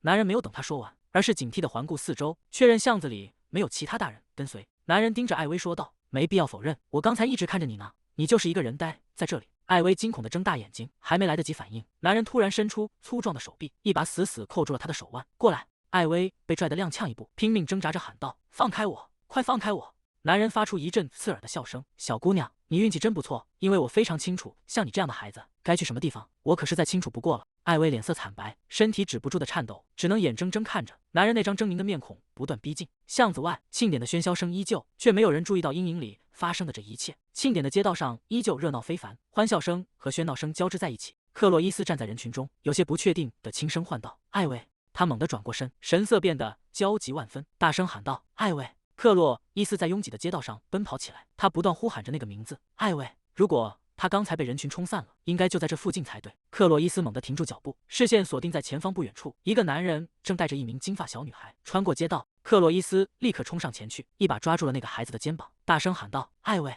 小女孩惊恐地转过头，露出一张完全陌生的脸庞。旁边的男人猛地推开克洛伊斯的手，愤怒地吼道：“你这家伙是谁啊？离我女儿远点！”克洛伊斯僵硬地站在喧闹的人群中，冷汗顺着脸颊滑落。去哪了？他到底去哪了？男人护着女儿，快步离开，嘴里还嘟囔着：“快走！”这家伙看起来像个疯子。克洛伊斯深吸一口气，强迫自己冷静下来。冷静点，我现在必须保持清醒。可他的呼吸却变得越来越急促，胸口像是被什么东西死死压住。该死，喘不上气来。这种窒息感让他感到恐惧，就像回到了那个时候一样。一名副官神色凝重地走上前，单膝跪在克洛伊斯面前汇报：“陛下。”克洛伊斯眼神空洞地注视着前方，记忆中那令人窒息的沉重感再次袭来。他仿佛回到了那个冰冷的时刻，自己正无力地跪在地上，怀中紧紧抱着一个已经失去生气的身影，周围站满了沉默的随从。克洛伊斯猛地攥紧拳头，那种撕心裂肺的痛苦，他绝不想再经历第二次。我必须立刻找到艾薇，可是我该从哪里开始找起？克洛伊斯站在喧闹的街头，周围是欢度庆典的平民，难道我应该让这一切都停下来吗？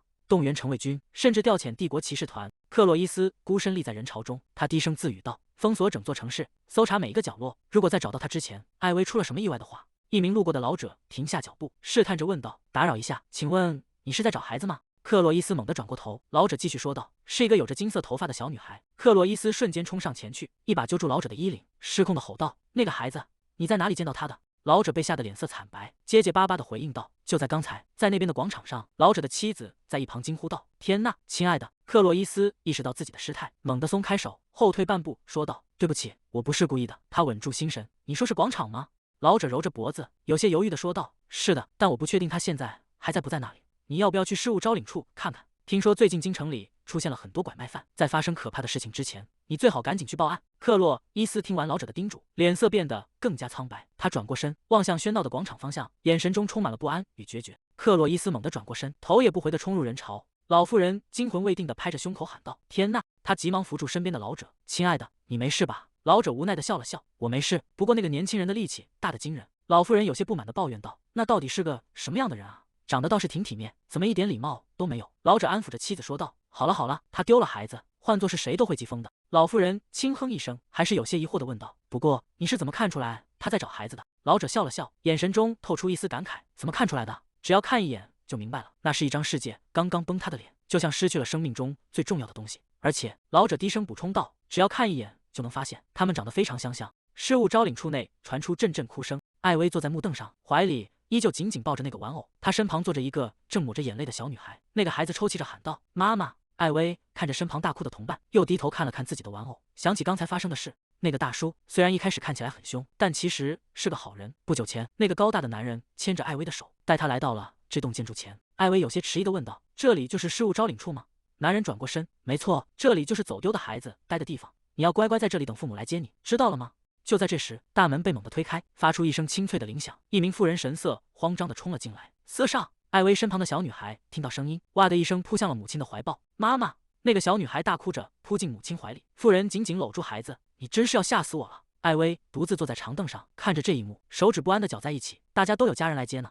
她低头看着怀里的玩偶，陷入了沉思。我要不要干脆自己走回去？西安教授可能不知道这个地方，毕竟他才刚来学院不久，而且现在天色已经晚了，说不定他已经先回去了。艾薇从长凳上站起身，我已经记住了回学院的路，应该没问题的。他看向门口，眼神中透出一丝落寞。如果一直待在这里，我就会忍不住想要继续等下去，所以我得赶紧回去才行。艾薇走向大门，推开门扉时，头顶的门铃发出清脆的响声。他下意识地抬起头，望向门外的街道。克洛伊斯猛地推开大门，他大口喘着粗气。艾薇。屋内一片寂静，几个孩子正围在工作人员身边。克洛伊斯环顾四周，焦急地呼喊道：“艾薇，你在吗？艾薇！”一名年轻的女职员走上前，有些迟疑地问道：“那个，请问您是在找孩子吗？”克洛伊斯紧紧盯着他问道：“是的，艾薇在这里吗？有没有一个叫艾薇·阿尔登的孩子来过这里？”女职员低下头，翻看着手中的记录本。如果是艾薇·阿尔登的话，他的监护人刚才已经把他接走了。克洛伊斯整个人僵在原地。你说什么？一股寒意从脚底直冲头顶。克洛伊斯猛地拔高了音量：“我才是那个孩子的监护人！”克洛伊斯愤怒地吼道：“你们这里难道连身份都不核实吗？”女职员被吓得缩起肩膀，结结巴巴地回应道：“那个，请稍等一下。”克洛伊斯的脸色因为极度的恐惧而变得惨白，冷汗顺着脸颊滑落。到底是谁带走了艾薇？克洛伊斯门口再次传来清脆的铃声，那个魁梧的男人推门而入，手里还拿着2串刚买的糖葫芦。艾薇正乖巧地跟在他的身后。艾薇有些迟疑地唤道：“教授！”克洛伊斯僵硬地转过头，他嘴唇颤抖着，轻声地喃道：“艾薇。”还没等艾薇反应过来，克洛伊斯已经猛地冲上前去，一把将艾薇死死地搂进怀里。艾薇手里的玩偶掉落在地，有些不知所措地喊道：“西安教授！”克洛伊斯声音沙哑而颤抖：“对不起。”艾薇愣住了。克洛伊斯紧紧抱着她，一遍又一遍地低声重复道：“真的，对不起，我花了这么长时间才找到你。”艾薇靠在他的肩头，感受着那份剧烈的颤抖。他缓缓伸出小手，轻轻抓住了克洛伊斯的衣角。“没关系的，因为你最后还是来接我了，所以没关系的。”克洛伊斯跪在地上，双臂依旧死死环绕着艾薇。夜幕下的街道热闹非凡，几个路过的女孩停下脚步。“快看那个女孩，她肯定把那些全买给他了，好羡慕啊！爸爸，我也要。”艾薇怀里抱着一堆东西，有些局促地干笑着。克洛伊斯走在艾薇身边，手里拿着棉花糖和各种小吃，甚至还拎着一只玩偶。他无奈地叹了口气，事情怎么会变成这样？就在不久前，克洛伊斯带着艾薇站在一名店主面前。“真是太感谢您了，多亏了您，我才能安全找到孩子。”店主微微欠身回应道：“没什么，我只是做了该做的事。孩子走丢的时候，您一定很担心吧？”店主有些不好意思地挠着头说道：“我听到他的肚子在叫，想着他可能是饿了，就从店里拿了点零食给他。”克洛伊斯低声重复道：“这孩子饿了？”克洛伊斯低头看向艾薇问道：“艾薇，你刚才明明说你不饿。”艾薇缩了缩脖子：“那个，我现在真的已经没事了。我刚才吃了很多鸡肉串，我保证我已经饱了。”他有些心虚地观察着克洛伊斯的脸色。“教授！”克洛伊斯突然伸手将艾薇一把抱起，艾薇吓了一跳，惊呼出声：“哇呀！”克洛伊斯皱着眉头说道：“那点东西怎么可能够？走吧，我会给你买很多好吃的。”艾薇被他稳稳地抱在怀里，有些不知所措。店主感叹道：“真是对感情很好的妇女啊！”艾薇还在小声抗议道：“那个，我真的没关系了。”克洛伊斯并没有停下脚步，他带着艾薇来到摊位前，指着货架说道：“请给我拿一个这个。”还有那个，这个也请包起来。艾薇手里塞满了棉花糖和各种小吃，无奈的想到，说实话，她竟然看到什么就买什么，这么多东西，我到底要怎么吃完啊？艾薇看着怀里堆成小山的食物，心想，不管怎么说，这都是因为她在担心我啊。她张大嘴巴，咬了一口粉红色的棉花糖，眼睛猛地睁大，太好吃了！明明看起来像棉花一样，吃起来却像糖果一样甜。克洛伊斯抱着伊薇，看着她大口吃东西的样子，神情变得柔和。桌上只剩下空掉的托盘和竹签，他们竟然真的把这些全吃光了。明月高悬在夜空，祭典的喧嚣声渐渐远去。克洛伊斯抱着已经有些困倦的艾薇，走下河边的石阶，稳步穿过渐渐散去的人群。周围的灯火突然熄灭，艾薇有些惊讶地环顾四周，怎么突然变暗了？克洛伊斯抱着他，语气平静地说道：“今天的最后一项活动要开始了，看那边。”一道光芒在黑暗中亮起，艾薇睁大了双眼。河岸边的人们正亲手将天灯送向天空，艾薇忍不住发出惊叹：“哇！”无数盏橘红色的天灯缓缓升起，宛如繁星坠入人间，将整片夜空点缀得璀璨夺目。克洛伊斯抱着伊薇站在人群后方，静静地望着这一幕。艾薇靠在克洛伊斯肩头，轻声地喃道：“好漂亮，真的太美了。”望着漫天的灯火，艾薇想起了过去。以前我总是和朋友们一起躲在窗边看天灯，许下各种各样的愿望。那时候大家总是吵吵闹闹的祈祷着，希望能变成有钱人。但其实我内心深处真正的愿望始终只有一个，那就是能见到我的爸爸和妈妈。不知为何，今天我觉得自己不需要许愿了。虽然不太清楚原因，但心里暖洋洋的，感觉很平静。艾薇靠在克洛伊斯怀里，眼皮越来越沉，终于沉沉睡去。克洛伊斯低头看着怀里的艾薇，该回去了。一名摆摊的老妇人叫住了克洛伊斯，说道：“哎呀，你的女儿一定是累坏了，她睡着的样子真像个小天使。”克洛伊斯停下脚步回应道：“似乎是这样。”老妇人看着艾薇，继续说道：“但是现在的孩子都戴发夹，她头上竟然一个都没有。现在的年轻爸爸真是的。”克洛伊斯愣了一下，问道：“什么？”老妇眼中闪过一丝金光，说道：“哎呀，看来我得教教你现在的流行趋势了。我会挑一个最适合她的，快过来看看。”克洛伊斯抱着熟睡的艾薇走进摊位，老妇人一边挑选一边问道：“这位小小姐的眼睛是什么颜色的？”克洛伊斯看了看怀里的艾薇，回应道：“是绿色的。”老妇人拿起一枚绿色的发夹，说道：“那这个绿色的发夹就完美了。大家通常都会根据眼睛的颜色来搭配。”克洛伊斯若有所思地应道：“是这样吗？”老妇人突然话锋一转，又拿起一个蓝色的蝴蝶结发夹，说道：“但是最近蓝色也是最畅销的款式，现在到处都在疯抢呢。”克洛伊斯看着那个发夹，陷入了沉思。老妇人继续笑着推销道：“真的很受欢迎哦。”克洛伊斯环顾四周，发现街上确实有很多戴着蓝色发夹的女孩。他收回目光，说道：“那把蓝色的也给我吧。”老妇人迅速将发夹打包，心中暗喜，真是个容易应付的客人。他笑着对克洛伊斯说道：“哎呀，他一定会非常喜欢的。”克洛伊斯突然改口说道：“还是算了。”老妇人猛地一惊，有些慌乱地喊道：“等等，我已经全部打包好了呀！”克洛伊斯神色平静地看着他说道：“把这些全部给我。”老妇人愣在原地，有些不敢置信地重复道：“全部都要。”清晨的阳光洒在宏伟的学院建筑上，鸟鸣声清脆悦耳。艾薇在柔软的床上翻了个身，发出一声呢喃：“她缓缓睁开眼睛，神情还有些呆滞。她看着枕边那只棕色的松鼠玩偶，伸手摸了摸她的头。艾薇猛地坐起身来，惊呼道：“哎，难道我在祭典的时候睡着了？”她有些茫然地环顾四周，记忆逐渐回笼。艾薇注意到床头放着一个精致的圆形礼盒，那是……她好奇地打开盒盖，里面装满了各式各样的发夹。艾薇伸出手指，一个一个数着：1、2、3、4、5、17。艾薇看着铺满床单的发夹，惊讶地张大了嘴巴：“这么多发夹，我真的可以全部收下吗？”他脑海中突然浮现出一个奇怪的画面：克洛伊斯头上戴着粉色蝴蝶结发夹。谢谢你还给我发夹，它们适合我吗？艾薇猛地摇了摇头：“不，这些肯定不是给教授戴的，所以他真的是送给我的吧？”想到这里，艾薇开心地在床上晃动着双腿：“嘿嘿，我得马上给教授写一封感谢信才行。”就在这时，房间的门被推开了，发出吱呀一声轻响。艾薇停下动作，转头看向门口，窗外传来马车轮轴转动的声音。艾薇趴在窗边向外张望，马车的声音还没到大家回来的日子呀。他看清了楼下的身影，惊讶地睁大了眼睛：艾琳，还有鲁斯卡和阿塞尔。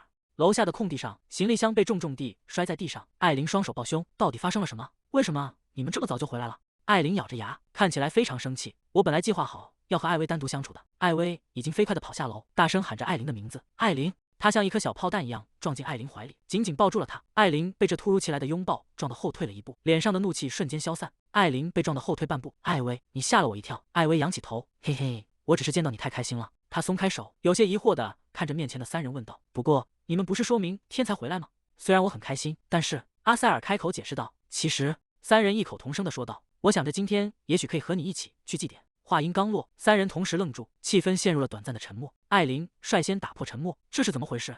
你们为什么要学我说话？”鲁斯卡不甘示弱地反驳道：“我才是那个打算先说出口的人，好吗？”阿塞尔无奈地叹了口气，看着两人争吵。艾薇看着他们充满活力的样子，忍不住笑出声来。随后他像是想起了什么，那个，三人停下争执，齐刷刷地看向艾薇。艾薇有些不好意思的小声说道：“其实我昨天已经去过祭典了。”空气瞬间凝固，三人异口同声地惊呼道：“什么？”学院上空回荡着难以置信的质问：“和谁一起去的？”夜色深沉，月光穿过稀疏的云层，照进一片寂静的村落。这里早已没有了往日的安宁，空气中弥漫着肃杀的气息。大批全副武装的士兵封锁了街道，他们手持长矛，神情严峻地在民房之间穿梭巡逻。一名指挥官站在空地中央，他厉声下令道：“保持警惕，不要让任何一只老鼠逃掉，彻底搜查每一个可疑区域。”士兵们立刻加快了动作，推开一扇扇紧闭的房门。沉重的脚步声在空旷的村庄里回荡。一名士兵急匆匆地跑向指挥官，手里紧紧攥着一份文件。指挥官，这个。指挥官转过身，接过士兵递来的纸张。他借着微弱的火光仔细端详，眉头渐渐锁紧，目光停留在纸页那独特的笔记上。指挥官低声自语道：“这内容，还有这笔记，毫无疑问，这就是他的。”指挥官看着手中的信件说道：“看来我们找到了。”他恭敬地低头行礼：“陛下。”克洛伊斯转过身，只是静静地注视着远方。罗梅尔。克洛伊斯微微侧过头，目光深邃而冷峻。罗梅尔立刻挺直脊背回应道：“是的，陛下。”克洛伊斯将手中的纸张攥紧，语气平淡却带着不容置疑的威严。赛人可能就在附近，彻底搜查这一带。他停顿了一下，眼神中闪过一丝凌厉的杀意。如果发现他，立刻杀了他。克洛伊斯站在废墟之中，他手中紧握着一张纸条，目光凝重地审视着上面的字迹。这确实是他的笔记，毫无疑问，他直到最近还把这里当作藏身处。克洛伊斯猛地攥紧拳头，纸张在他掌心被揉成一团。他是怎么察觉并逃脱的？赛人。时间回溯到继位战争之前，第一王子的办公室内，克洛伊斯笔直地站立着，面对桌后的男人。“你真的以为我会相信那些话吗？”赛人坐在位子上问道。“你觉得假装对王位没兴趣，就能让我放松警惕，省省你那些荒唐的小把戏吧？”克洛伊斯，无论你怎么想都无所谓。克洛伊斯平静地回应道：“我已经明确了自己的立场，我会放弃继承权，去莉莉安的领地生活。”赛人陷入了沉默，只是用手托着下巴，冷冷地注视着眼前的弟弟。“这就是我今天来要说的全部内容。”哥哥，克洛伊斯继续说道：“我先告辞了。”他转过身，在两名守卫的注视下，独自穿过宽敞的办公厅。皮靴踩在红地毯上，发出沉稳的声响。克洛伊斯走到厚重的大门前，伸手握住金属拉环，推门离去。真是太遗憾了。克洛伊斯走在空旷的走廊里，神情冷峻。赛人的声音在后方悠悠响起：“明明是比任何人都更适合那个王位的人。”赛人坐在高处，姿态闲适地支着头说道，像个逃犯一样被赶到乡下。他走下台阶，皮鞋踩在石砖上，发出清脆的声响。“你现在明白了吗？”赛人停在克洛伊斯面前，“这一切之所以会发生，都是因为你当初没有选我做你的顾问。”克洛伊斯，赛人微笑着唤道。“赛人。”克洛伊斯开口说道，“你在一件事上错得很彻底。”赛人闭上眼，即便到了现在，也还不算太晚。如果是我，我能让你登上皇位。克洛伊斯直视着赛人说道，“正因如此，那个人绝对不能是你。我从未有过哪怕一丝一毫的兴趣。”克洛伊斯侧过头说道，对于成为皇帝这件事，他与赛人擦肩而过，径直走向长廊的深处。“你会后悔的。”赛人低声说道，“你绝对会为你刚才说的话感到后悔。”克洛伊斯回想起往事，心中充满了悔恨。当初无论如何都该把那个混蛋赶走。不，我当时就该杀了他。如果那时候杀了他，哥哥就不会被洗脑去发动继位战争。克洛伊斯闭上双眼，脑海中浮现出战火纷飞的惨烈景象，城墙在崩塌，士兵们在嘶吼，而莉莉安和哥哥也就不会死在那场动乱之中了。没错，克洛伊斯望着荒废的村落，低声自语。他绝不可能就这样安静地躲起来，他一定又在策划什么阴谋，想要再次威胁这个帝国。克洛伊斯猛地攥紧手中的纸条，他转过身，对身后的部下们下达命令：搜集这里留下的所有痕迹，我们要立刻返回皇宫，进行彻底调查。遵命！士兵们齐声应和，声音在寂静的林间回荡。马蹄声打破了夜晚的宁静。克洛伊斯骑在最前方，率领着一队骑兵和马车，在林间小路上疾驰，车轮碾过不平的地面，发出沉重的颠簸声。随行的骑士们不时转头看向克洛伊斯，神情中带着担忧。陛下，罗梅尔轻声开口道，请不要太过忧虑。罗梅尔继续说道，这次调查不是已经发现了很多线索吗？无论赛人躲得再好，他终究还在帝国境内，要抓住他这种人，并不会花太长时间。克洛伊斯沉默不语，只是注视着前方幽暗的林道。罗梅尔见状无奈地摇了摇头，随后他像是突然想起了什么。啊，说起来，塞拉菲娜大人通过魔法通讯送来了一封信。罗梅尔从怀中掏出信件，要先放回您的办公室，等之后再处理吗？信里的内容提到了艾薇。克洛伊斯猛地勒住缰绳，马匹发出一声嘶鸣停了下来。不，我现在就要看。他伸手接过信件，动作利落地拆开了信封。罗梅尔有些疑惑地看着克洛伊斯，不明白为何这个名字会让陛下如此失态。克洛伊斯展开信纸，目光紧锁在上面的文字上。这是……克洛伊斯看着手中的信件，这显然是艾薇亲笔写的信。他是拜托塞拉菲奈转交的吗？克洛伊斯站在路边，借着微弱的光线仔细阅读。你好，西安教授，我是艾薇，非常感谢您送给我的发夹。为了每天该搭配哪种丝带，我正陷入幸福的苦恼中。其实教授，我有一件事想拜托您。克洛伊斯读到这里，眉头微微一挑。拜托。艾薇在信中继续写道：我现在正在学习外语，但有些部分比我想象中要难。他坐在堆满书籍的房间里，看着厚重的课本，露出局促不安的神情。而且下周就要开始考试了。艾薇握着羽毛笔，在信纸末尾写下请求：如果可以的话，西安教授，您能教教我吗？克洛伊斯看着信纸末尾那只歪歪扭扭的小松鼠涂鸦，落款处写着艾薇的名字。他原本紧绷的嘴角微微上扬，露出一抹温柔的笑意。我得赶快回去给他写回信才行。克洛伊斯收起信件，转头对身后的部下们喊道：加快速度！所有人跟紧了，遵命。次日清晨，阳光洒在学院宏伟的建筑上，钟楼传出悠长的鸣响。艾薇站在一扇厚重的木门前，伸手轻轻敲了敲门。打扰了。他推开门，探出小脑袋向办公室内张望。自从庆典结束之后，艾薇只要一有空闲时间就会来到这里，希望能见到西安教授。果然，艾薇看着空荡荡的房间，低声说道：他今天也不在这里，看来教授的出差时间比预想的还要长。艾薇想起之前询问塞拉菲娜时的情景，塞拉菲娜显得有些局促。西安教授吗？他去出差了，刚走没多久，所以短时间内可能回不来。如果你有什么要转交给他的东西，就先给我吧。他从书包里拿出一本厚重的课本，坐到办公室宽敞的沙发上，周围堆满了各式各样的毛绒玩偶。在下一节课开始之前，我就在这里复习吧。艾薇抱着书，整个人陷进柔软的沙发里。最近他确实花了很多时间待在教授的办公室里，而原因则是……哇！艾薇推开门，惊讶地看着眼前的景象，这是新添的吗？原本简洁的沙发上，现在摆满了精致的靠垫和装饰，而且数量还在不断增加。艾薇看着沙发上堆得像小山一样的兔子、小羊和熊宝宝玩偶，甚至还有成套的文具和零食盒，这些东西到底什么时候才会停止增加啊？虽然西安教授不在办公室里，但每天都会有各种可爱的小物件出现在这里。艾薇抱着一只粉色的小兔子玩偶，开心地蹭了蹭，这些东西就像是专门在等着他来访一样。艾薇停下动作，目光落在了沙发一角。这个我以前没见过，那是一个粉色的精致小箱子，上面还系着漂亮的蝴蝶结。艾薇凑近观察，发现箱子上竟然挂着一把小锁，钥匙和锁是在一起的。艾薇好奇地歪着头，把箱子抱在怀里，仔细端详。这一定是那种只有主人才能打开的箱子。他想起最近在同学们之间很流行这种东西，大家都喜欢把珍贵的小秘密藏在里面。既然它出现在这里，我也想往里面放点东西。艾薇思索着，目光突然一亮，他想到了一个绝妙的主意。没错，那个东西最合适了。老师站在讲台上敲了敲桌子，说道：好了，各位同学，为了即将到来的考试，请大家努力复习。好的，学生们齐声回应道。下课铃声响起，教室里顿时变得嘈杂起来。学生们三五成群地走出教室，谈笑声渐渐远去。艾薇独自坐在座位上，环顾着四周，大家都已经走光了吧？他确认教室内空无一人后，悄悄站起身，快步走向教室后排。艾薇来到一张课桌前，蹲下身子，在桌子底下的阴影里摸索着，发出窸窸窣窣的响动。那边的那个，等一下！艾薇猛地一颤，冷汗顺着额角流了下来。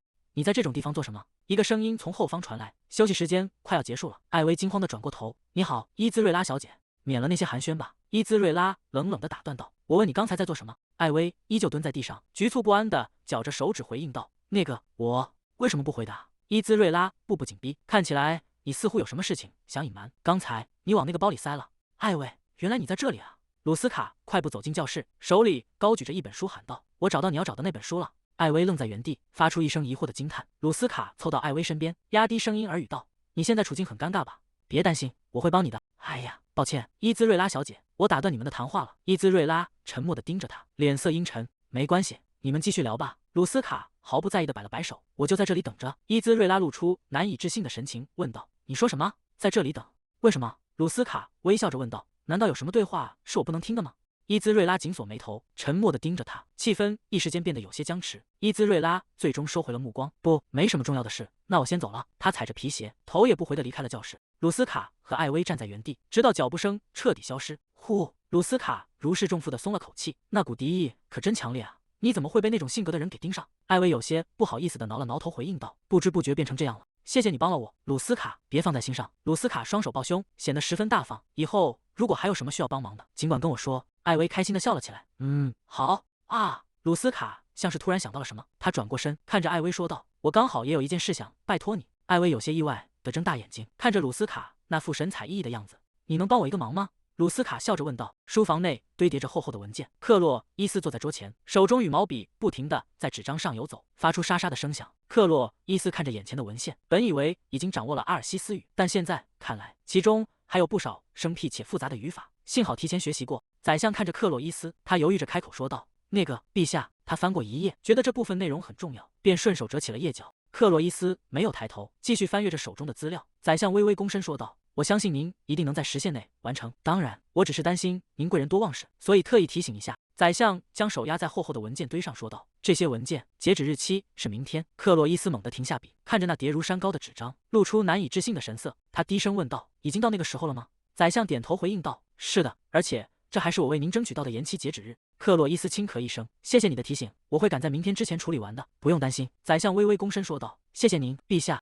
克洛伊斯正准备继续工作，目光却扫向一旁的挂钟，时针已经指向了某个位置。他突然意识到，已经快到约好的辅导时间了。克洛伊斯猛地推开椅子站起身，宰相急忙问道：“您要去哪里？”陛下。克洛伊斯快步走向门口：“我出去散散步。”克洛伊斯停下脚步，回头看向那叠堆积如山的文件，又看了看满脸愁容的宰相：“等我回来再处理，我可什么都没说。”夕阳将天空染成了橘红色，克洛伊斯披上披风，独自走在庭院的小径上，皮靴踩在石砖上，发出沉稳的声响。他低头思索着，竟然为了学习外语而忘记了本职工作，这实在不像自己的作风。克洛伊斯叹了口气，看来今晚又要熬夜了。等辅导结束，就得立刻回办公室处理那些文件。微风拂过林间，吹乱了他的发丝。克洛伊斯停在树荫下，目光落在不远处。天哪！他看着前方，手中的书本险些滑落。克洛伊斯站在林间小径上，整个人如遭雷击。我怎么能忘记那件事？前方不远处的草地上，两座墓碑静静地伫立在树荫下。克洛伊斯看着他们，心中充满了懊悔。距离我上次来看望妻子和女儿，已经过去多少天了？最近这段时间，他终于找到了赛人的藏身处，即便是一直忙于追踪那个家伙的踪迹，也不该如此疏忽。克洛伊斯算着日子，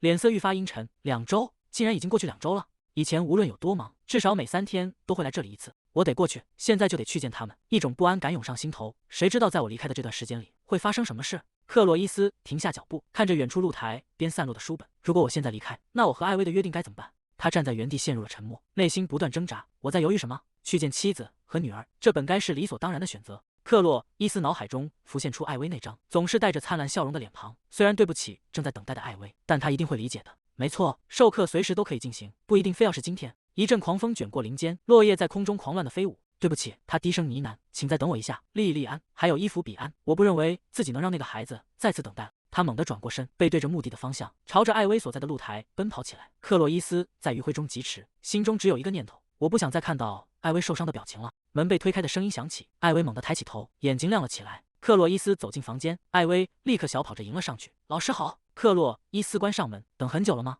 艾薇摇了摇头，没有，我一直在做准备，一点都不觉得无聊。他指着桌上整齐码放的书本说道：“看，今天要用的书我都准备好了，当然还有老师口渴时喝的红茶，甚至连肚子饿时可以吃的点心也准备了。”克洛伊斯有些惊讶地问道：“你什么时候准备了这么多东西？”克洛伊斯看着艾薇，嘴角不自觉地微微上扬：“你一定很期待今天的课吧？”他伸出手，轻轻抚摸着艾薇的头，说道：“谢谢你。”克洛伊斯看着艾薇开心的样子，心中感到一阵欣慰，幸好我遵守约定过来了。他翻开手中的书本，说道：“那么我们现在就开始上课吧。”艾薇大声回应道：“好。”两人在桌前坐下，克洛伊斯翻开厚重的教材，让我看看，今天要考试的范围是。艾薇乖巧地坐在一旁，他轻声问道：“老师，您累了吗？”克洛伊斯转过头看向他，不解地问道：“为什么这么问？”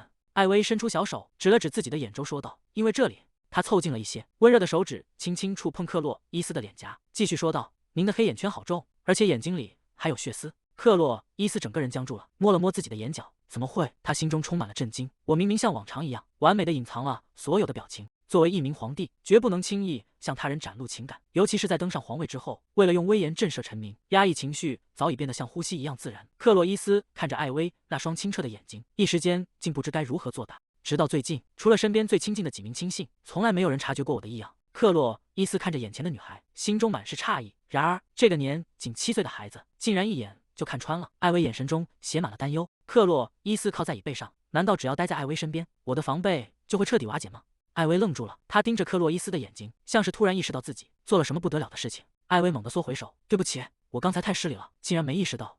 克洛伊斯轻笑出声，没关系，倒不如说谢谢你这么担心我。克洛伊斯重新翻开书页，说道：“好了，我们来看下一道题吧。”艾薇立刻挺直脊背回应道：“是的。”窗外的天色逐渐由昏黄转为深蓝，月亮悄然爬上塔尖，整座宫殿笼罩在静谧的夜色中。沉闷的钟声突然在走廊回荡，惊醒了沉浸在学习中的两人。克洛伊斯放下手中的羽毛笔，合上厚重的教材，说道：“真遗憾，今天的课只能到此为止了。”他站起身，整理了一下制服的领口，继续说道：“我该回宿舍了。”艾薇整个人像霜打的茄子一样蔫了下去。好吧。克洛伊斯合上书本，说道：“总之，希望今天的课对你有所帮助。”艾薇猛地抬起头，大声回应道：“帮助可大了，老师，您真是个天才。”克洛伊斯看着他兴奋的样子，不过刚才的解释是不是稍微有点难懂？艾薇不好意思的挠了挠头，嘿嘿笑了几声，说道：“只有一点点。”克洛伊斯看着艾薇开始收拾书包，心中暗自盘算：我得再缩减一点睡眠时间来钻研教材了。这不仅仅是为了扮演好老师的角色。克洛伊斯看着眼前的女孩，她就像一块干透的抹布，在疯狂吸水，教一件事就能领悟10件事。这种惊人的天赋让他在感到有趣之余，甚至产生了一丝敬畏。克洛伊斯想起之前听到的传闻，当初从别人那里听说关于这个孩子的事情时，还以为只是老教授在大惊小怪。现在看来，事实远比传闻更令人震撼。克洛伊斯嘴角不自觉地勾起一抹弧度，照这样下去，我可能会变得比那个人还要溺爱孩子。他收敛了思绪，伸手接过艾薇沉重的书包，说道：“天色晚了，我送你回宿舍吧，把包给我。”艾薇受宠若惊地松开手，谢谢您，教授。夜晚的钟声在学院上空回荡，两人停在宿舍区附近的树荫下。克洛伊斯将书包递还给艾薇，说道：“拿好你的包，剩下的路你自己一个人能安全走回去吗？”艾薇接过书包，当然可以，宿舍就在我们正前方呀。克洛伊斯低声说道：“我很想直接把你送到门口，但是……”他停顿了一下，看着那些正朝这边张望的学生们，如果被其他孩子看到你和我在一起，可能会引起不必要的麻烦。万一有人认出我……草丛中突然传来一阵细微的沙沙声，克洛伊斯眼神一凛，猛地转过头看向幽暗的树影深处。艾薇被这突如其来的动作吓了一跳，呆呆地站在原地。谁在那里？克洛伊斯低声喝道，身体下意识地挡在艾薇身前。灌木丛再次剧烈晃动起来，伴随着一阵急促的脚步声，一个白色的身影猛地窜了出来。艾薇惊喜地叫出声来：“哇，是小兔子！”克洛伊斯紧绷的肩膀松弛了下来，原来只是野生动物吗？看来是我太敏感了。他转头看向艾薇说道：“对了，我想起来还有件东西要给你。”克洛伊斯从怀中取出一叠整齐的纸页，递到艾薇面前，说道：“我整理了一些可能有用的词汇和语法。”克洛伊斯继续说道：“虽然不确定对这次考试有没有直接帮助，但你可以看看。”艾薇双手接过那叠写满笔记的纸，大声回应道：“哇，谢谢您，教授，我会努力学习的。”克洛伊斯挥了挥手说道：“快进去吧，下次见。”艾薇对着克洛伊斯深深鞠了一躬。“好的，教授，今天真的非常感谢您。”他转过身，一边挥手告别，一边朝着宿舍跑去。克洛伊斯抬起手，对着一薇消失的方向轻轻挥了挥。艾薇紧紧怀抱着那叠笔记，像是抱着什么珍贵的宝物，心中暗自庆幸，幸好我鼓起勇气给教授写了信。他加快了脚步，小声嘀咕着，得赶紧回去复习才行，绝对不能忘记教授教的内容。艾薇跑向宿舍大楼，消失在门后的光影中。而在不远处的树干后，一只脚悄然缩了回去。伊兹瑞拉躲在粗壮的树干后，双手死死捂住嘴巴。急促的脚步声在幽暗的林间回荡。伊兹瑞拉在小径上飞快奔跑。我就知道肯定有问题。他一边跑一边咬紧牙关，从一开始就觉得不对劲，可没想到守护者竟然是假的。他愤怒地攥紧双拳。艾薇，一想到因为你我所遭受的一切……室内传出一声清脆的碎裂声，一只酒杯狠狠砸在墙上的画像上，碎片四溅。伊兹瑞拉惊恐地看着眼前的一幕，父亲背对着他，声音冰冷而低沉：“不许你这么叫我！”他转过身，掐灭了手中的雪茄：“不许你叫我父亲！我费尽心思把你送进学院，你回来时却成了特伦斯家族的敌人。”伊兹瑞拉猛地一颤：“别告诉我你做这些是因为那个，就因为被一个低等的南方家族疏远了。”那是由于艾薇最开始就站在平民那边。伊兹瑞拉急切地辩解道。父亲的目光变得愈发冰冷，他吓得缩紧了肩膀，脸色瞬间变得惨白。父亲发出一声失望的叹息：“我原以为你至少还有点脑子，看来是我对你期望太高了。”他猛地一挥手，将桌上的东西扫落在地。伊兹瑞拉被这突如其来的响动吓得倒退一步：“你以后不必再回家了。”他在擦肩而过时冷冷地说道：“在证明你的价值之前，不要出现在我面前。”沉重的房门在伊兹瑞拉面前重重关上，巨大的声响在空旷的房间里回荡。他独自站在原地，失神地望着紧闭的大门。为什么我要遭受这种对待？在阳光明媚的花园里，一家人正围坐在圆桌旁享受下午茶。父亲看着对面的伊兹瑞拉赞叹道：“伊兹拉拉，你的礼仪真是完美无缺。”母亲掩嘴轻笑，附和着说道：“呵呵，伊兹拉拉从小就什么都做得很好，她真是我们家唯一的公主。”伊兹瑞拉站在昏暗的走廊里，回想起曾经那些温情的画面，眼眶渐渐泛红。父亲怎么能这样对我？他竟然觉得我站在那种卑贱的东西那边很奇怪。伊兹瑞拉死死攥紧拳头，指甲深深陷入掌心。可为什么错的人是我？我绝对无法接受这种事。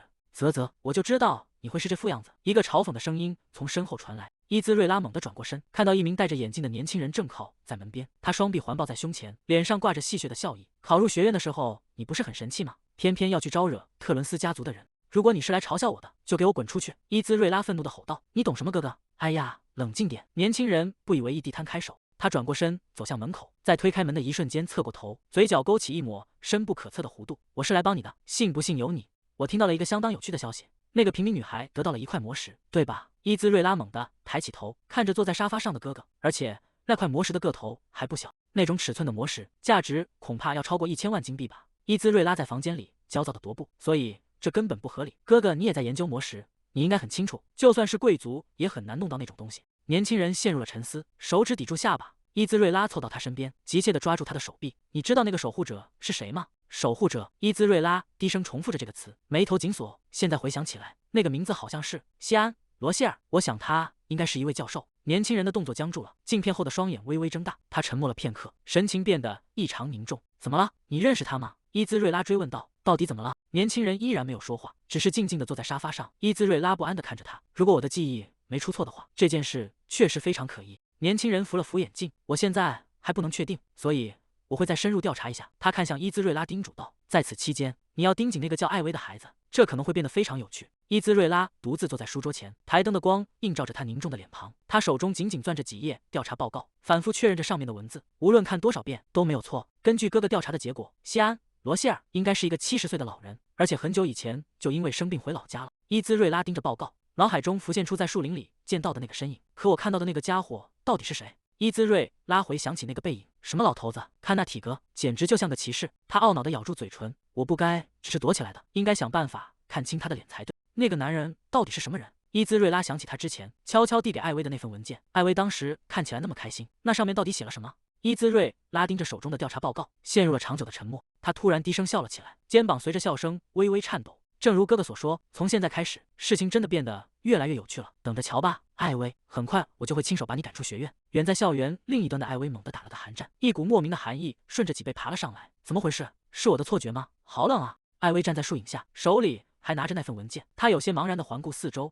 不过话说回来，微风拂过，卷起几片落叶。艾薇独自走在空旷的学院建筑前，他望着远方，若有所思地迈开了脚步。没想到我还会再回到这个地方。鲁斯卡将折叠整齐的纸条递到了面前，给你。艾薇有些局促地接过纸条，这是……鲁斯卡轻咳一声，明天这个时候到纸条上写的那个教室来，剩下的事情我会在那里告诉你。他竖起食指抵在唇边，还有，你绝对不能让其他孩子知道，明白吗？艾薇呆呆地看着他，尤其是阿塞尔和艾琳，我希望他们现在还不要知道这件事。鲁斯卡再次强调道，你明白的吧？这绝对是个秘密。艾薇紧张地咽了口唾沫，哦，好的，我明白了。这到底会是什么事呢？第二天，艾薇如约来到了那栋偏僻的教学楼，推开布满灰尘的窗户，阳光斜斜地照进昏暗的走廊，到处都是厚厚的蛛网。虽然不知道为什么要保密，但特意把我叫到这种空旷的地方。艾薇独自走在寂静的长廊上，一定是很重要的事情吧？她停在一扇沉重的木门前，深吸一口气，用力推开了大门。哇！艾薇被眼前的景象惊呆了，这里已经积了好多灰尘啊，已经好久没来过这间教室了。艾薇站在空无一人的教室中央，鲁斯卡大人还没到吗？